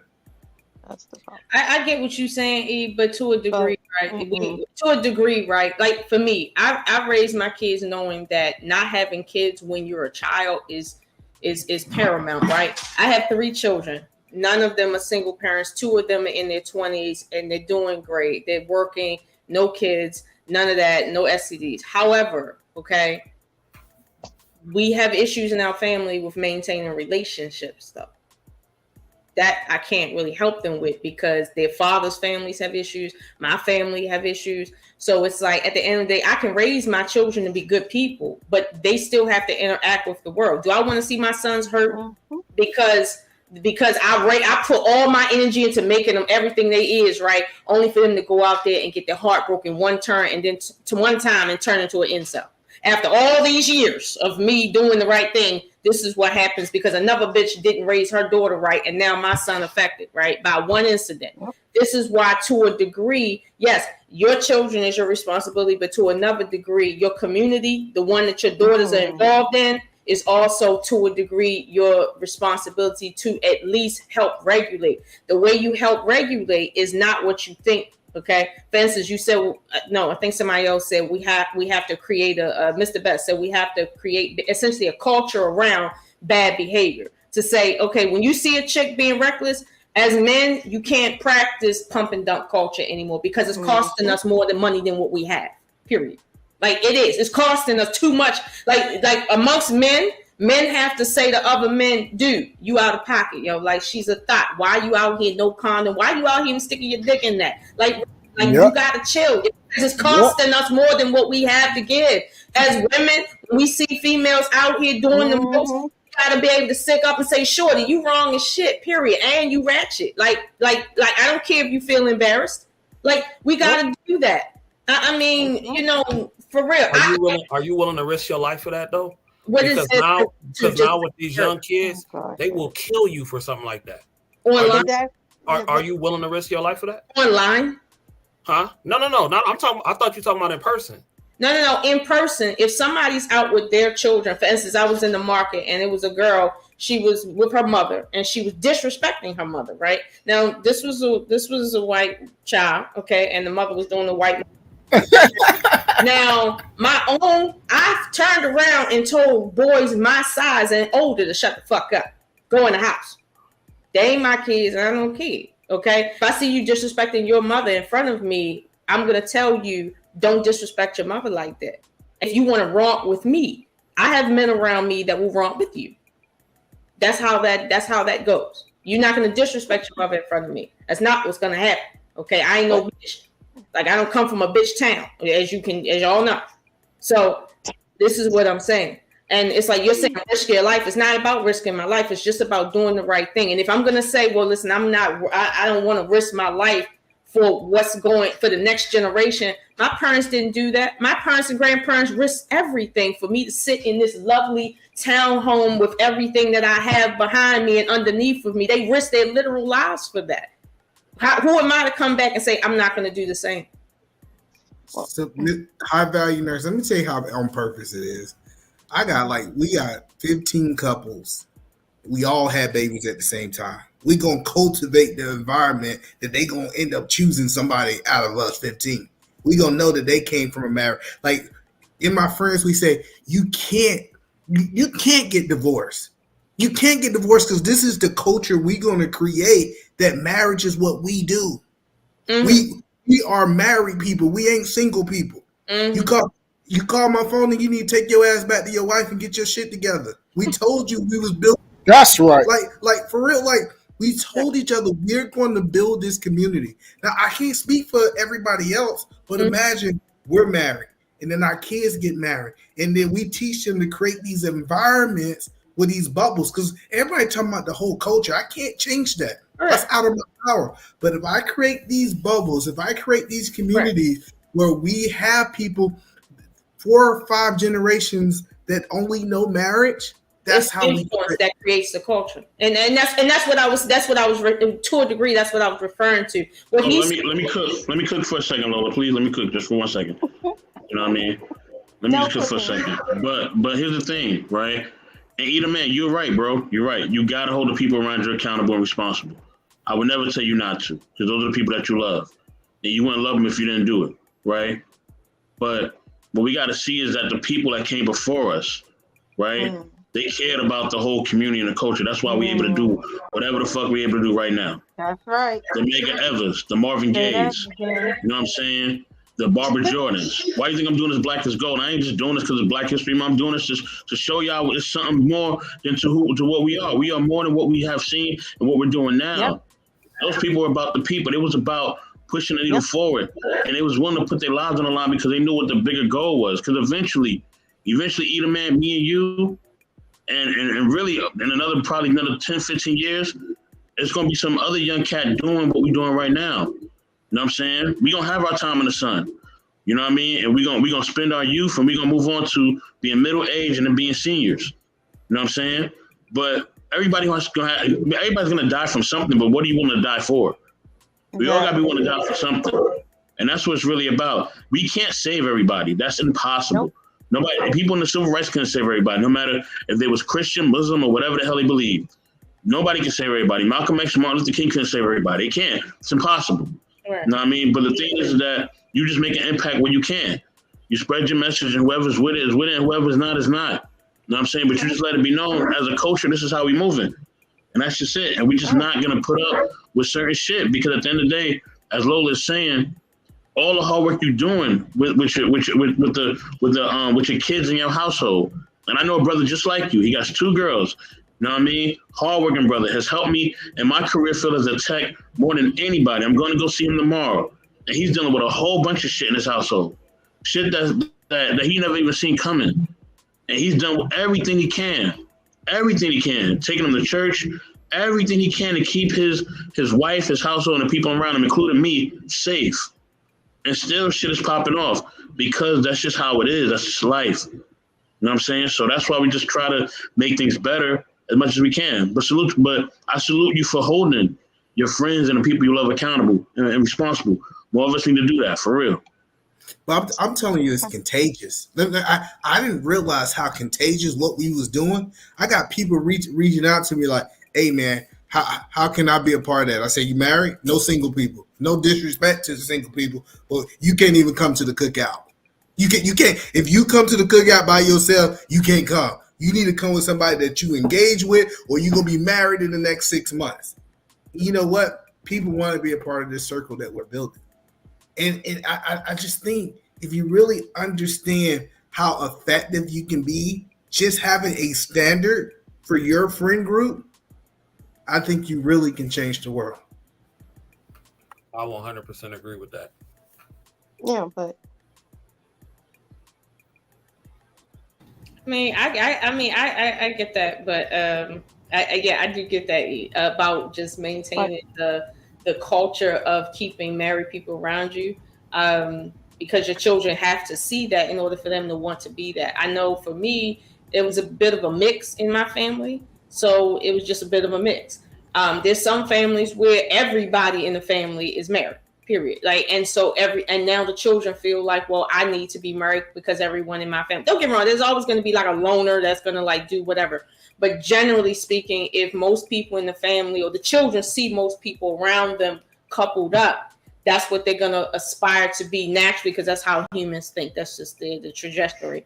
But and I get that. But I do think that aside from the married culture that your little group or whatever, the single people need to create a different kind of culture in terms of how we move to create a let's say a matching culture, but it obviously is going to look different. But we do need to do that, and I think part of building that culture is saying, listen, if you have children already from a previous relationship, you should be looking for someone with children from a previous relationship. That's what you should be looking for. All this talk about, I want a virgin, whatever, okay? Or look, she can't have but 3 people in her past, like all this weird stuff. At the end of the day, if you're a guy and you don't have any kids, you shouldn't be recruited for a position that requires a man that has much experience with kids. That's what you should be doing. It's not. I get it. You might love the girl a lot, but I'm gonna be honest with you. You putting yourself in a circumstance where you probably gonna falter. Now, don't get me wrong. Can it work like some percentages? Sure. But should you be walking around saying you require somebody to not have kids and you have kids, or vice versa? No. If you got kids, stick with finding someone that has your same values or same age or kids, whatever the case may be, and understand that's your lane and where you belong, period. And don't act. If you catch somebody who happen to not have kids, come in and y'all do the thing, okay, fine. But don't ask for that. Don't be out in the street talking about all this crazy stuff, because at the end of the day, you don't qualify for that. And it's not to say you ain't shit, but you don't qualify for that. I know for me, I don't really want a man that don't have a certain level of experience, because my culture requires that. Like at my age, and I have grown children. You see what I'm saying? Like I have a 13-year-old. I don't need a man that don't know what it is to have a baby in the house, let alone grown kids that's putting shit in the wall. Like I need you to have some thicker skin. So, and that's not to say that you can't find a woman that you make a life with like that. That's good for you. But I don't need that in my life. So I'm not going to sit and require that simply because I don't want to deal with baby mama drama. At the end of the day, I'm a baby mama. Do I have drama? No, I don't have no drama. And I got kids. Okay. Like, for real. So, yeah. So I was just thinking. Go ahead, Queen. No, you can go ahead, because I think you were probably going to respond to something she said. So I don't want you to lose your thought. I was just thinking about, so us married people, we got something called marriage enrichment, right? So I left it tonight, and I'm thinking about all of us sitting down and like the people who've been married for like 40 years. They like, let's do this game, and we're doing games about communication. They said, who's the best communicator out of you? I said, and my wife got to literally draw out what I am saying, and I got to give her directions, but I can't do it. And I think if you start building where you can be better, I like that. If you start building where you can be better at this relationship thing, I think you can last forever. But it takes work, and most people are not willing to put in work, because what it does is, the one thing that I learned tonight, I can communicate better. The one thing my wife learned tonight, she should listen a little bit better. What we're doing is we're actively working on how to become great. And you know who saw that? Our daughters see us that. They see it, and we bring this into our house. We say, y'all think y'all great communicators, and it's just being able to master the skills that's not only going to help us, but it's going to help our daughters be great communicators with their spouses too. Yeah. I can totally. Lola, you so will you be happy with 40K now?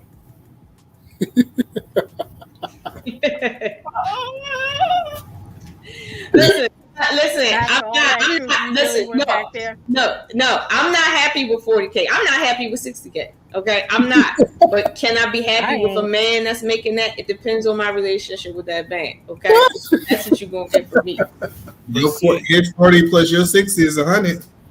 Y'all just went to 6 figures. Go ahead. Hold on. Am I struggle streaming? Goddamn. No. No, you good straight home. I think I'm struggle streaming. 40K, that's average earning in America. I think it's between 40 44K. That is why a lot of these dudes, and I hate to even talk about this because it's so cliche as of now in this space, but that is why a lot of dudes are getting their passports because it's a better deal. Not just for the women, but it's just a better. You take $40,000 and you make $40,000 here, and you can make $500,000 in the Philippines. Mm-hmm. So that's what I'm saying. Like, a lot of dudes are hearing this. Dang, and I'm not saying you, Lola, but I'm saying like a lot of dudes are hearing this, and it's so like I work with a lot of female nurses. None of them want a dude making less than 6 figures at all. They won't have it. And then a lot of dudes hear this and they say, well, they don't want me no way. So let me take my resources elsewhere to where it's gonna be triple, and I can live better. You know what I'm saying? So it's about to get real bad around here within the next 10 years, 10 to 20 years. Well, it's over, brother. As far as relationships as a whole, as our community as a whole, of us coming together on a large scale, we're done. It's over. No, we're not. We're done. But hey, high value nurse. No, we're not. Let's be honest. The passport bros are not $40,000 guys. No, they're not. They're not. Those guys are making they're making a lot more than 40,000. I know a lot of guys. That's true because it does cost money to travel. But what I'm saying is that if you had a guy who's working remote and he's making $40,000 or $50,000 a year, he can get a remote job overseas, he can live like a king somewhere else. And that's what a lot of men are going towards, though, because they're hearing conversations like this over the internet and online. If I was a dude with low self-esteem that only made $40,000 and I heard that I can't even get a quality woman over here because of what I make, that would probably kill my self-esteem if I wasn't raised the way I was raised. So now that I'm seeing another group of females saying, come here, we want you. We want you. We want to have your babies. We'll treat you like kings. We'll be traditional. We don't care about that. We don't care about the money. But no, lo and behold, your money is $40,000 in American money, but it's going to triple over there. That's what I'm saying. Like, this is what it's called. This is the backlash of you don't make enough. I don't need to go overseas. This is the backlash, and it's starting to come through full circle. No, it's the backlash of you leave with their pockets and trying to buy women. That's the problem. If you leave with your pockets and you try to buy them, of course you're gonna get rejected. That's the problem. Take a flight to People leading with their money. And I'm gonna say this. I think the one thing we as Black people have to do and be better is that we always say, oh, I'm going to deal with me first, my family, that's fine. But at the end of the day, the other cultures are winning, and they will always win because they move synchrony, and they move together. They don't ever say, I never hear Asian, Chinese, whatever, say, oh, that's not my son. I don't care. That's not my household. I don't care. They move together. And that's the problem. That's why they keep winning and we keep staying behind the 8 ball. Because we move individually. But they're not being stepdaddies over there either. They're not being stepdaddies. I'm very connected. Listen, I'm very connected with the Asian community, especially here in Seattle. You know who they require to get straight A's? That child that's in their house. You know who they require to learn that trade to become a doctor or a lawyer? That child in their house. They put pressure on them. But they also support each other culturally. That's why that's where Susus came from. I had Vietnamese roommates, Taiwanese roommates, Japanese roommate, Korean roommate. I know, I've been in their households. I've been with their families. I travel with them. I understand too. So I'm not speaking out the side of my neck, but they also, if you look at inflation, you look at businesses that close, you don't see many Asian businesses close. You don't see many Indian businesses close. You know why? Because they support each other. They got their bank. They got their suits, their stores, their community centers. We don't. And that's what I'm saying. They move collectively and they move as a unit. And we... Queen, hold on. Queen, I hold on was a trying to second. finish, but that's okay. Let them go. No, the truth got a question for you. You got a question. You got a question. Let me answer the question. Yeah, I had a question for you, Queen. Go ahead. Yeah, you were saying that about the families and everything sticking together, and so as far as the husband and wife relationships, how do you think that dynamic goes about? You talking about different cultures? You were speaking about the Asian culture, right? Well, I was speaking about different cultures and how they move together. Right. As a community. I'm not necessarily just talking about the family dynamic. I'm talking about the community. I'm talking about the households. Yeah, no. So the mom and dad, the husband and wife starts the household, right? Yeah. I said that. I said you start with your house, but a lot of times we stay there. We say, I'm not my community, but you are. Because the community that you give to is the community that you're building. So who are you giving to? Hold on real quick. Because the question I'm asking is, how do you think that household dynamic is? I've seen it where it's traditional. I've seen where the women lead the household, I've seen different ones. Yes, I have. Oh, wow. I've seen where the wife is more dominant than the husband. Filipino households. I've seen different households. I'm not going to say it's all that way, but I've seen different ones. So the one thing that Asian people realize is that if we broke, we all gonna stay under the same roof. They got threefold and that's generations. what I said. Come on, Queen. Let him finish. Let him finish. I'm sorry. Go ahead. They got threefold generations staying under one roof, right? So imagine if you got 6 people working, all staying together. The grandparents understand when they get a chance where they retire, they taking care of the kids. You don't need most of these other cultures, you don't need a daycare. The grandparents take care of the kids. You ain't paying no daycare. And what happened is they start really creating a community inside of their house. And when they create this community inside their house, with all this money coming in, you got 7 people paying a light bill. You got 7 people paying the rent. You got 7 people doing these things.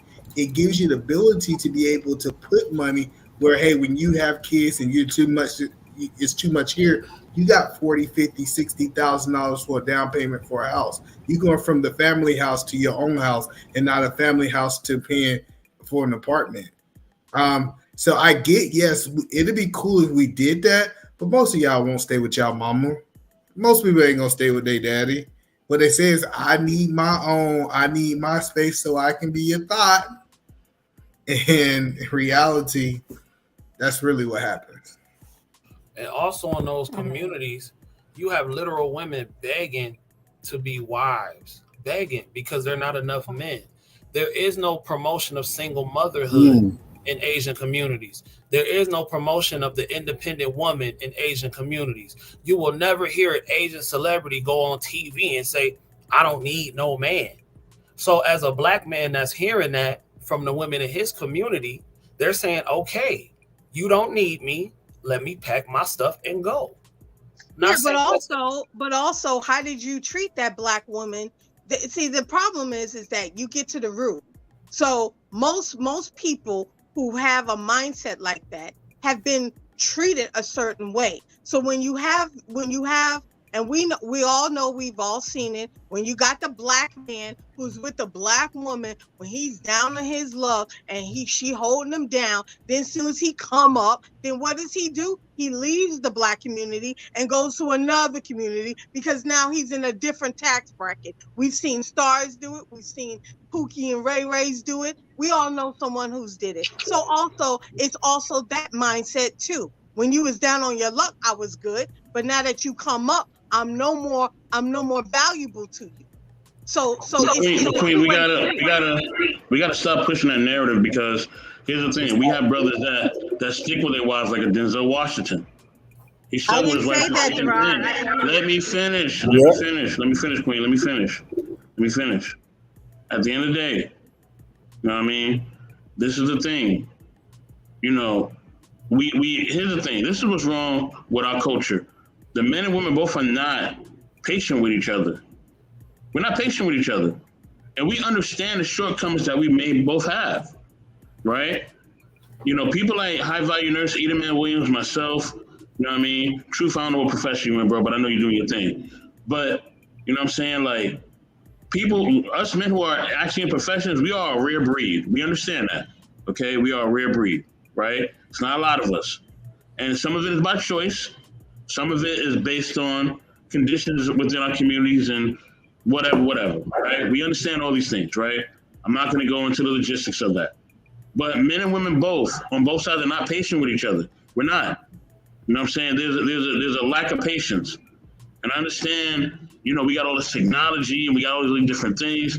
But if we don't start being patient with each other and understanding, okay, this is why the black woman is upset. Maybe her father wasn't in the house, or maybe her mother had to run the streets or had to be in the streets. Okay, the black man is upset about some stuff. Maybe his dad didn't take care of some things. Maybe his mother was abusive, whatever. We all come from different parts and different backgrounds. Some of us come from backgrounds where actually we had a great home, right? Our parents was in the home. They did everything they're supposed to do. They raised us right. We may have lived middle class, but we never missed a meal. Never have missed a meal. We come from a good background. Some of us come from the super high end communities, right? We ain't grow up in no hood. We grew up really well. You know what I'm saying? We don't know what a hood look like. You know what I'm saying? So the black experience is varied in a lot of different ways.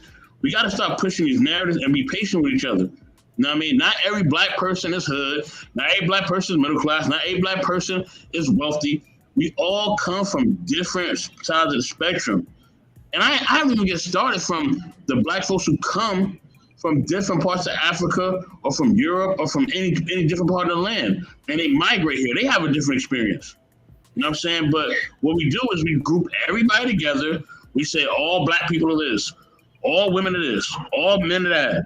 No, it's not true. Not everybody's the same. You know what I mean? Start to be patient with each other, learn from each other, understand each other. If it's a brother from Great Britain, his experience is not going to be the same if you're from Brooklyn, bro. It ain't going to be the same. It's not going to be the same. You know what I mean? The Caribbean roots are going to be different than American roots. It's not going to be the same. You know what I'm saying? We got to stop grouping everybody together, be patient, learn from each other, learn about each other's experience, and give each other a shot. You know what I'm saying? Nope. Black women, black men, we both have different things. Hold on. Before y'all disagree, because I'm about to dip out real quick. Yeah, we both have different things that affects us.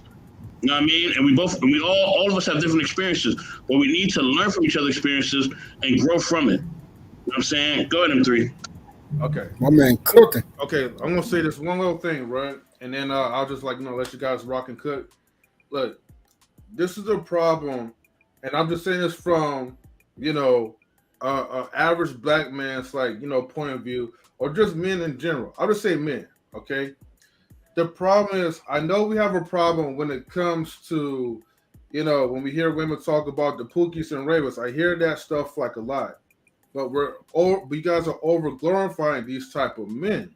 Anytime a person, right, who's actually doing well for himself and actually trying to educate and be the best they can, mostly just for women and maybe his own personal stuff, he's always hearing the bad people. See, she who complains the most is the one who loves the most. Most women, right, complain about these type of dudes, right, because they wish that they had a better outcome from these dudes. But unfortunately, these dudes are where they're at. And the thing is, the more a person, right, who's, doing the right things, are hearing these people talk about all the negative dudes or whatever, that makes them want to think like, okay, well, what am I doing all this for if I'm trying to get a certain type of woman my caliber? And then so when they don't feel appreciated, then they feel like, okay, they get duped by some like the women that's trained, to go after them, or they actually do find someone who actually respects them for them. Well, I ain't gonna say respect for them, but they respect their efforts. They respect their hustle, and they show appreciation.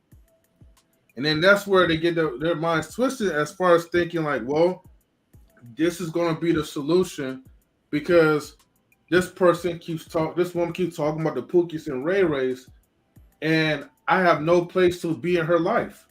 So let me go where I'm wanted or celebrated, as opposed to just being a guy who's tolerated. And that's it. But to women's defense, they're not really talking about Pookies and Ray Rays. We don't hear women like I have never dated a woman that she was giving me a download on Pookies and Ray Rays. But the reason that I disagree with Mr. Best is if I am whole, I don't have to deal with a broken person. Me and my mama had this conversation. She was like, well, you should be patient with these women. The women she thought I was supposed to be with, you should be patient. No, what that last man did to her ain't my goddamn problem. I didn't hurt her. Like this idea that I got to work with you and I got to work with all your trauma because we share the same color skin, I think is completely BS. No, you should go, if you a whole person, you should go find a whole person and the color of their skin don't matter. That's just who I feel. And it'll be perfect if you can find somebody who look like you. But this idea that I got to go through these people that are broken or these people that are not whole or these people that had it, like you said, had daddy issues, had all these things, didn't come from a 2-parent household. I don't have to do that because I am the top. I believe I'm the top. I'm the top of sales. And I'm not saying that to boast or brag. So I should be able to choose. I should be able to choose. Facts. I 100% agree with that. And it's just like, and see, that's why I got so upset at Umar Johnson when he said that it's the educated man's fault for leaving the community and not wanting to wife up single mothers and all that kind of stuff.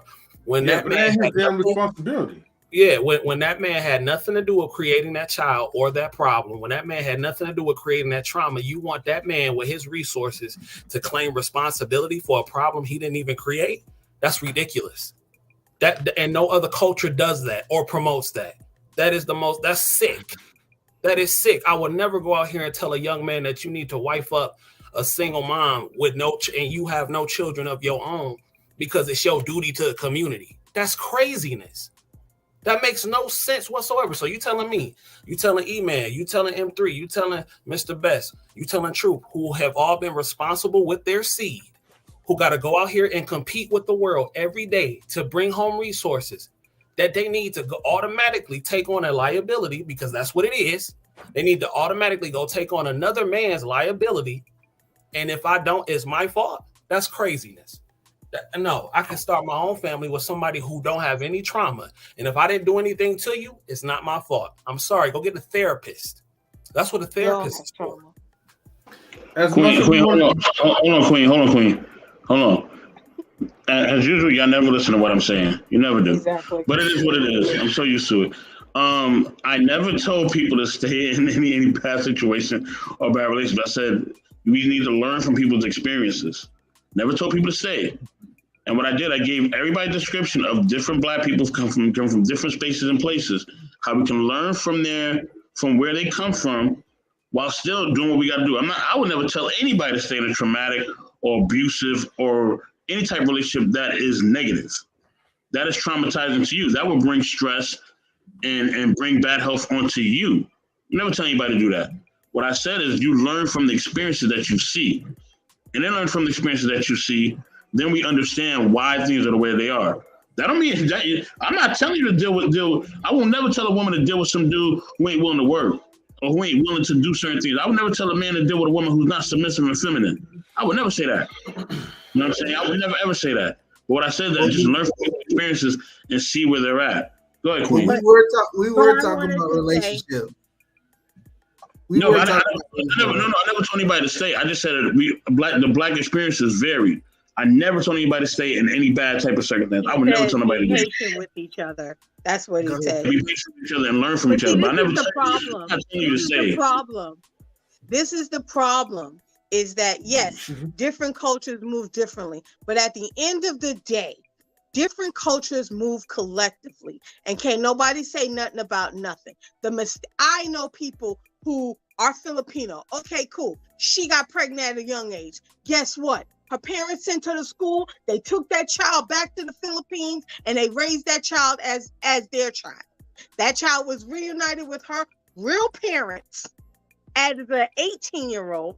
Because her parents, her grandparents raised her like their child. So at the end of the day, they took this child and they took care of her. The uncles took care of her. The aunts took care of her. They moved collectively. And that's all I'm saying. That's the problem I have with the Black community. I'm talking, please don't interrupt me, because you be the first one mad when someone do it to you. So like I'm saying, we don't move collectively. We throw each other under the bus. We get a few dollars in our pocket and we walk away from our community. I'm not telling you to love somebody, choose who you love, or only stay with the Black man, or only stay with this culture, whatever. That was my thing. I saw Black love.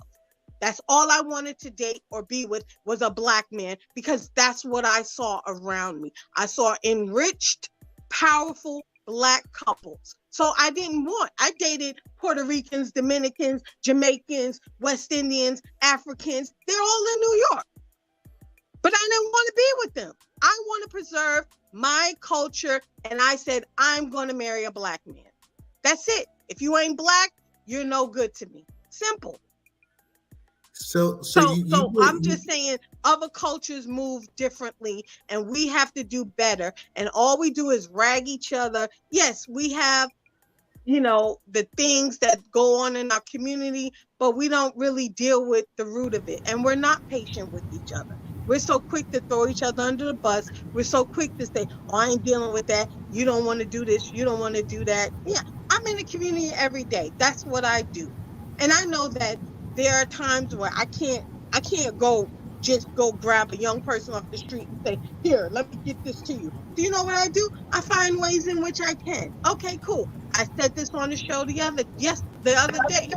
There's someone I know, one of her kids, young Black dude, is having a hard time. So I reached out to him. I asked the mom permission. I got his phone number and I called him. I said, hey, look, I know you're having a hard time in school. What do you want? What are you trying to do with your life? Okay, cool. Here's this program. It's free. All you got to do is sign up, blah, blah, blah. And I'm going to follow up with you. That's what I'm saying. Just the little things we can do to build our community. That's all I'm saying. So I got a question. So you believe that Black women would give their kids up to their family? Historically, that's what's I've seen it happen. What are you talking about? I've seen it happen. Actually, my cousin, she was doing whatever, young girl, got pregnant. Her mom worked in a different state and it was a better school. She said, hey mom, the mom said, I got you. Bring her here, finish school, do what you're doing and come back. And her mom was raising her child. Yes, I've seen it happen. I'm not saying we all will do that, but I'm just saying, yes, I've seen it happen. Okay, so like you said you've seen that happen, and you're not saying that we all will do that. So do you think majority of women will do that or majority of women wouldn't? I think there are a lot of families who are doing that. That's why I have a job as a social services and I help grandparents get guardianship and support when they have their grandkids, because the mother's having a hard time. Hold up for a minute. Go ahead, Queen. Go ahead. No, that's it. Go ahead. So the next thing I wanted to ask you, because you was talking about our community versus other communities.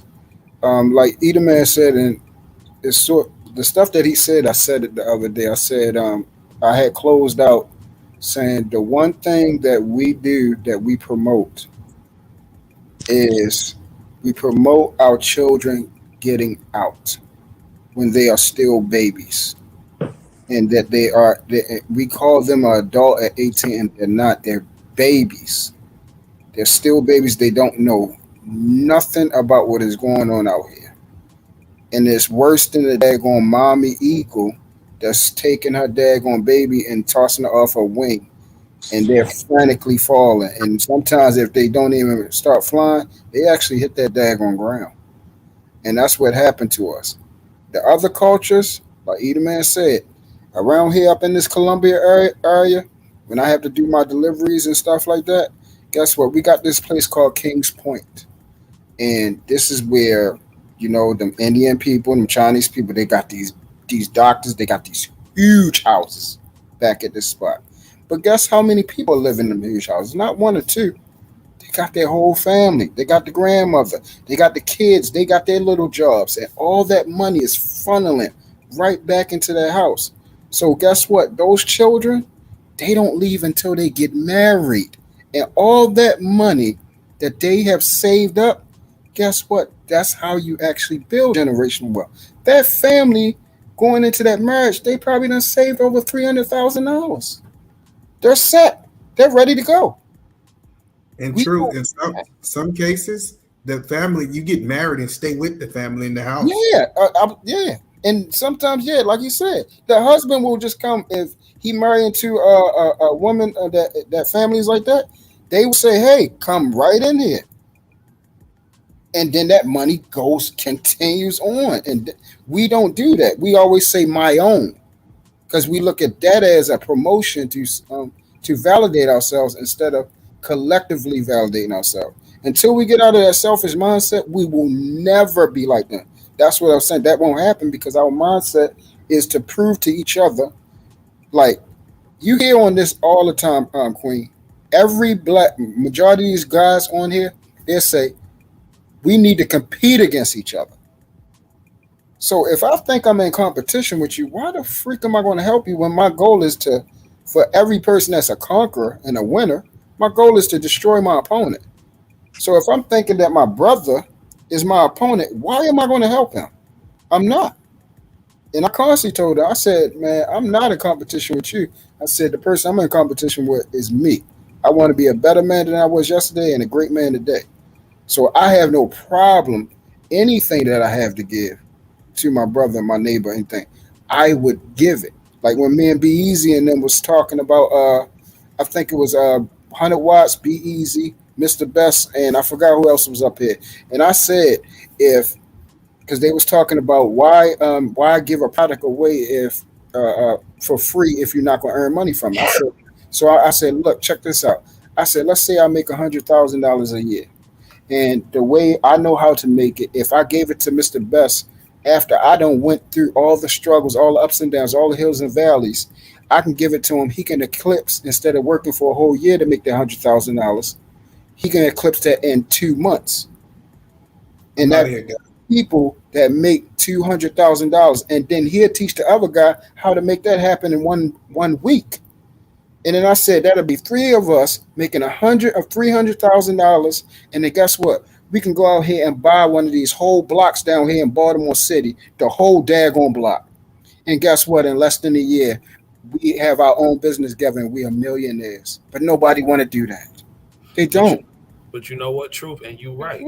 And one thing that you mentioned was contribution, because in those other cultures, they all add to the pot, and if they don't, they are exiled. The problem in our community is even with the people who don't want to add, we still trying to bring them up. Mm-hmm. And we want to save everybody when we can. Mm-hmm.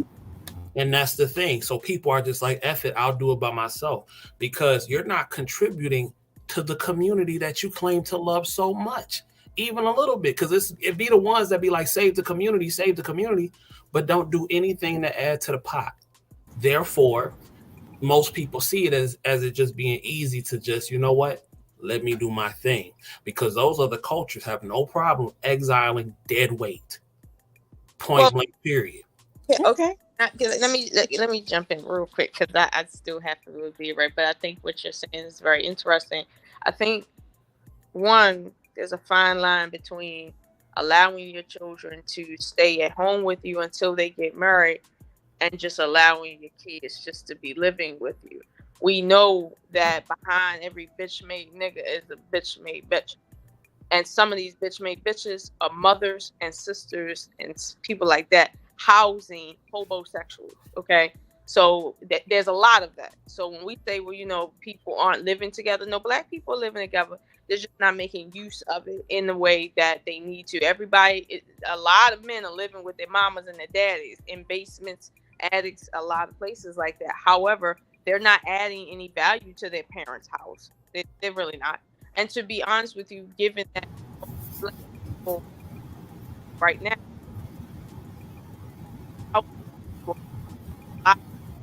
like You're going in and out. You're going in and out, Lo. Going in and out. We can't hear you.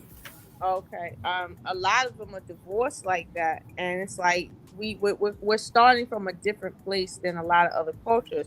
But to be honest with you, the fine line is the children that you have living with you. Are they adding to your house like in a actual way, or are they just kind of hanging out because you're not allowing them to work? At the end of the day, right? If your children have to work and contribute to live in your house and they choose not to, like you said, somebody's going to get exiled. That's what we should be doing. Just so happens that our children might do it a little more, but at the end of the day, the rule is the rule. So we can't come back and say, well, we don't allow our children to stay home. A lot of times if children are going to be disrespectful, they're going to get out. A lot of times if they're going to be selling drugs, they're going to get out. A lot of times if they put their hands on their mamas or stuff like that, they're going to get out. So it's a lot that goes into that. But I will say this when it comes to foreigners, right? And this whole situation, again, they're coming from a different place with a different culture, with a different mindset, a different attitude, and they have an advantage in that way. We don't have that same advantage. For instance, like where I live at, my neighbors are mostly people that have businesses in the city, right? Most of the people in the city don't have relatives that live out here that have businesses in the city. So that's going to drastically affect, revenue. That's going to drastically affect, what's really a value here that makes any sense. So my thing is, when I look at foreigners and I see how they all kind of live together and stuff like that until the woman gets married, I also notice that they don't wait until the men are not waiting till they're 50 years old to get married. Exactly. So that's or to have kids. So this is the thing, like you said, the culture. But the also, thing is, the sorry, thing go is, ahead, True. I'm sorry. yeah. So the thing is, this goes into what 84 was saying: decorum and standard. We got to stop adhering to garbage. Any sign of it needs to be eliminated, and that's what they do. They rule with an iron fist in that household.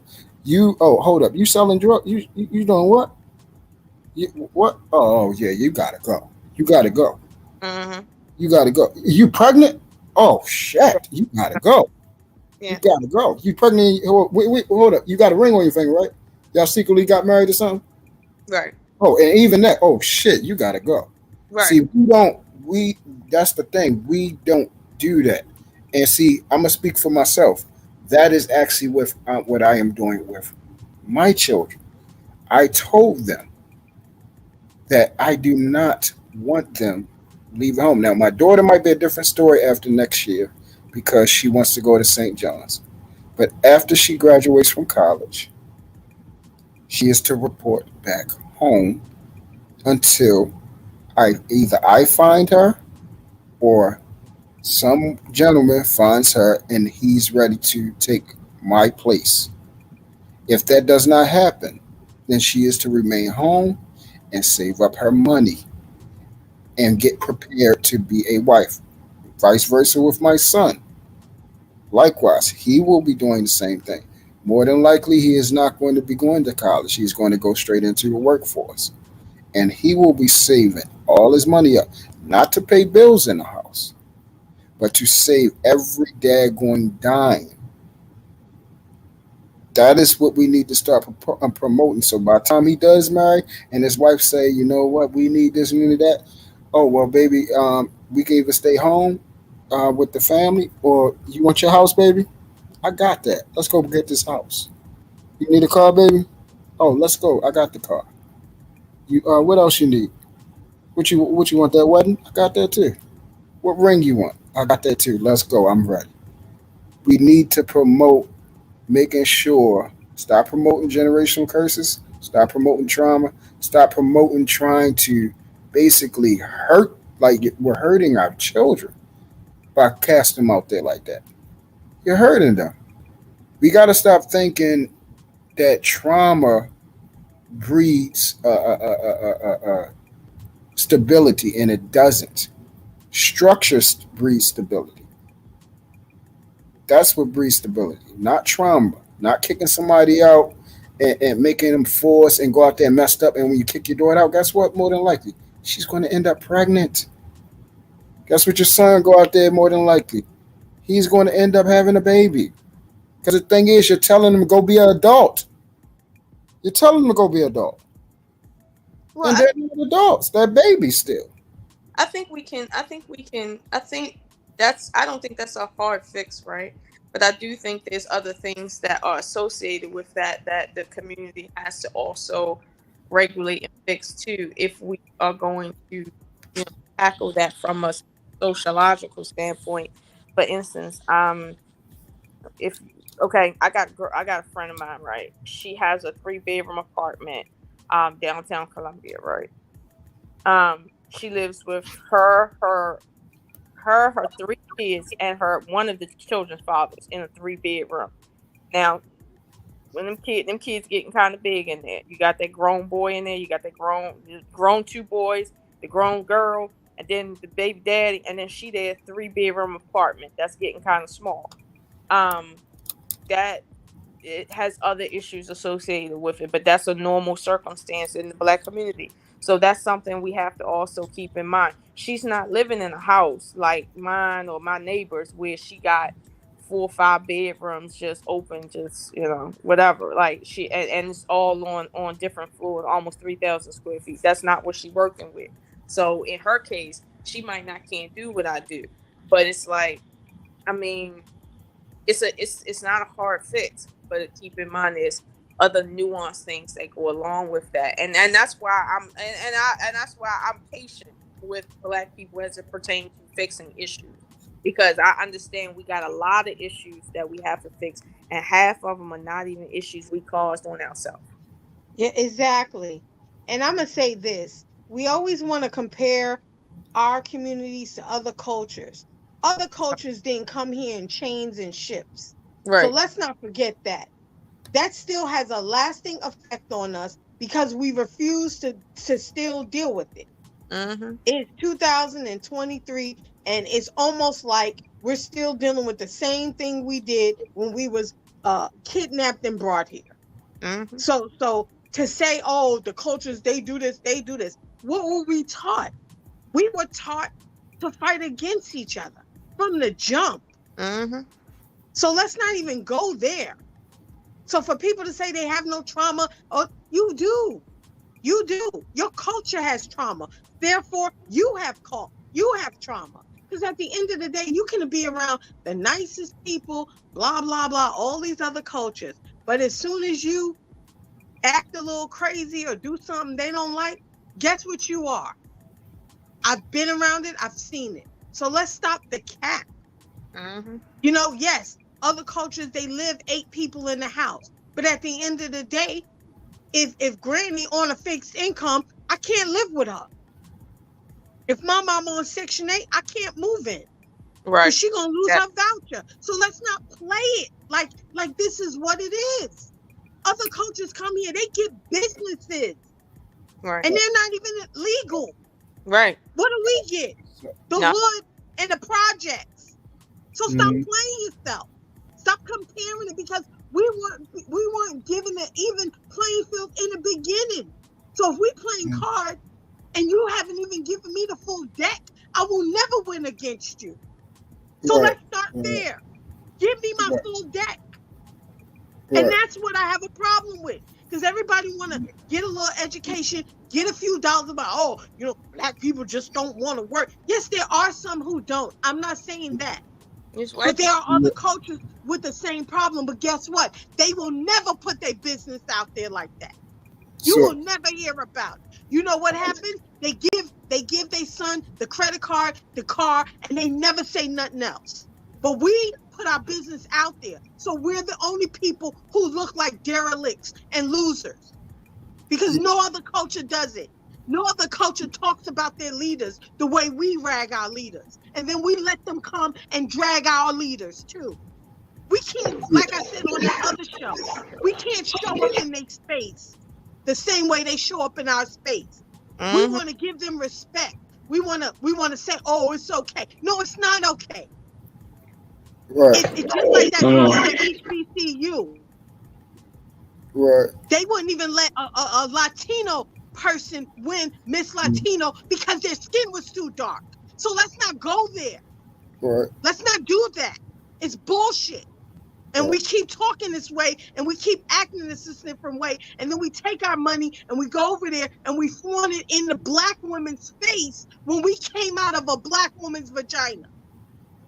Don't play with me. We have no respect for ourselves. We have no respect for our culture. We don't even know our history. Did you know that half the high-end brands you buy, they stole that from African garb? Did you know that? No, of course not. But you're going to spend $1,500 for that LV bag when they stole it from African kings. Hey, Did Queen. you do your history on that? Of course not. Hey, Queen. So let's not go there.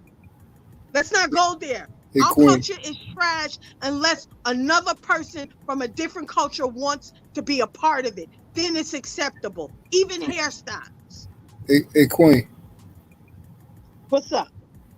So I have a. Hold on, check the back chat. Huh?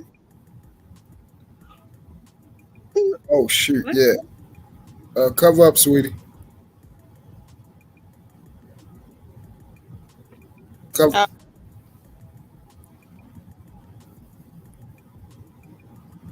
Yeah. Yeah. So, Queen, one thing that I always ask people. Well, I'm gonna say our people, because a lot of people, a lot of our black, especially people that are, pro-black and everything, they speak about things in that manner. So what I ask them is the things that you guys highlight, knowing those things, how do they help us to be better men and women, better husbands and wives, and better mothers and fathers, put more money in our households, get rid of generational curses, and provide a long-lasting future full of life, love, longevity, and legacy for generations to come? Queen, let me answer that. Queen, let me answer that. What happens? What's happening within our community is just a lack of education overall, right? Yep. And I think the lack of education. In truth, I don't fault you what you're doing with your kids. I think what you're doing with your kids is excellent, right?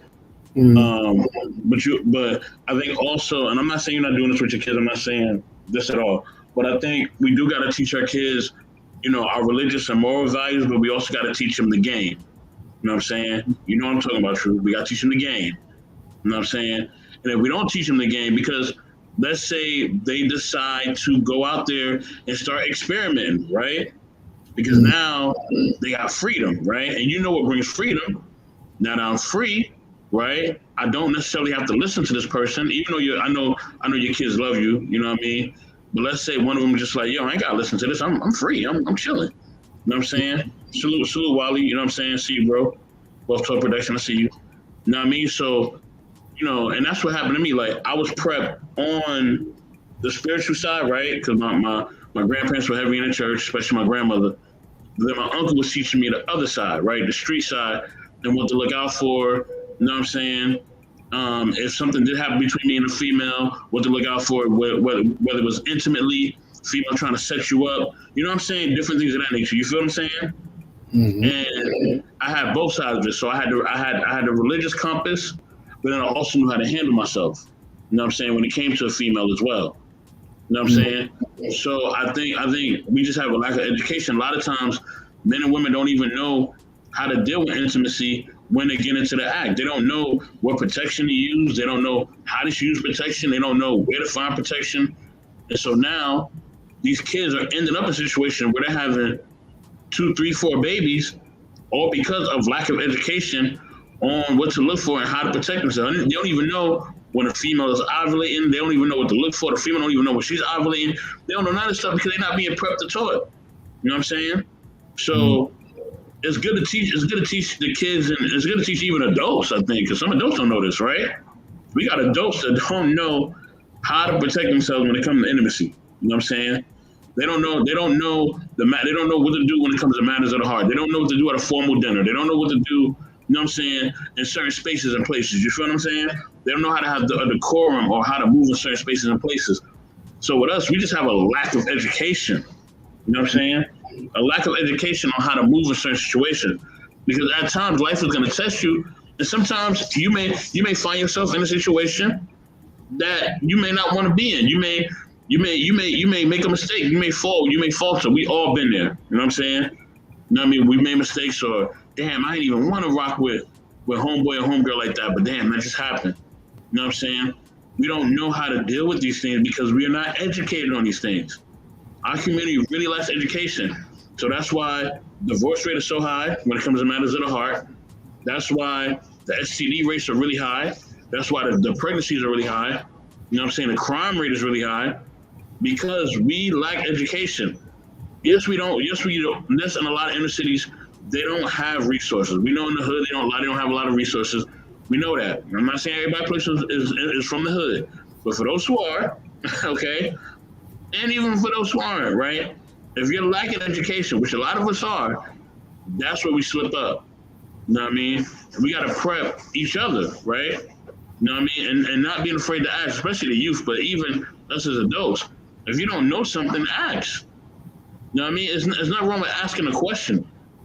You know what I mean? But it's the pride level, our pride, our arrogance. You know what I mean? You can't be arrogant and be dumb at the same time. Or lack knowledge. Let me not say dumb, but lack knowledge at the same time. You feel what I'm saying? So that's really the problem. You just have a lack of knowledge. You know what I mean? You know, because there's gonna be times when somebody's younger, even when somebody's older, would even have a mark of not being disciplined. And that's what we gotta just teach each other. You know what I mean? So yeah. Yeah. So that right there, I 100% agree with. As far as the knowledge thing, where I look at, for those of us that are parents, the greatest thing you can give to your children, and greatest thing for those of us who are leaders, and those of us that have been placed in leadership positions, you know, basically all their life, you know, and I constantly speak about this, you know, since I can remember, I've always been placed in a leadership role, even when, you know, not even expecting it. It's just I've always been able to cast a big shadow, step into any room. You know, been captain of my football teams, basketball teams, then led boys and girls club groups, been coaches. You know, still in these YouTube spaces. You know, my phone is filled with so many people that call, ask me questions, advice, all that type of stuff. And it's been going on for 2.5 years, male and female. So the greatest thing you can provide any person is a great example, actually living what you speak about. And see, when you have children, they respect that and they can trust in that. So when they see, they be like, well, daddy's telling me something, but then he's not a daggone hypocrite. He's not telling me not to use drugs and not to smoke and stay away from it. But guess what? He's using drugs. He's drinking. He's smoking. And see, that's the stuff that I grew up with. You know, I had my parents, they would tell me the right thing, but yet their behavior did not reflect the very thing that they try to teach. So it causes confusion. And that's the thing. And that's what most children, if you ask them, well, where did you ever see or see these type of things? Where did you ever think this was okay? And they would tell you, well, yeah, my parents told me not to do it. But mommy was fucking a nigga in another room. She told me not to fuck him, but she was fucking. So I mean, it was confusing. They told me to get married, but they're not married. Daddy had women over the house in our time, but he tells me as his son, don't. It's not good for you to sleep with a whole bunch of women. Dad told me not to smoke weed. I mean, not to smoke weed, but then I smell it in the daggone house. The people that he bring over and hang out with, tell me not to touch drugs, but they sell it. I know they sell it. So why is he even around stuff like that? So that's another thing that where I do with my children. I make sure I am the example that they need. So when they come to me and I get to come and they make the mistakes that they're going to inevitably make, I can come to them and say that, hey, clearly you got this somewhere else because you did not got this from me.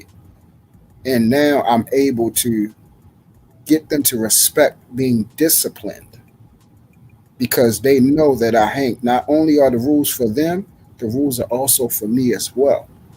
And see, that's what children respect, and that's what anybody respect. Majority of people respect authenticity. They respect the fact that you have integrity. That's the true definition of leadership. Having integrity and being what you say that you want other people to be. You want to be that light, then you need to have that light inside of you.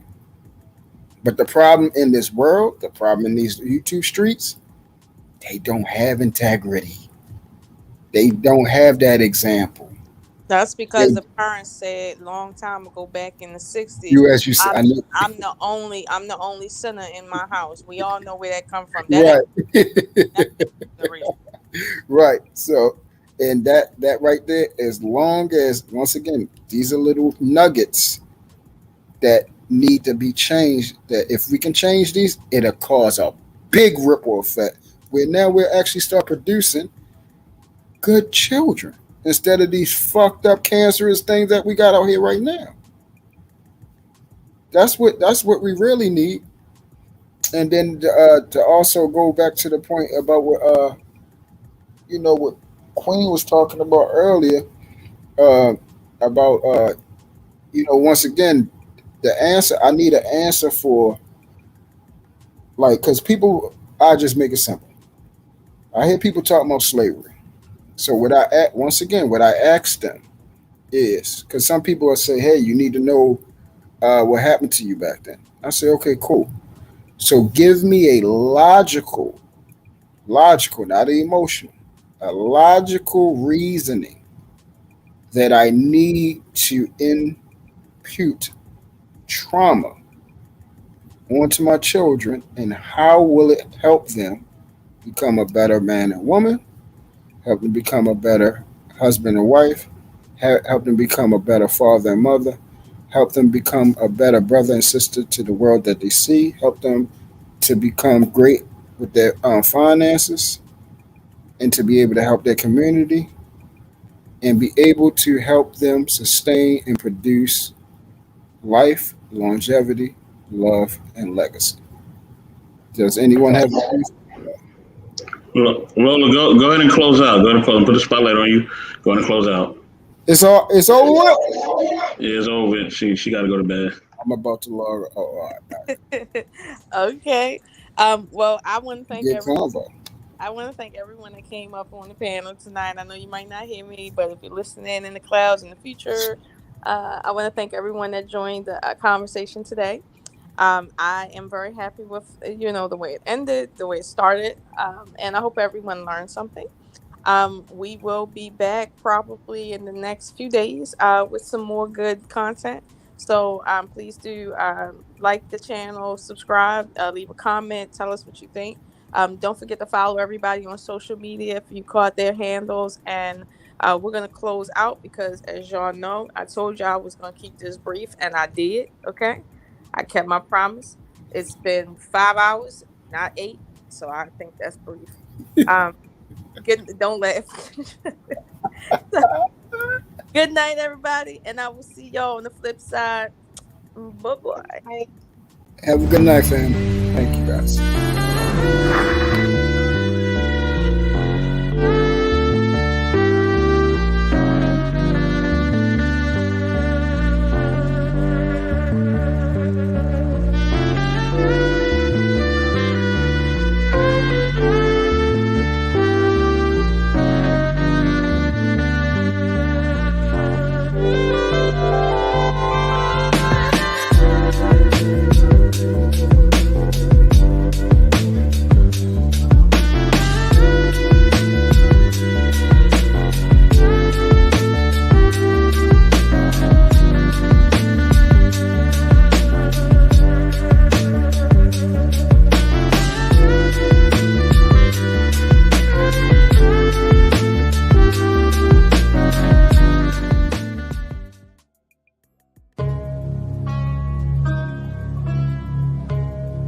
Knowledge and relationships.